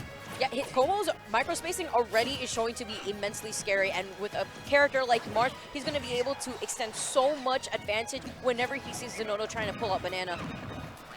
Exactly, and Zenodo, you know, he's like kind of a master of matchups. He studies them a lot. You can see it in his cram school videos. If you're ever struggling in a matchup, he's done a lot of the characters, a lot of the common top tier characters, and this guy has a lot of knowledge. He's an evil genius for sure. Okay, right now, trying to use the Diddy Kong ledge pressure, trying to keep Como in a bad situation, but Como answering with a Dancing Blade, doesn't get the good hits of it. Zenodo bouncing out of that one, but not the second one. Como looking good at this first stock, Vicky. Absolutely, and he was doing a fantastic job at catching Zenodo in the air, you know, kind of catching his jump, so he's going to have to be careful in doing that. We do know that Diddy Kong excels immensely whenever he uses fair as a pressure tool, especially by the ledge, but Como's really not being faced by this whatsoever. Yep, again, looking for the Dancing Blade. It's just a tried and true Marth option. It's just such a good tool in neutral. It kills, it racks up damage really quick. The different variations are just so good, and it's such a versatile tool that he can use. Absolutely, so we're seeing Zenodo pressure Como to the sledge. How is he going to be able to make it back? Fantastic spot dodge, avoiding that grab. That would have been a fantastic grab for Como, though, so that way he can regain his footing back onto the stage. Nice little back air from Zenodo, pushing Como off the stage. These two guys are fighting center stage now, and the first stock is going to be an enormous one in this set. I mean, taking game 1, you get the counter pick advantage. Both these players are recognizing that now, trying to get it. I really like this patience, and actually, this is why we're not seeing ZeRo pull out any sort of banana. Wow, fantastic tech, making it back onto the stage safely, and Como taking the first stock. Yeah, that's really big. Just swatting away ZeRo. Great spacing with that fair to take the first stock. But ZeRo, he goes immediately for the banana pluck, and now he has it. And that's been a huge thing in this match, is that ZeRo hasn't looked super comfortable pulling the banana, but he is going to get that one. Awkward hits on the up smash, but it did the job, got the last hit, and there was enough percentage on Como to take that stock too. Como taking a little bit of breath in the Angel platform, waiting to come down and figure out his next move. ZeRo, banana in hand, ready to fight the Smart. Yeah, I really like the fact that the one time he was able to pull up banana, taking advantage of the invincibility from coming down the Heaven platform, he immediately capitalized off of it, taking a stop. Exactly. Both these players kind of slowing down the play a little bit more, and there you see the Dancing Blade again. You're going to see it a lot in this matchup. Like the way that Como is just keeping ZeRo at bay. He's not letting him pull bananas. He's not letting him just get in and do his Diddy Kong stuff, you know, getting nice grabs and spacing out with the fair. Right now, ZeRo kind of making me eat my words. He is figuring out a way into Como, and it's 55%, already racking up the Marth and counting. Como making it back onto the stage. Unfortunately, ZeRo was not going to be able to ledge pressure him that well there. I love, though, how he was able to pluck out banana when he sees the opportunity whenever Como gets off stage or whenever he pressures Como off stage. He kind of has it rolling distance at the ready for him, so that's why he's covering neutral get up or get up jump. Yeah, and ZeRo's just doing a good job mixing up when he plucks his banana or not, but Como's had a couple different ways of getting rid of the banana. He's swatting it away with forward air, he's grabbing it and chucking it away. Como's just doing a good job controlling the banana play. Como trying to make his way back on the stage. ZeRo in a good position to take this game one. Banana, though, just kind of retreated on that platform, so ZeRo's in an interesting situation. Waits and gets the up air. Good stuff from ZeRo. Not powerful enough, though, to close out this game quite yet. Down tilt reaching all the way. That was out of an empty hop. He emptied hop in place, baiting Como to approach, and he emptied hop into down tilt into a conversion that ended up winning him the game. That was an amazing call out by ZeRo. That was just a really good set. Really back and forth action. I like seeing, as always with Diddy Kong, the match is centered around that banana. If you're playing against him, you want to prevent him from pulling it out. And if you are him, you want to create some space, pull out the banana, and use it to your advantage. And let's see what happens. They're going to be going back to Smashville. And I liked it because Como was able to keep his space tight on ZeRo and keep his banana pulls minimum and punish him for pulling them out. And we're seeing right here, Como off to a great start again, 34% on ZeRo. Yeah, a very defensive play that I'm seeing from ZeRo already too, and Como is just playing so aggressively as a player, running away with basically already 30 seconds into the second game. Oh, that is a quick death. That was so quick. That was so quick. Are you serious? That is why you pick Smashville as Marth. The tipper forward smash right at the ledge. We'll be seeing you. ZeRo losing his stock, not dealing any damage as Diddy Kong. Diddy Kong, he does so much damage. He's so good at it. I mean, I was saying how it was fantastic, how he was playing very patient. You know, the first game, it looked very similar to this, but when you try to monkey flip as a recovery option back onto the stage, you're leaving yourself so vulnerable against characters like Marth that capitalize so well off of a tipper. And ZeRo actually working on his own zero to death, having a lot of good offense, pushing Como onto the Smashville platform in a bad situation. ZeRo controlling the stage with the banana. Nice little combo, banana chuck into forward air. Okay, opts to leave it dead center stage. Let's see. He's just walking slowly now. I like how it's not phasing ZeRo. You can tell he's just playing nice and calm and patient. Things like that can happen against Marth. You can lose stocks very early just because of the tipper factor. Absolutely, but we were talking about mentality earlier, and that is something that ZeRo's holding onto right now, and he almost got it. Imagine. Could you imagine if he got another one? How Diddy Kong players really love to use monkey flip as a recovery option. Like, it's very good to mix it up whenever you're trying to make it back onto the stage, but against characters like Marth, it's just, you have to understand your risk reward in that situation. Definitely. I like the offense from ZeRo a lot, especially how he's using the Nair to start a combo right there, and then he gets another down tilt into up smash. We'll see from him many, many times throughout his career in this game. Nice try with the monkey flip, reaching, trying to get a command grab on Como and end of stock, and he is going to get another nice little conversion. Classic, down tilt into up smash. So although ZeRo was 0 to death earlier in the game, honestly, he only took 50% before he was able to close out that first stop from Como. Anything is possible at this very moment. He could definitely bring this back. Absolutely, and I mean, it just kind of woke up ZeRo a little bit. I mean, if a tipper to the face doesn't wake you up, I don't think anything really will. But ZeRo, he's awake now. You can see and he's alive because he is playing very differently. He's playing very patiently and slow, but Como answering right back with the adjustments on his own. Players, ZeRo trying to land now, trying to make his way back to the stage. He does, but Como with a great reaction runs up and grabs, throws the Diddy back off stage, exactly where he wants him. He's going to get a tipper, forward tilt, taking ZeRo's second stock and the game. Absolutely, and to make note that these are two players that have gone up 1-1 in a set count, actually. One at Frostbite and the other at Midwest Mayhem Saga. And the game count is actually very close too, 4-5 throughout their entire history. ZeRo with the 4, Como with the 5. It's like Como's going to be calling a little bit of timeout. Definitely don't blame him for that one. It's a 2 out of 3. So the next game, this is the rubber game right now. Okay, so this is going to determine everything that is the end result to these two. So, I mean, what do you think ZeRo could do a little bit differently? I mean, I saw he was bringing it back that second game. You know, he didn't let that ZeRo death phase him. He, you know, stayed calm. He stayed, you know, centered stage, understood that, you know, stage control at that very instant was very important. And I felt like he was able to bring it back, but unfortunately, 50% was just too large of a window for Como to, you know, capitalize off of it and be able to close out that second game. Well, we've seen it a lot with these high-level players that there's play, there's counterplay, counterplay to the counterplay, counter, it just keeps going. It's an endless vortex of countering each other and figuring each other out. And I think ZeRo, you're right, he did such a good job keeping his head on his shoulders, not letting, he didn't get shaken up at all when he got tippered like that, because things like that, you got to understand, when you fight Marth, things like that can happen. And you're Diddy Kong, you can control the match, everything, you know, it could go your way and not. And ZeRo, like you said, did a great job bringing that one back. I think that's about as good of a fight, aside from coming back and winning it all the way. ZeRo just showed how he can mix up his play style, and then Como answered again. So the ball is kind of in ZeRo's court, I'd say, to figure out how exactly to play back against Como.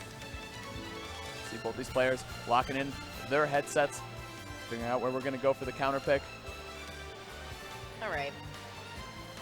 So Como, I'm not too sure if ZeRo was looking over some notes, but I know Como getting that advice from MKLeo as it seems, and we're going to Town and City. I like this a lot for Diddy Kong because he is going to have a bigger space. He's going to be able to safely pull out the bananas a little bit more, as we're seeing immediately ZeRo going for it. And also, I mean, Diddy Kong, it's kind of a scary counter pick because we saw Como take a stock so early in Game 2, and that is also in play on Town and City. So we're going to see how ZeRo plays against it. I think we're going to see a lot more of second stock of Game 2 ZeRo than we did first stock of Game 2 ZeRo, hopefully.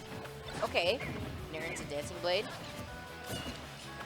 Como trying to make his way back on stage. I like the banana play from him too. That's always a good option with items if you're fighting against characters with them. If you just take them away from them, they feel uncomfortable. It works for Diddy Kong. It works against Rob too. You can take their items away from them and chuck them straight into the air and then fight them, you know, evenly when they don't have an item in their hands. You know, you mentioned that Diddy Kong does a fantastic job at basically taking control of the match and the pace of the match, but at the same time, I feel like Como as a player is just doing such a fantastic job at controlling the air around him, which is why this microspacing that we've been seeing for the last few games have been excellent. Yeah, Como setting up the no-fly zone, basically just shutting down ZeRo's aerial approaches. Nice hesitation on the forward air, though, from ZeRo. Cashes in a little bit of percentage and gets Como off the side, exactly where ZeRo wants him. But actually, ZeRo left his banana dead center stage and couldn't really trap him, and Como recognized that situation and made it out. Como actually, I like the grab armor he used and getting another Dancing Blade. Really good methodical play from Como, staying into this game 2. Or Game 3, excuse me. Look at that Peanut almost sniping Como, and he was not going to get punished for missing that ledge right there because ZeRo was in the animation of just being patient, as you see right here, and he's obviously has no problem standing on the other side of the stage and just kind of walling him out with Peanuts. Yeah, ZeRo has a clear-cut game plan right now. Oh, looking for the shield breaker. I think that's the first one we've seen this set too, and I like that from Mars. Keeping that trap card in their pocket the entire time and activating it exactly when they need it. Como, unfortunately, was facing the wrong way, but it was a really good idea. We're going to see the Dancing Blade. That move is a lot scary on the stage, too. It pushes you right towards the blast zone. ZeRo in a bad spot, and ZeRo's going to make it back. Yes, he is. Yes, and Como is going to be losing his first stock. Oh, my goodness. He couldn't make it back from that. That was actually kind of crazy. Was not expecting that. I know he was trying to go for the stage spike right there against ZeRo, taking matches with the up B. As we saw earlier, Anti was doing something very similar to that. But it doesn't matter. The forward tilt, it's a forward smash. Oh my goodness. Great conversion from Como, getting the tipper and using Town and City, the close blast zones, even from the other side of the stage. It's going to take the stock. That's a great response. That's exactly what you want to have to a bad situation like Como put himself in. Yeah, especially when he lost the stock first, he was able to try to even it out, although this is the same deficit that we saw last game, except ZeRo was in Como's place. Exactly. Now we're seeing ZeRo rinse and repeat, man. This is Diddy Kong's stage when he has the banana on it big time. Como trying to fight his way down, using the platforms, maneuvering around them, doing a good job, not getting caught by ZeRo. Sometimes that's what you have to do, is just avoid the other player for long enough when they're in the advantage, and then force their hand and punish them. And I like the way that Como's slowing the game down himself, trying to run up and pluck the banana. It's perfect job. Oh, he nice. tries to get the follow-up with the banana, and you know, that was great awareness, noticing where the banana was going to land, so that way immediately when he saw ZeRo try to pluck out that banana, he caught it instead and used it to his advantage. Exactly. ZeRo has some good shield work going on right now, but we saw Como not afraid to throw out the shield breaker too, and that could be what wins the set right now. There's a lot of different options on the table for both players to close this one out, and it's going to be interesting to see which one does it. ZeRo doing a good job, again, just controlling the stage. Both these players playing so patiently. They don't want to be sent down to that loser's bracket because it is full of killers. Okay, down tilt, up smash, not even on Town and City, not quite enough yet, not enough rage on Diddy, and not enough percentage on the Marth. And the scary part is... Oh, he runs up and up smashes. He just does right it. up and did it. Yeah, that was an amazing call out. Like you said, he had a couple amazing call outs throughout that game 3, but that was the best one because it closed out the set for him. He caught Como in his movement in the air, reached up with the up air. We'll be seeing you. Send him right off the top. Taking the set is ZeRo. Great 3-game set, though. Yeah, that was a fantastic option, using that up smash as an anti-air instead. Noticing, oh, I did it once, he's not going to expect it again, immediately runs up and does it, catching him in the air and closing out that game that was very well needed by ZeRo. It's interesting when there's such a focal point in a matchup like Diddy's banana peel. You got to focus on that, whether the Diddy has it, the Marth has it. We saw Como with his own cute little Diddy Kong banana peel combos, you know, the little throw into the banana peel. He knows what he's doing with it, and that was really well played. Como, though, down but not out. Into the loser's bracket he goes, and congratulations to ZeRo moving on in the winner's bracket. And that was our last game for Phase 2 polls, I believe. Not too sure if we're going to be seeing winners semifinals anytime soon, but for those of you tuning in now, please retweet the stream, share it out, show your support. This tournament has been running fantastic so far, and I hope you guys are enjoying the matches that you've been seeing, because I definitely have. That was crazy. Como's awareness with his item play.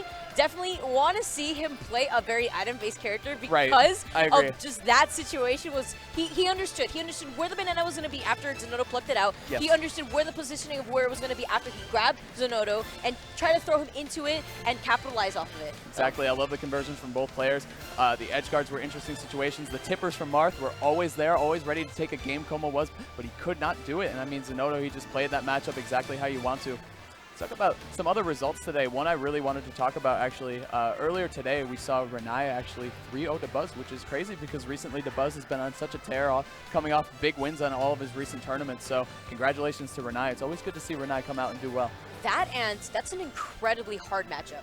Yeah, we were talking about that before, actually. I was looking at the set, but like when we were waiting, and I was like this is crazy. Like Villager versus Rosalina, it's just on paper, it's not that good. And not just a Rosalina.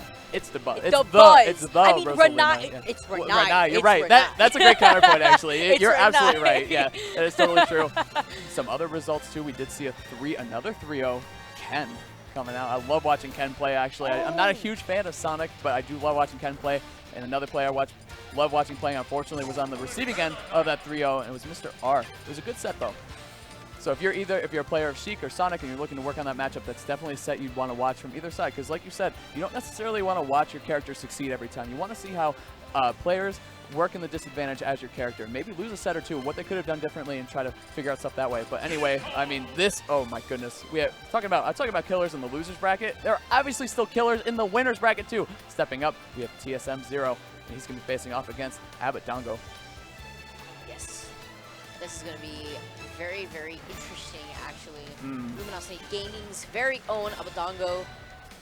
All right, so we've seen these two play a good amount. Tell me about it, Vicky. Let's go. We've seen these two play a Break good it down. amount.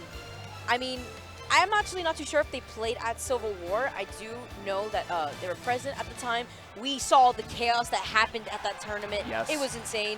So I definitely could tell that this is going to be one of the best sets of the tournament. Absolutely, and we're going to see the Meta Knight. Actually, I love watching Abadango pick different characters against different matchups, and not necessarily just character matchups, but player matchups as well. And ZeRo, if there's one player you're going to try to figure everything out about them, it's this man, and ZeRo. I was actually saying yesterday on commentary how this entire tournament has been represented by Meta Knights. I've been seeing Meta Knights from left to right, and to see Abadango play Meta Knight actually kind of like reinsures that idea in my head. Yeah, he's a character where his stock kind of plummeted for a little while, but it looks like he's coming back into favor, especially it seems like he does really well against other sword characters, and people are opting to go Meta Knight against Martha and Lucina is like a popular matchup as him, and Rosalina too, obviously very good. And Mewtwo, he just has all these combos and stuff, but right now, this has been the ZeRo show 100%, already racking up 122 on Abba.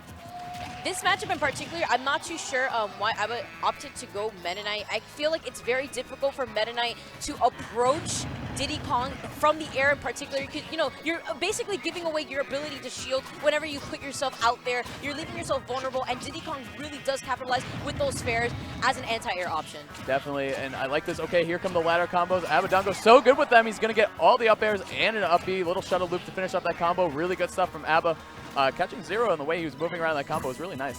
The other thing, too, it looks like Abba's game plan is kind of to approach from the air, as you're pointing out. Diddy's very hard to approach on the ground. Kind of similar. Okay, going to get the shuttle loop. Not powerful enough yet. Not going to be taking ZeRo stock, but Abba, I love the way, the change in the gameplay. He's been landing his combos and winning neutral. That fantastic way from ZeRo there. He retreated back, expecting a roll, but immediately was able to react to understand that he was not going to do that, and instead opted to be a lot more defensive on the ledge. Yeah, Abba just having a tough time approaching again, and it looked like he's playing like a Brawl-esque Meta Knight. He was approaching with down airs, which is a very Brawl thing. As we can see, he's trying to find his way to land. You can see Meta Knight ran out of jumps there because of the way his fall animation's a little different when he runs out of jumps. He looks a little more desperate, like his wings kind of flap a little more and stuff. But Abba, he makes it back to the stage, see what he can do. Man, ZeRo is just obliterating that neutral air, and it seems to be Abba's go-to option right now, and ZeRo is just destroying it all over the stage, outspacing it with down tilts and Diddy aerials. ZeRo is doing. Yeah, as you were mentioning, Abba was approaching from the air a lot, and that is one thing that I would like to see a little bit more differently. I didn't see dash attack come out once. Because of Banana at the same time, when Banana is on the stage, you're risking leaving yourself very vulnerable if you happen to slip on that Banana after you're trying to commit to a dash attack. I would prefer, he's staying, did he just switch? I think he's staying meta. He's staying meta, yeah. He's staying meta. He feels very confident in this matchup, and I actually am really interested to see how he's going to approach it differently. This is a stage that is kind of good for both of these players. Now he has platforms to work with and a way to maneuver himself around these platforms to help approach ZeRo. Yeah, I'd like to see a little more from Abba too, some banana play from him. I mean, the thing here is that we saw a lot of it in the last set, right? Como taking the banana, playing with it, throwing it away, kind of nullifying it a little bit, but ZeRo is just a master of plucking that and making it safe and using it to his advantage. So I saw something happen like right now that was pretty interesting.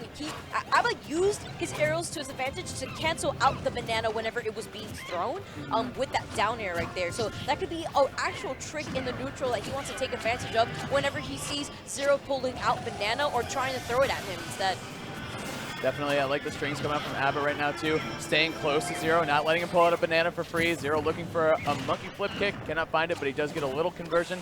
Grab into some Diddy Kong aerials, and he does get the banana back too. And that's the thing about fighting Diddy Kong, is that when he wins neutral against you and pushes you away from the stage, not only are you in a bad position, but he gets to pull the banana out and make neutral. Ooh, nice call out by Abba, getting the second hit of shuttle loop, almost taking ZeRo stock. I like that a lot. Yeah, that only connected because ZeRo jumps towards Abba instead of trying to recover from below by the ledge. Nice, I love Abba. He does such a good job playing on the ledge and using ledge cancels to his advantage with every character that he plays, actually. And you can see why he would really like a stage like Lilat, where he gets all that mobility off of all of his moves.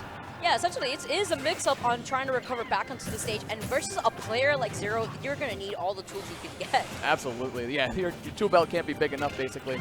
That's going to be a down tilt into an up smash. Man, that's just the Diddy Kong classic. We saw in the set before. We're going to see it here again today with ZeRo against Abba. Abba doing a great job. I think like his adjustments have been good in game 2. I mean, even the first stock. Okay, now he's looking for a lot of up Bs, trying to close out ZeRo's first stock. Okay, Man, again, yeah, just as you mentioned, he's getting a little bit hungry for those up Bs. He really wants to close out this stock from ZeRo.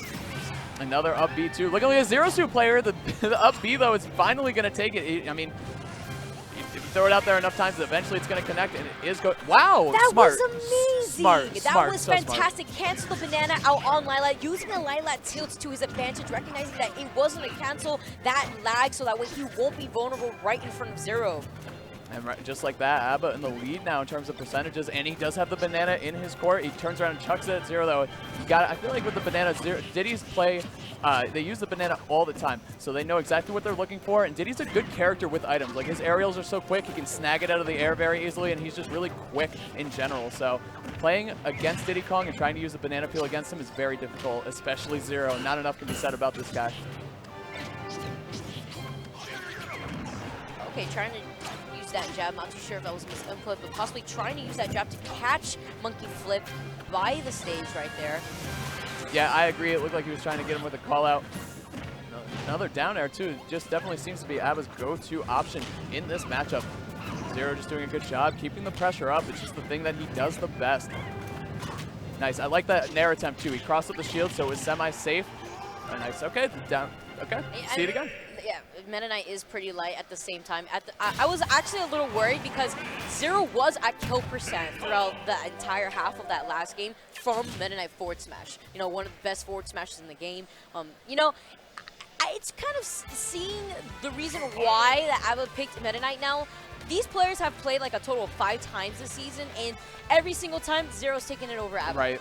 I mean, but that's just ZeRo. You know what I'm saying? Like, Absolutely. That's ZeRo. I mean, still, though, he's gotten a lot of opportunities to test out which characters may triumph over the best Diddy Kong in the nation. So, you know, UGC Smash Open, you know, 2-0, the Big House 6.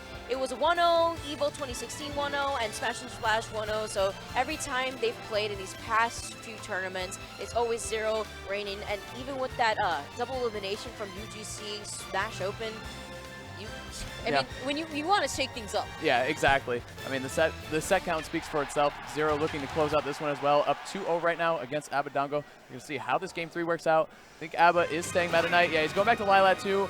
I agree with this pick, actually. I think it's pretty safe. He did a pretty good job last game. A few more hits go his way. Who knows? He could have taken that game.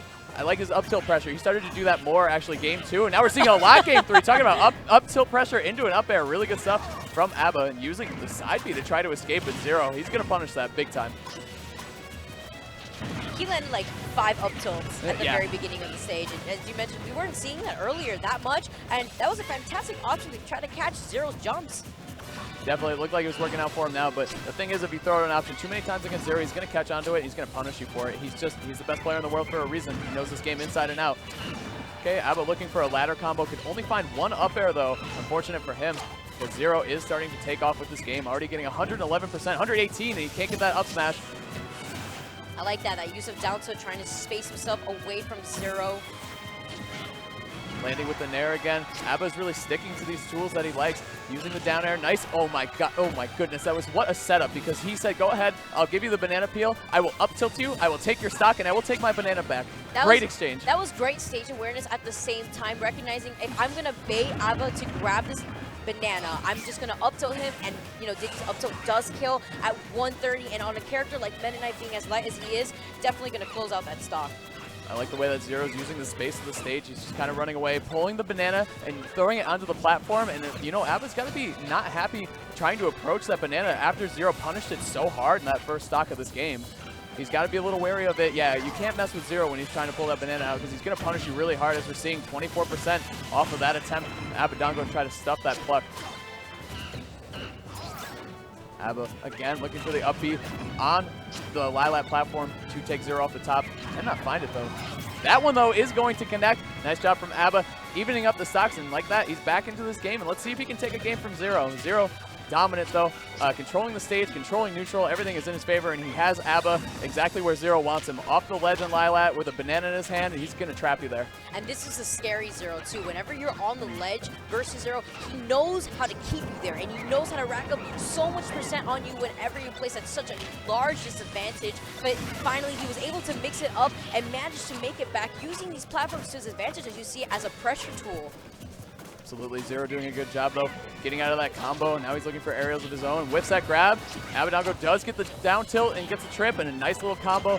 I think he's looking for the ladder here, though. Here comes a couple one. There goes the up B, and now we're seeing exactly why he wanted to play as Meta Knight. Amazing job. 2 great conversions back-to-back, because he had the first combo to lead into it, and then the second one to finish him off. Really good stuff. It only takes a couple combos with Meta Knight to end a stock, and I think that's what Abba's saying. Is he's like, man, if I can catch him in a couple combos, it's going to be tough to catch ZeRo and beat him in neutral a couple times, but if I can with Meta Knight, I can make him pay for it big time. That's that risk-reward situation that I was mentioning earlier within our block, Hazmat. It is fantastic to recognize in a situation, okay, this ladder combo isn't to kill you, it's for your percent. You're going to land here, now this ladder combo is going to guarantee the game for myself. It's all setups. It all leads up to the finale of a game. It's going to be going now, actually. Nice job from Abba. He played from behind almost that entire time, too. Really hard to do against anyone, but especially ZeRo. ZeRo's going to take Abba to Smashville, though, and right away we see ZeRo starting it off. The grab, pinning Abba at the ledge.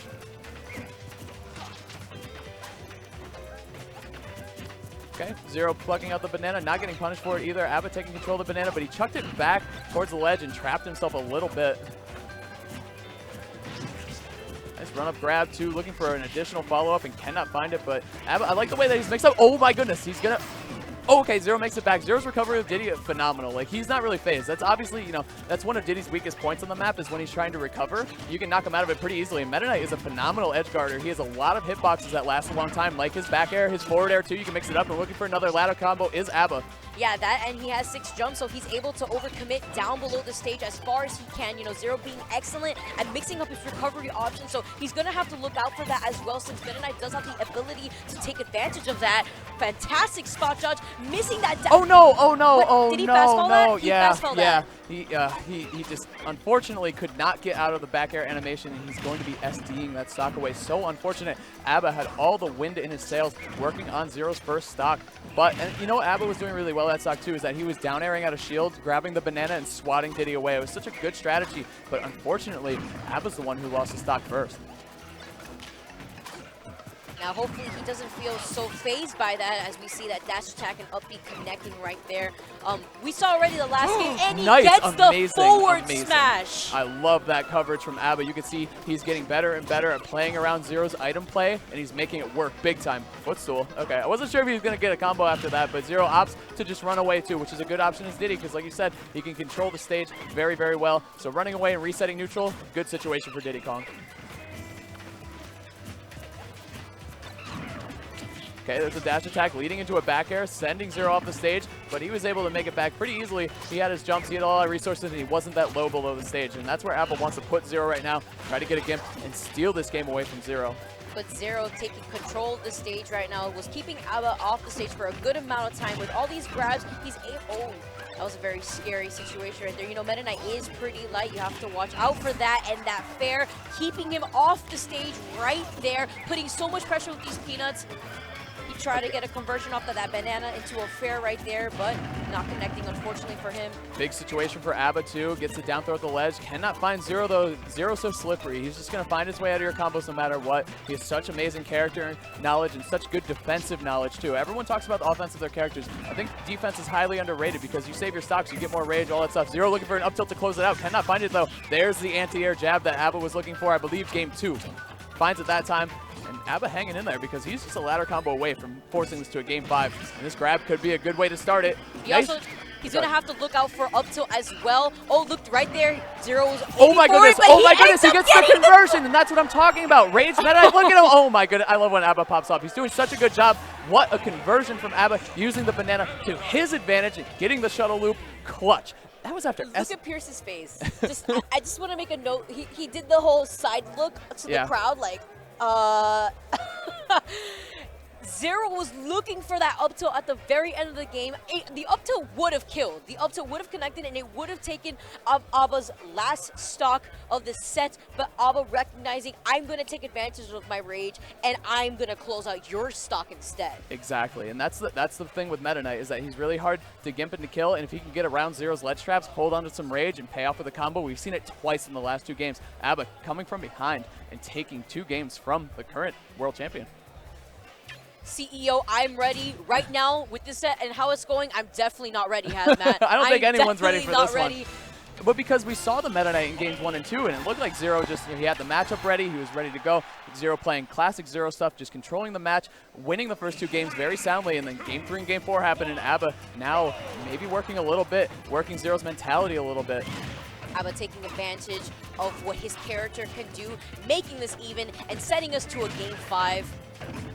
Which is just amazing. I mean, you got to give Abba so many props already just for bringing this back from a 2-game deficit to this game 5 situation where you could possibly take out ZeRo. I mean, regardless on who wins, both these players are so good at it's going to be a very scary game to run. You see that Nair combo? Do you see this? Oh my goodness, that was almost death for ZeRo. He was trying to extend his combos on that platform, taking him off to the horizontal side of the stage. That was so scary position to be in for ZeRo, but we're seeing an almost dead even game this game 5 so far. Definitely, I love the way both these players are playing right now. ZeRo trying to find his way back on the stage, trying to make some space so he can pull out a banana peel. There he goes, he found it. Abba, though, has been playing really well against the banana these last 2 games, especially. Nice little peanut setup on the ledge, using all the projectiles that Diddy has, including the banana peel, keeping Abba at bay on the ledge, trying to find his way down. Abadango is. Okay. I like the way that, He waited. He didn't want to overcommit right there because he noticed his percent. Yeah, and if he whipped that shuttle loop, he would have been seeing his stock off the blast zone. Okay. Okay. Great, amazing drop down back air from ZeRo to take Abba's first stock. This is not the first time Abadango has played from a deficit in this set.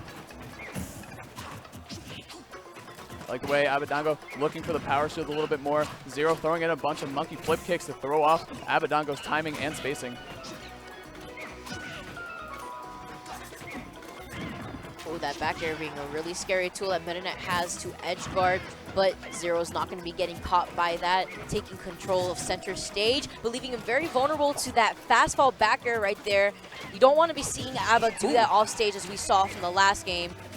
I like the way that Abadango has been using anti-airs in this whole set, actually, using an up air that time, or an up smash to catch ZeRo. You got to use all the options in your kit if you're going to catch ZeRo, we're going to see another up smash. Oh Not my enough, goodness, though. that DI. Impeccable. That was amazing by ZeRo. That's why he's the best right now. Absolutely. One of the reasons he's the best. Yeah, and there's no rage on Meta Knight as well, so Abba's going to have to work a little bit harder for this stock.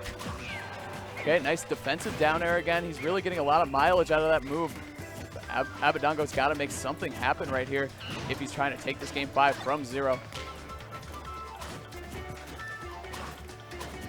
Okay, again, we're seeing the defensive dare play from Abadango. ZeRo does a really good job playing around it, though. But I think Abadango's goal right there was to take the banana peel back and put the match in his favor. ZeRo flies up the ledge and makes his way back to the stage, though. Feeling comfortable right now with this 2-stock lead. Oh, he was expecting Abba to roll back right there. That's why you saw ZeRo run past him. Looking for the up air, cannot find it. That connected, it might have been it for our hero, Abadango.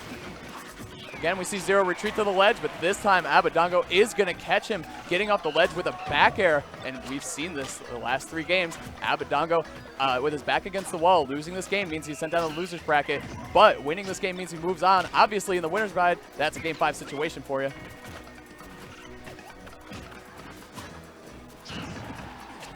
So we're seeing ZeRo completely take control over the stage right now. Abba having 117% on him. He is a floating beach ball. And with only 4% on ZeRo, this could be a very, very tough mountain to climb, Hazmat.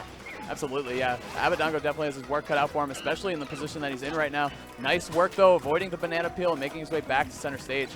See what he can do. I mean, again, we've seen this before where he's behind and he just gets these Meta Knight ladder combos with rage and he's just able to steal games away from ZeRo. However, ZeRo saying, I'll give you those 2 other games. Very well played, Abadango, but I am ZeRo and I'm going to adjust to you and I'm going to do what I do best, and that is clutching out games in Smash 4.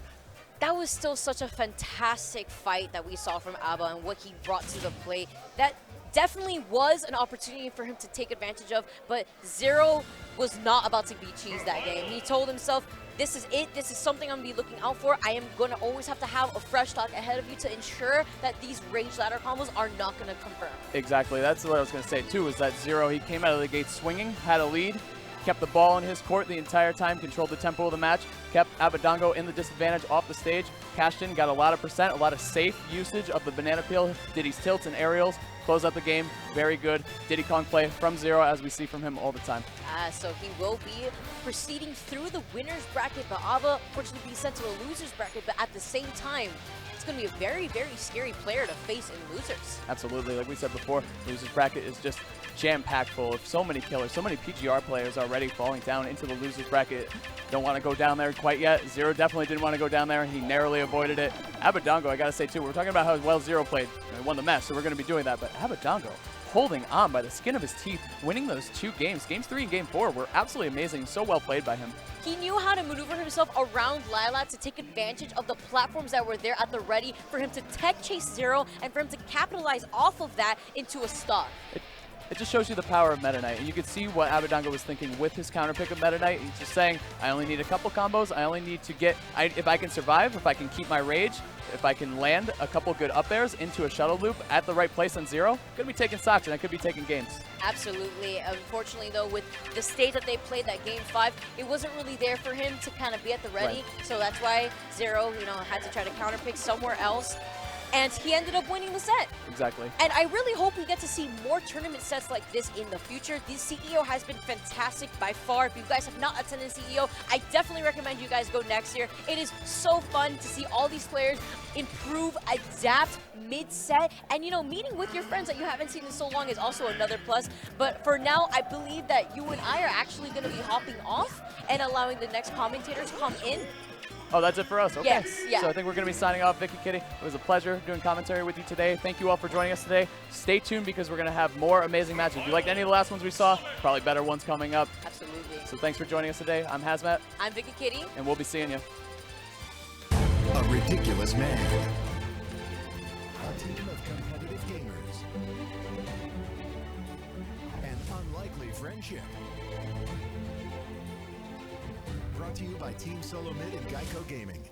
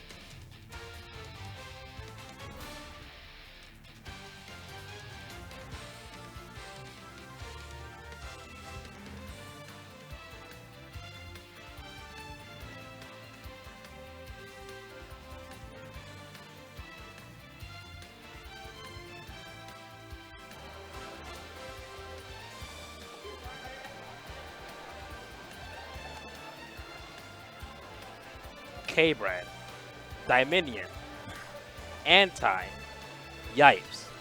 4 of the most popular players in the FGC, but more importantly, 4 of the most popular CEO top 8 intros of all time.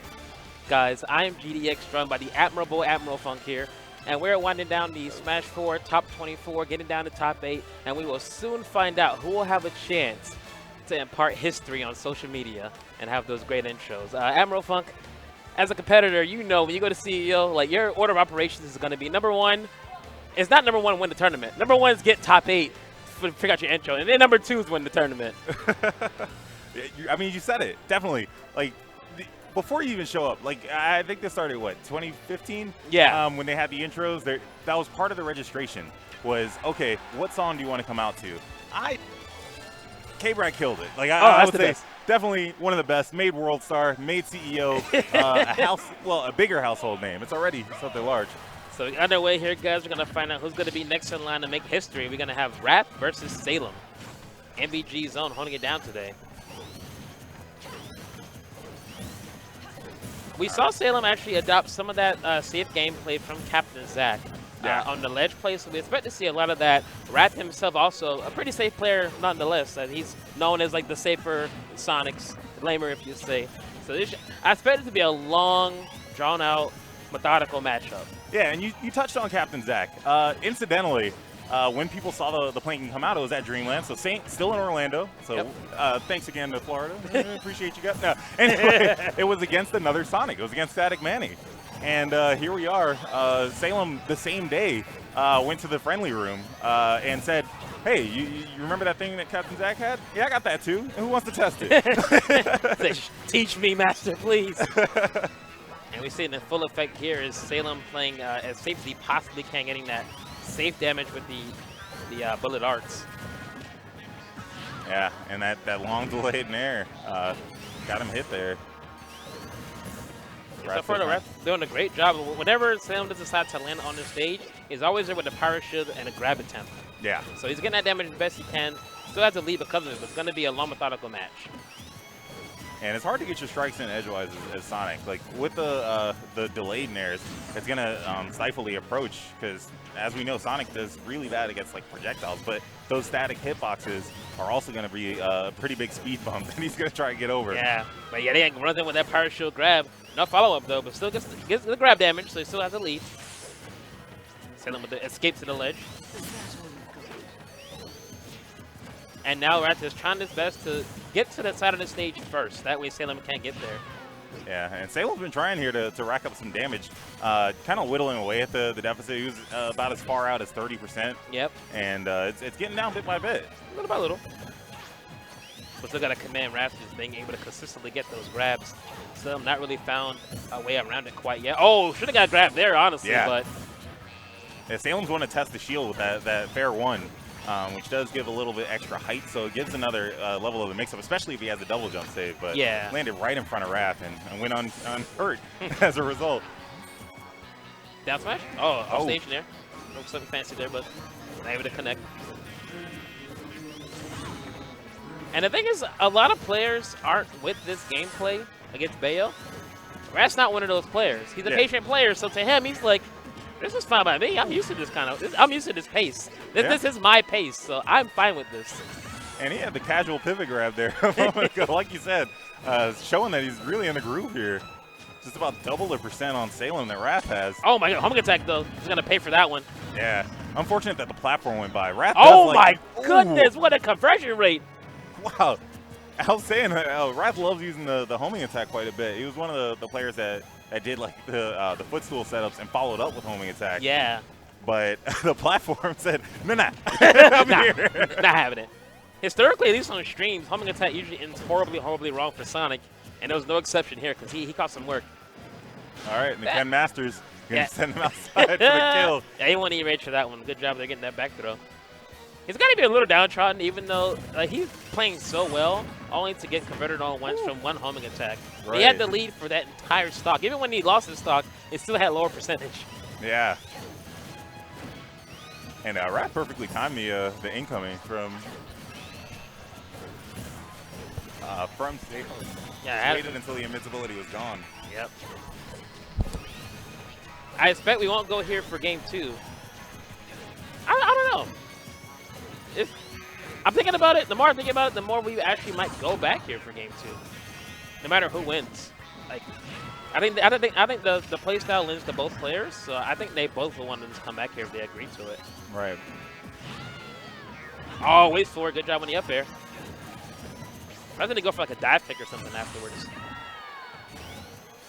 Yeah, despite that great conversion from Salem earlier, Rat's still in the lead here, trying to wrap up this game 1. Yeah, and anybody expecting this to be kind of a quick burn is sorely mistaken. I mean, it's going to be a real big back and forth. They were pretty close, but again, Wrath establishing a pretty dominant way and extends his lead once again. Yeah, to be perfectly honest, minus the homing attack, Rat's been in control this entire match. Yeah, the ladder combo is something that you can't really blame anything for. It's like, all right, well, that's Bayonetta for you. Yeah, that happens. And despite that, he bounced right back. Yeah, so strong enough fortitude on his part to stay in and then reestablish his lead. Salem might have to mix it up soon. Yeah, he's staying. He's middle of the stage more often now. Now is Wrath really being on the side of the stage, and then Salem being in the middle. Oh, drop the projectile, put him under the stage. And All right, you're right. I'll go on the side. You're right. He's like, if you insist. Beautiful punish on the witch time. Back here. Didn't attack too early. That could have been disastrous. That won't do it, but get him off stage. No harassment off stage by Wrath. So that's some comeback. 21 seconds remain, so it's got. Oh, okay, not going to matter. And Wrath gets the back throw again and takes game 1. Yeah. And at 5 minutes 40 seconds, man, that's about as down to the wire as you really want to get against like Bayonetta. Yeah. Puts you into a nervous situation. You don't want to get pressure. So Wrath keeping his cool. Salem going to the drawing board, though. Yeah, he's thinking he'll mix it up. He does have other characters as well. He may, of course, he has different play styles, obviously. He can play Bayo in different ways. Right. One Lilac for game 2. Okay. Yeah, Salem definitely does have a few different gears to his Bayo. This is surprising. I mean, this is a great Bayo stage, but Sonic's loves the stage as well. I feel like both characters share a lot of similar stages. So it's like, I want to go here, but Sonic likes it here too. So it's like, do I really want to go here? I'm inclined to agree. I mean, I've seen some pretty tough, like, Insimus from Bayo, or does the afterburner kick Lance under the stage? It's like, oh, crap. Yeah. But having the bullet climax in the slant's a big help. Yeah. We'll probably see that more often, more than going to the ledge. You don't want to play ledge games on a Lilac, so. Exactly. We're not going to play side to side. Depending on the tilt, he's really going to want to be on the lower edge. So yeah, just like that. Every few seconds, just expect like a rearrange. Like we're going to load up a U-Haul and shift it to the right side. The episode of Futurama, they change places.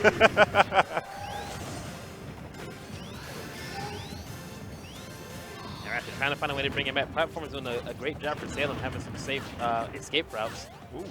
Escapes that combo. Okay, so good job there. A lot better in the first game. Yeah, it was a nice opener from Salem there. He kind of just fell through, lulled Wrath in, and then punished with the witch twist. So you want to grab? Yeah, you do. You just witch twist instead, though. All right.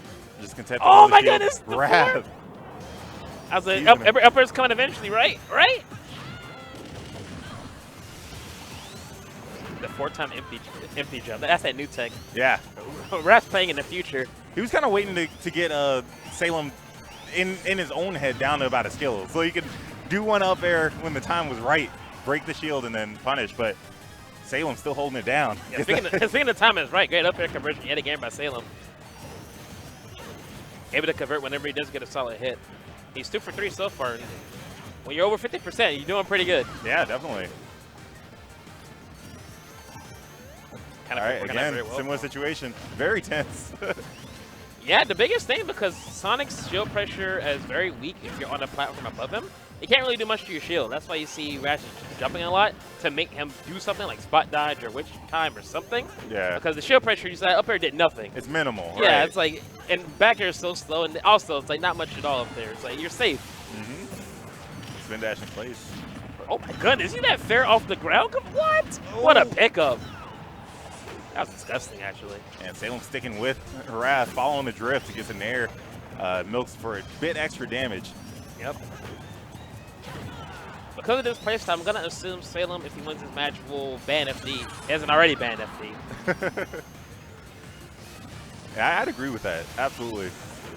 I mean, this right here, hey, you can take this as a metaphor, bro. This is a tier list. Like, Bale stands above. Oh my goodness. Life imitates art. Off stage Nair. Oh no, just stays on stage. Use the climax. Oh, Nair. That won't be enough. Opts for the Nair. Doesn't try to go for anything. Too major. Rise to spring. Oh, they trade back and whip punish back here? Welcome to Street Fighter. Let's go. Hey, mine's longer, man. The super kick is way better here. Don't try to come at me with that Ziggler.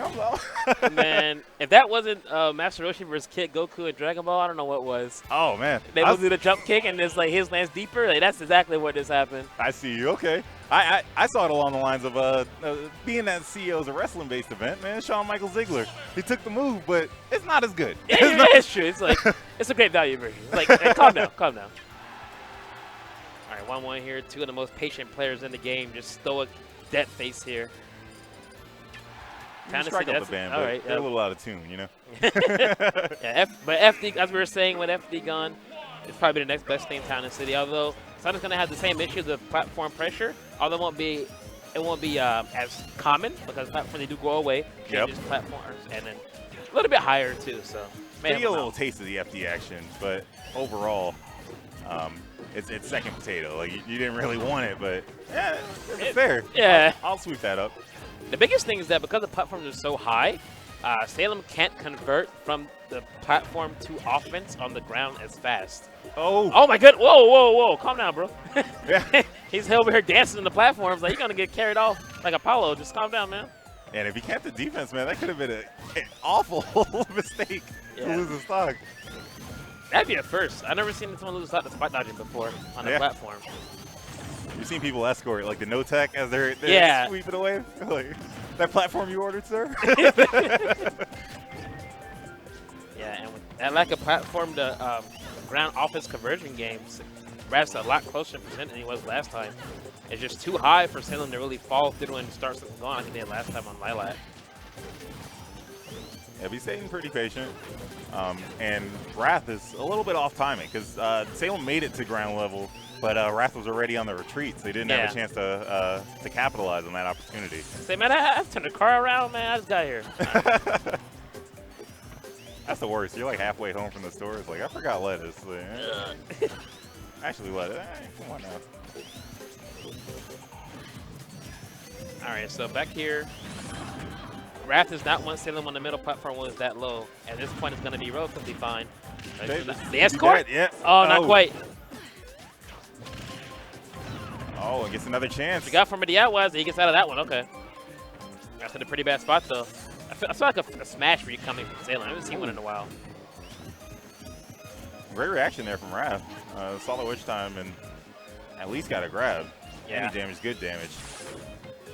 As we learned from game one, most of the damage drills some grabs, so he's no stranger to it. There's one right there. Yeah, once again. Follow up? Okay. No follow up at all. Surprising. Oh, wow. No punish there at all. Landed behind him, just kind of froze. He's having a few times had a grab game one he should have had, and right there, another punish that Raph should have had, but wasn't able to connect. Oh, that time. Just saying, just in case you didn't believe after how the first game ended, my back air does work. guys, please trust me. These soap shoes are still clean. Good harassing by Salem, but Raph able to avoid it all. Oh, now it's time for Raph to build that lead up. Salem has a platform to retreat to, so Salem, Raph's going in right now. I can send him up. I like that weight with the witch trying to avoid the grab, but he still got it anyway, so it's like, ah. Yeah, and Salem tried to use the witch time into the spring to get away, but no, Wrath was like, nah. It's that close. Like, how can I not punish you? I respect it, but nah, stop. Not on my watch. Trying not to lose the stock here. Salem getting close into life support just about. I gotta say, a complete 180 here. Fortunes. Game 2 was heavily in Salem's favor. This counter pit's coming through strong for Raph right now. Yeah, and only really getting glancing blows. That dash attack really didn't connect for as much worth as Salem would have wanted. Yeah, that connected though. Yeah, you said it. And here we are, one stock left. This is a 3 of 5 set, so it's not going to be over. But whoever goes 2 up, that big advantage can weigh heavily on the opponent. So they're jockeying. Gives me a hard time. Salem has to be aggressive. Oh, what did it double up? Okay, went for double witch twist there. And Salem has to play the aggressor now because, again, those platforms don't lend to a great conversion game. So he has to really be on the ground with Wrath more than he really wants to be. But with a minute 59 left, you don't have much of a choice right now. Yeah. I don't think I've really witnessed too many incidents where Wrath goes to timeouts, but by no means is he really rushing anything out, because with that comes mistakes, and he really doesn't want that. Not here on the grand stage. Yep. Top 24, baby. We're trying to climb higher. I like that bait by Salem, the very late afterburner kick. Try to be like a grab attempt by Wrath, but Wrath blocked it. Oh, and blocked this one though. Oh, just escapes. Almost got escort off the stage, but Spring gets him out of there. Down tilt Salem could have been a heart stopper there for Wrath. And 3% difference, a minute 20 left. Oh, Salem now in the lead barely. Trying to bring out the tools. Smash. Oh, my goodness. Commentator's prophecy. You call it. Definitely, man. I love seeing Bale smash reads. Like when it connects, it's like this high hand of God. It's like, bit. Yes, man. And Salem just punching Wrath's ticket to Dufftown. Look at that smirk. Look at Salem smirk right now. Salem said, I think I got it now. He said, all right, I understand now. I see, said the blind man. Yeah, to his deaf wife. Yeah. What's up?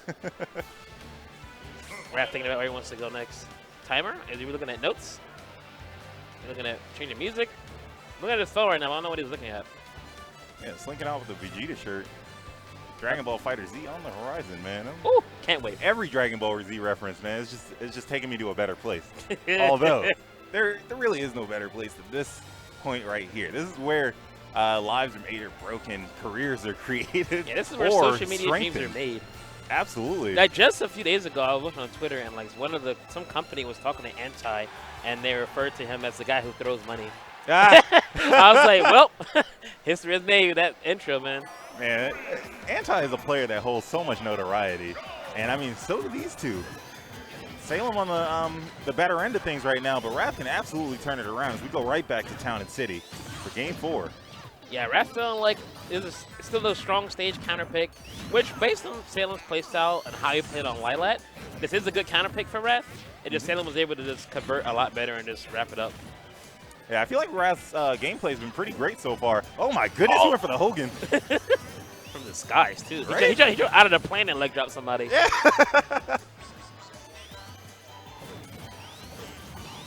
Yeah, Wrath trying to find a way to emulate his success with Game 1. Find a way to punish him with grabs on the side of the stage. This is being a little bit wider, though, so it's like slightly longer to get there than he's used to. Right. And I want to say, like, kind of what decided, I guess, Game 3 was the fact that Wrath's defense had a couple of holes in it. Salem used down tilt, opened him up, took about 28 damage from it. And in the opening moments here, it continued to be a thing. So if he continues to struggle with really holding that block button down and for the right length of time, this could spell disaster. Yep. And this is his winner's bracket, so he won't be out of the tournament yet, but you don't want to be in losers right now. It's rough down there. Yeah. It's rough. And One in standard CFL tournament fashion, it is rough and losers right now. You don't want to be down there. Oh, nice wave. great patience Nuclear? there. I like the wave. I don't know why I went for nuclear ball things. I thought maybe an up air or like a down air, but I'm not using, or even forward air. The last air I would have expected was neutral air. Yeah, he was a little farther to the side, but I don't think far enough to justify really going for that option. But Okay. absolutely, I mean, great damage. No, I'm talking about the Nair. Okay. You were right. You're on you're on the track there, G. I mean, it still works. It got a damage, so Exactly. we still take those. And not a huge Oh, difference forward here. throw. No up throw. You've just seen that up air? Oh, we There see how it he is. got it. Not enough, Phil. Yeah, a little bit lower that time. He only did a jump. It wasn't spring, so lower than he wanted Another to forward be. throw. Again, gets the punt. And it's good. Oh, yeah, sure is. Right through the uprights. Uh-oh. Oh, yeah, right into that air dodge. Sonic can ride that out with it, and then springs away for safety. Yeah, smart stuff to have the air dodge on deck ready.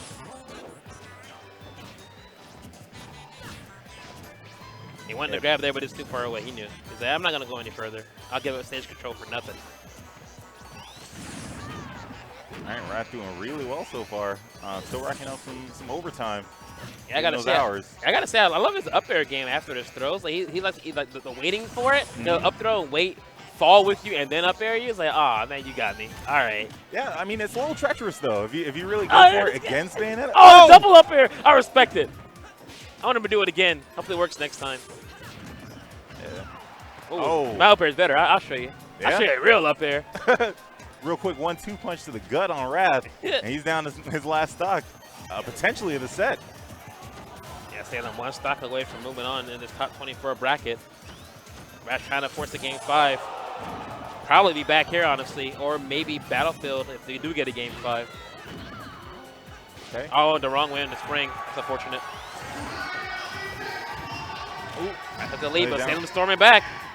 Very reliable opener. Oh, Salem very in the unsafe set. falling into his shield like that. Yeah. I don't know what he was looking for, but maybe he's looking for the L right now. I'm not sure what he wants. Oh, great DI from Wrath there. Just escaping the opening witch twist. Yeah. Which usually a lot of people struggle with. So they're trying to chase him down. 2 minutes, 15 seconds remain. I don't think it'll be a timeout this time, but you never know. Oh, went for the grab, but got baited out. And there's so much pressure from Salem right now. Even though he's losing, you can just feel the pressure he's putting on what he was for a second, and now he's backed off a little bit. But it was like staying on him. Like, I want this hit so bad. Yeah. Salem's still trying to chase him down. Oh, good pickup there. Where you going, man? Stop. The opportunity just hit the ding dong ditch, man. Knocked and just left. Salem going back to his game 1 playstyle, trying to get that free damage with arts. Oh, that takes away. That was nice. That very late first. Like, you gonna grab me? Nah. The back hit's gonna protect me. That's one grab. Oh, finally getting Got grabbed. for me. Dive kick! Not enough? And staying alive. Kicking out of 2. Wow. I thought that would have been Salem, it. oh no, this is huge. Oh, okay. He gets out. Can he hit Barely. the ground safely, though? Oh, wow. That was kind of risky. He's going to air dodge into the ground, but no punish from Salem. That won't do it, but he's off stage, though. One more back air. Trump back air, maybe? Oh, no. Let him get him. I'm just going to hang out. No harassment at all. Okay. I respect it. Of course, witch twist. Oh, no. Into a witch twist. Ooh. Okay. It jumps up. Rat's doing some risky stuff here, man. Fourth throw? Yeah, that shouldn't be enough. Yeah, not quite. Oh, Climax almost got him, though. All right, great use of the spin dash there to switch up his timing just a little bit. Not quite. Wrath looking for a forward or up throw right now, but he missed the grab.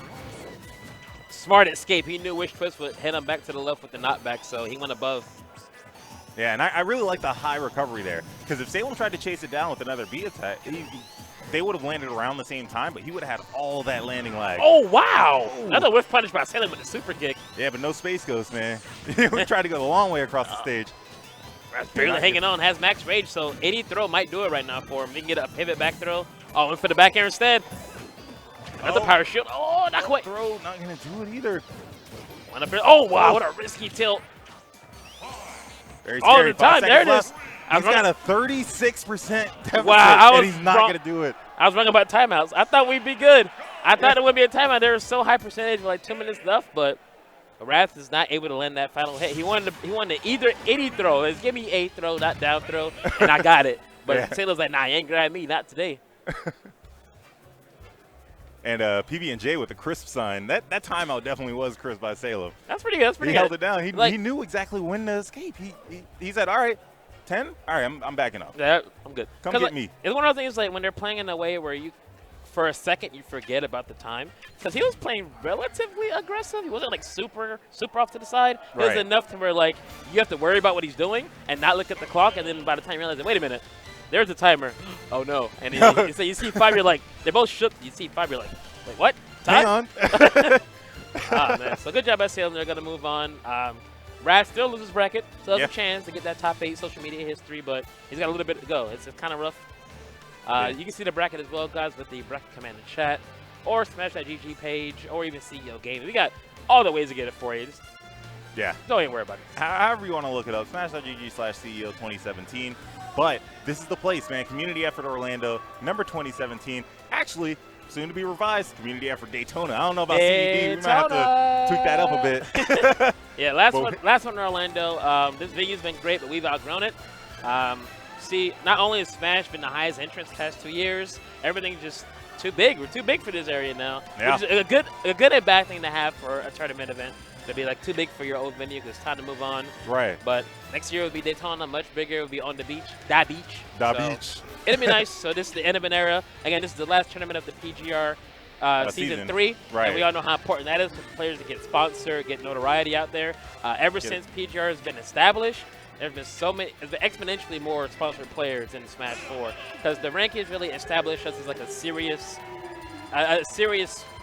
game, I would say. Right. We were never looked at as like this, like not like Melee's. Like, oh, Melee's rankings, they're serious. Smash 4 is like, oh, it'll pass. It'll pass. It's whatever. But since they made PGR rankings, they know no, it won't pass. We're here to stay. Yeah, power rankings has been a thing for a long time. It's great to see it organized into Smash 4. The PG Stats team doing crazy things, man. Yeah. I know you guys are watching PG Stats. Those guys at the set count who keep us updated on tournaments around the world. CEO definitely hitting the the old list, checked into the S tier department. So these wins can define a player, can be the difference between like placing 10th or 17th, you know? Yeah, and that list defines the player. This set defines hype. We're going to have two of the flashiest players out there, Nairo and Captain Zach. Yeah, you said it. Someone's ended up on Reddit after this set. Oh, no. So somebody's getting on Reddit after this. I can just feel it. All right, pulling there. Gets a pickup, but doesn't really get enough to follow out on. And Nairo most recently fallen into his own curse over there. Nairo sock unable to take it home. Yeah, unfortunate. The curse. Ooh. When is that going to end? Never. Hopefully never. Hopefully never. Hopefully never. Like Champs, low right, key, just- we all like low key. We all hope it never ends. Yeah, Champ's somewhere behind the scenes, like sniffing controller cords. This is your event, please. Ah man. Ooh. And we're just front row seats Oh in the my super kick goodness. party, man. Bayonetta once again dropping back here to everyone. Oh, was that the wrong direction in the afterburner? Or that DI? I'm not sure whose fault that was. Either way, though, the comma was dropped. And Nairo just such a fast player. It's just- a super roll read? I'm not sure what the up smash was by Zach. The DBZ moment there, but Nairo still has stage control. Immediate. Oh, last hit missing. Oh, good conversion That one there. not, and then the taunt, Captain Zach. I love it. I love it. If he can't dance on camera, he'll dance in game. Yep. Oh, Nairo went for a jab there, I think. He got beat up by the up tilt. They're doing a good job bringing it back, though. A great attempt with the coverage. The down air landing line was perfect. And the roll read to the up tilt. Was that a footstool? I'm not sure what they went for there, but both players just flying around. And then back and wrap it up, and Nairo's going to take game 1. Yeah, Nairo stalking his prey there and wrapping the game up in a little under 2 minutes. So very fast, typical of Nairo. His games really do either go fast on the winning side or losing side, you know? But he's not the one to lose very often. Neither is Captain Zach. These guys, no strangers to the final stages. Like top eights, very frequent on both ends of the ring here. Although, speaking of the ring, Nairo hasn't been top 8 CEO since 2015. Good Lord. So he's that long. He got second then, the ZeRo. But then who didn't? It's 2015. So at this point, trying to make it back to top 8 CEO again. See if he can make it there. That's a good start so far, winning that first game. What? Oh, beautiful. What? Yeah, usually don't see like tilt switches like that unless you're watching Sheik. Wow. But Okay, Captain Zach. That's all respect for that one. That was sick. showing what those buttons do, man. Max range on those combos. Beautiful start. Yeah. But a little bit behind, trying to shift it again. Got mix of the hit the front part of his shield, then behind him. Nairo 0 for 2 for those grabs, and that's how ZeRo Suit goes. As the grabs go, so do the wins and losses. Oh, gets a reset. All-American. Oh, okay. Waiting for something there. Up there? Yep. And just getting so much utility out of the up air. That was a huge exchange. It's like they're both the same character. Yeah, packing on the pound, man. That was about 30% of just up airs alone. Oh, good catch for dash attack on the landing. Yep. Landed Back right air? in front of Nairo. Oh, yeah, he wanted the back air, but he jumped out of it. He knew. Up smash. Seldom use option there by Nairo. Doesn't get the kill, but See the SDI on that? Captain Zach touched the ground and still got picked back up. They're not get me out of here. I must escape. Oh! Again, the up smash. Yeah, the business end. The last hit, the only one connecting. Yes, the guy's going to pay for that missed grab, though. Hey, with his stock. Yeah, got a heel print right on the forehead. A third up smash. Have I ever seen anybody else actually one match from Zero Suit before? That might be a record for me. I mean, it's great, like especially against characters like Bayonetta that try to hover above you. If you have that ribbon dance, man, you just wave it around. Like, hey, get out my skies. The fly swatter. That's true. Oh, good upper catch. Now Zach's turn. Oh! Chaos dunks. Way off in no man's land, and Nairo is gonna tell him, please don't step in my yard. Don't you see the no trespassing sign? I think they're just his glasses. I was like, Crisp. oh! Crisp. Some coaching from Anti running. What's on the marquee there? Anti, what you got? Oh man, I love Anti. Good lord. So Nairo with a quick 2-0 right now. He's the A main top 8. I wanted that ring entrance again. Oh, wow. the footstool, Footstool to dive kick. All right. Yeah, You got flashy stuff. Zach, I got it too, man. Ain't the only one I have. a little early on the witch time. Oh, you gotta pay for that. Yeah, very weird grab attempt there. He wasn't even close to him. Spike. Oh, went for the immediate boost kick. I was gonna go for like a foot spike attempt again. Oh, and early on, Captain Zach making quite a few gambles here. Yeah, they both are. Nairo's going for a lot of weird grabs. Maybe he's doing like a roll read grab type thing, and you're saying Zach doing some weird gambles as well. Yeah, then again, did Zach heel feels flush the to pressure. edge. He's already done too well. Up smash? Oh, too high for that. It's combo time though. It's up alley-oop. Oh! Into the up air. Oh, not enough. Almost. Won't call that Got for me. Oh! He's like, that's a cool like 10-hit combo. I got a nice 3-piece for you though. Sometimes those are all you need. Yep. Keep it simple sometimes. Captain Zach finds himself one stock away from elimination into loser's bracket. And that was a wonderful answer. I just want to touch on that. How he caught the bats within with a grab. Oh! Getting lifted. A heartbreaker. Going down 3-0, Captain Zach. Into the losers bracket. Wow. I did not expect that set to be that fast, but like I said, someone's going to end up on Reddit after that, and sure enough, that'll be there pretty soon. Yeah, man. That was assassination. That silent one, no sparks, no nothing. Yeah, I was Real like, G's moving let's silent. give me a sound effect. Oh, man. So, flashy stuff there by those two. Yeah. Of course, winners brackets, we haven't seen the end of them yet. So, you know what that means, guys. Please share out the stream. Hit that share button. 1, 2. I don't think 2's enough. You don't have to go to 3, guys. But anyway, twitch.tv/VGBootcamp at AbroFunk GDX CEO 2017. And I just want to say, Geico, guys, you hooked it up, man. Yeah, they're the reason we have belts this year. The light work, all the stuff that that has improved from last year's event due to Geico Gaming, man. They didn't pay for the speakers yesterday, though, guys. Oh, all right. Yeah, let's not put them on that one. But That wasn't them. yeah, Geico Gaming, not only insurance, they definitely help out. A title partner with Panda Global, so you see them on the jerseys.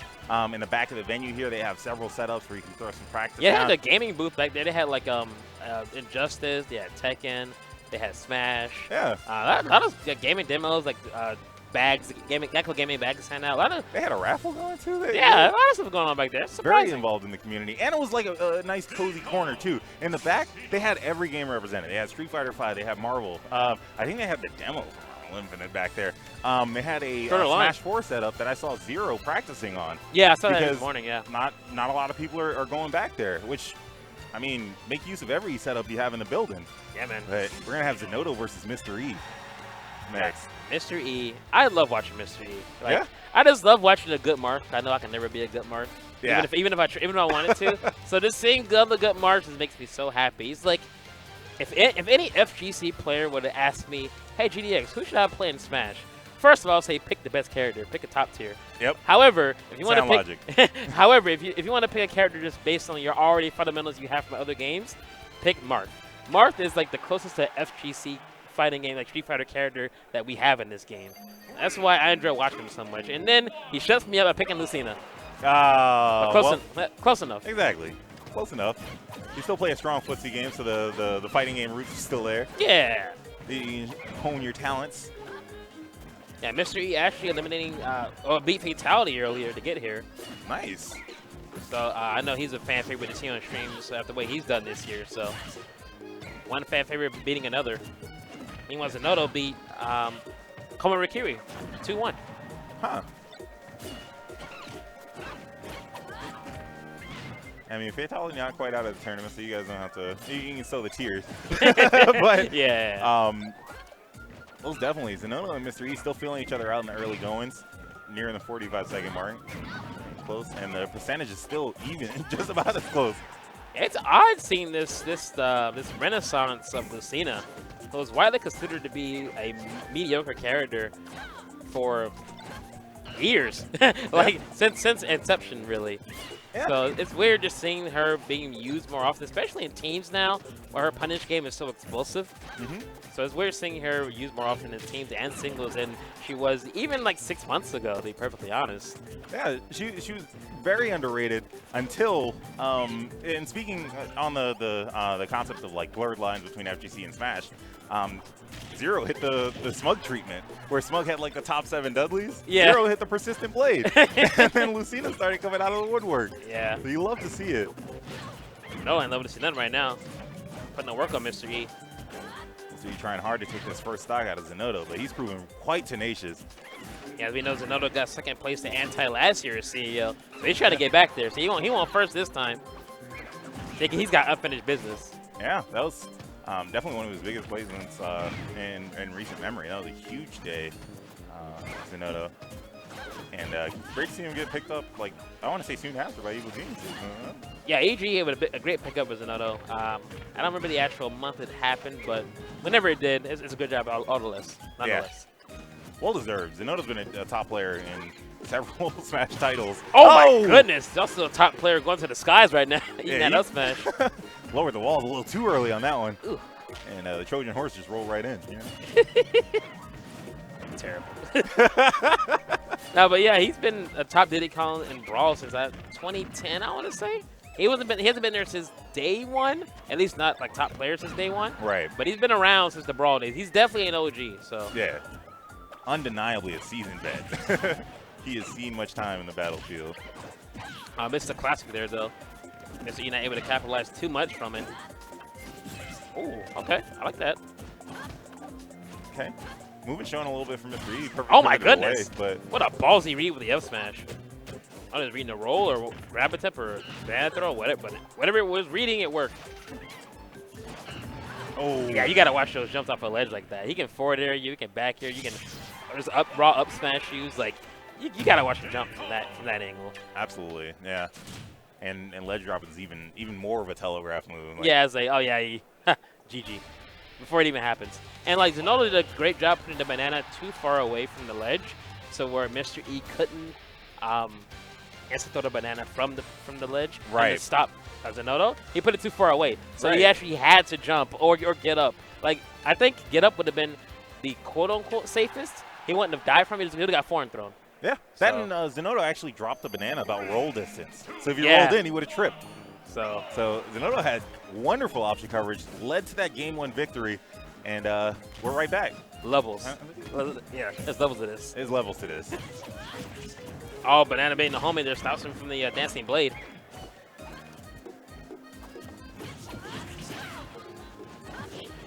Good pick up there, Mr. E. Yeah. Dropped him off that center platform. Mr. E's had some crazy roll reads these first game and a half, I gotta say. I feel like the window for opportunity kind of closes just a bit the more Diddy gets towards center stage. Like the farther you can push him off, they start developing those habits of like monkey flipping in and things like that. Yeah. Mr. E hasn't been able to push him off the top spot, man. It's a king of the hill match. He's racking up all the points. Yeah, that's very true. Oh, got him up stage now though. Quarter? Yep, just missed it. Second take. Oh, Kung Fu kick clears it out. Mr. E getting ZeRo off stage a lot more. He must have heard your advice somehow. Oh! Yeah, threw those paws out there, and if they don't connect, you'll get your toenails clipped. Now, will he jump this time? Did he learn from last set? Yeah, he does again, but not punished this time. Okay. ZeRo will probably remember that and try for the back air again. Up throw. Tossed. Oh, not quite, though. I thought that would have been it.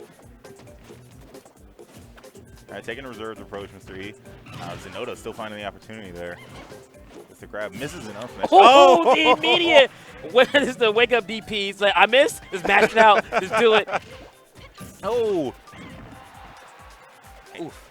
Yeah, just close it out. You got hit 1 on up smash. You usually see like the grand opening, grand closing, like you get 1 and 3, or all 3 of them. Just only 1, and then I think Mr. E didn't know what to do. So He's like, wait, what? Right, I guess I'm just gonna put forward air out there. That is a wall, and he's a kill percent. So Yeah, sure, why not? great decision making. How about that? Oh, no up throw though. Decides to go for the forward throw to get banana back out instead, and it throws it off stage. And ZeRo kind of tempted him there with the banana. And he just left it a little bit inward on the stage. Just like, hey, try and take it. You can have it.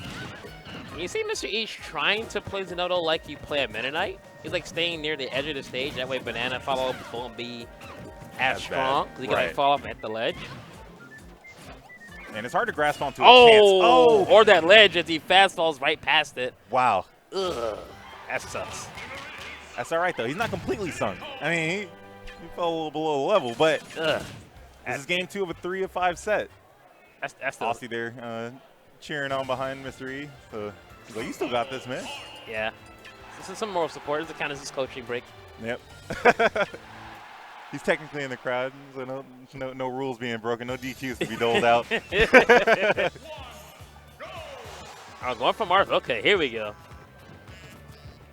And this is what you want. This is the recommendation. And we're actually off of Town and City too, but we're keeping it in the Animal Crossing family. Yeah, man. They want a new game so bad. They got to keep playing the stages. Send a message. Yeah. And depending on how late bracket runs, we might get a concert. So before there. Hasn't hit the Nairo yet. Will he get a hit this stock? Oh my god, he might not. Yeah, this is tough. Untouched so far. Oh, there we go. Oh, okay. That's all moral victory. I like that air dodge threw into the dancing blade. The hard thing is if Aditi does a low recovery against Marth, he doesn't really have too much to say about it. Like Sonics can drop a spring on him, or other characters with a projectile can just set some kind of hazard. He has to do it all. Like he has to go for it, take a huge potential loss, and it's better to just play it safe. So. The best thing would be against runoff counter, maybe. But he'll have to adopt something right now. Already down 2-0. Down is oh, I'm sorry. Down 2-0. Past 2 games. Yeah. I'm just like taking it back. Like wait. Already? It was fast. Yeah. Wow. 2 Lucina games, both on Town and City, so I can definitely understand why you got that feeling of deja vu. It doesn't feel like 2. I'm sorry. All right. But yeah, you were saying fall off counter for the edge guard play on Marth. It doesn't come out immediately, so if he runs through with the barrels taps him, there's a chance he'll get to the ledge. So it's still just a huge gamble. Yeah, that's true. And Mr. E's going to probably continue